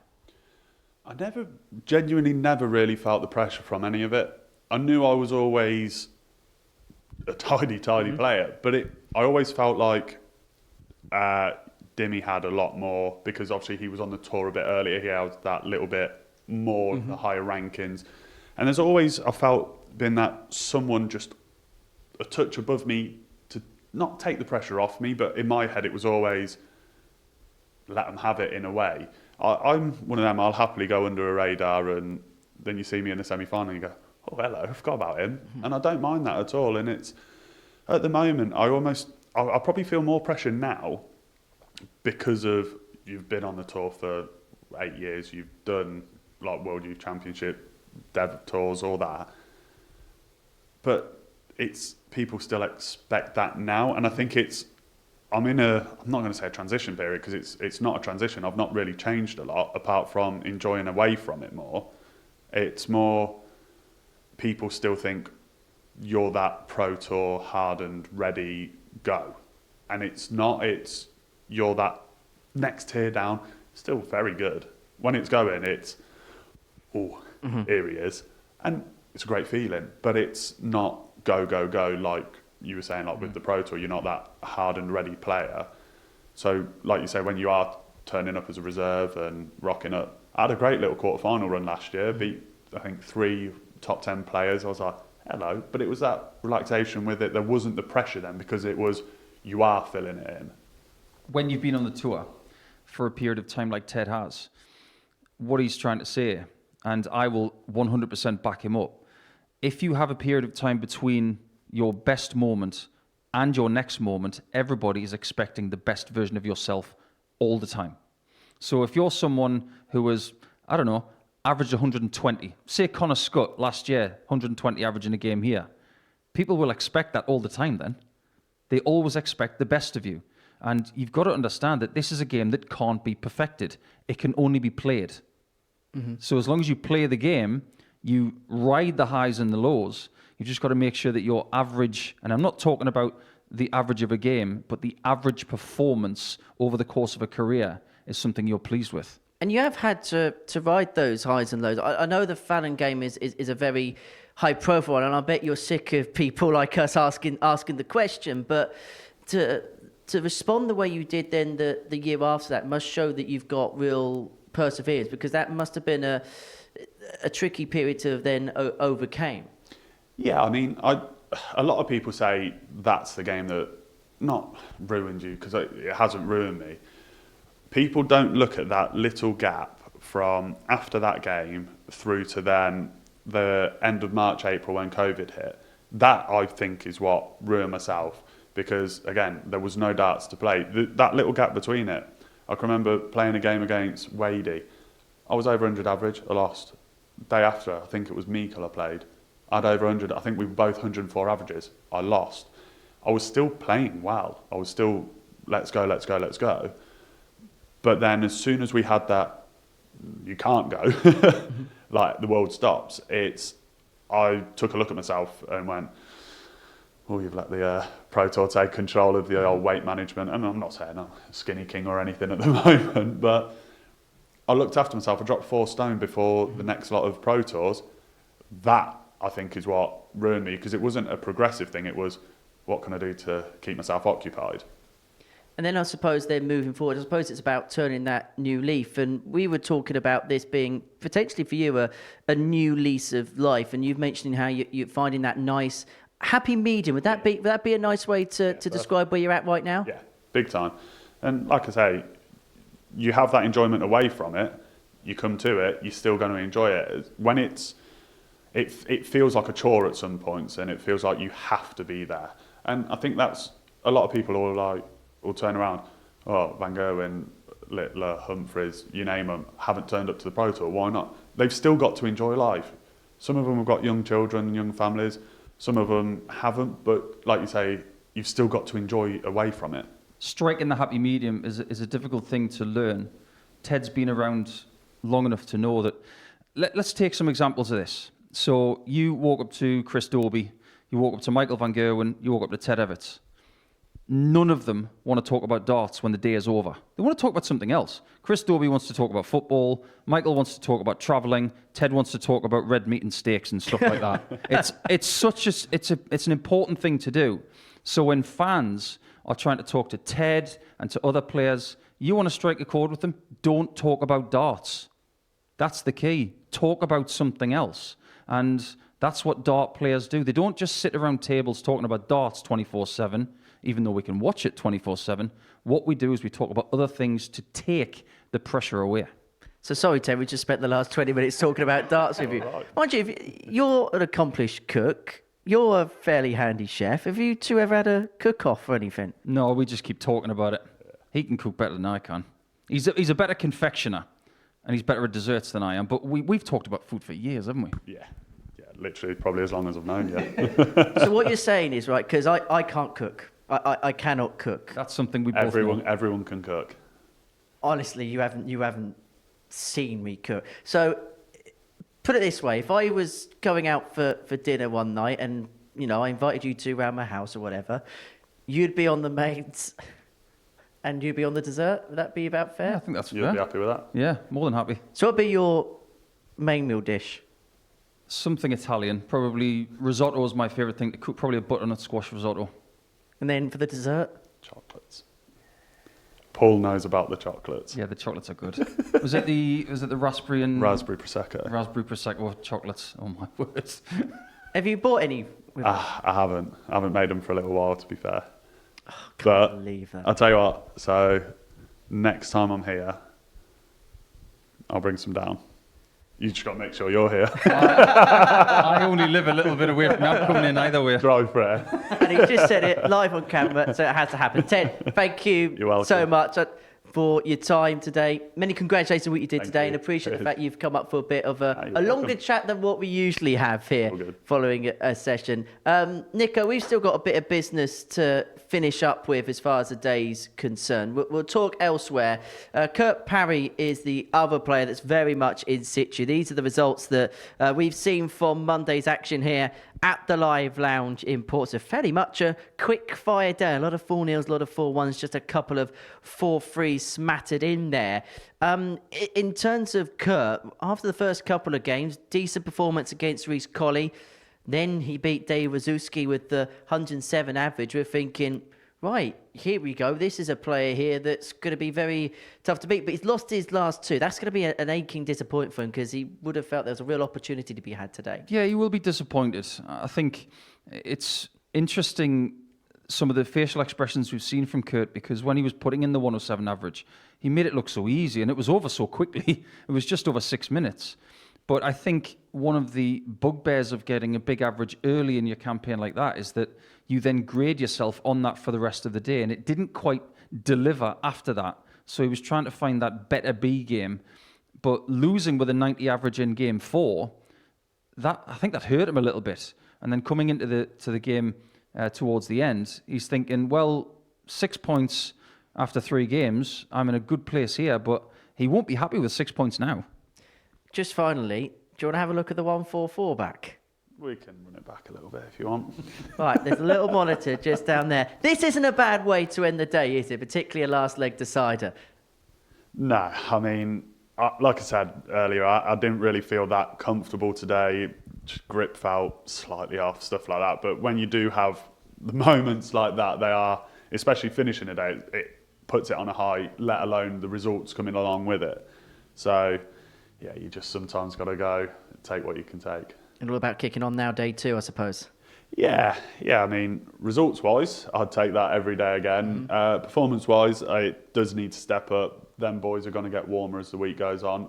So am I. So I think it's going to be an interesting group. And I just hope I'm top of it by the end of Wednesday. Ted, many thanks for your time. Really do appreciate that. Well played today. Nico, thank you for your company as ever. Right, before we leave you on this Monday, let's have a look and see how the land lies in terms of the league table. Ted Evetts sitting pretty at the top. 10 points to his name. 3 players further back on 6 points.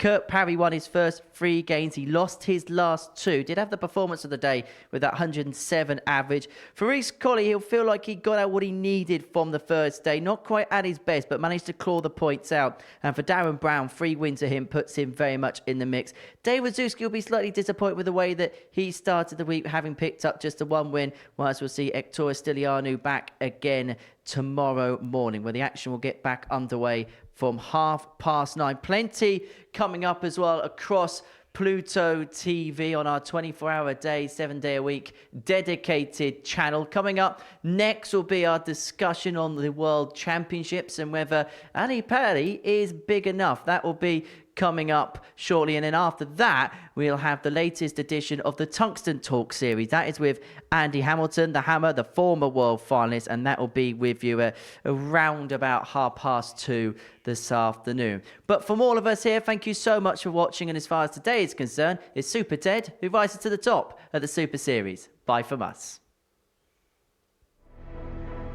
What a finish! What a man! The drum roll finishes, and the target is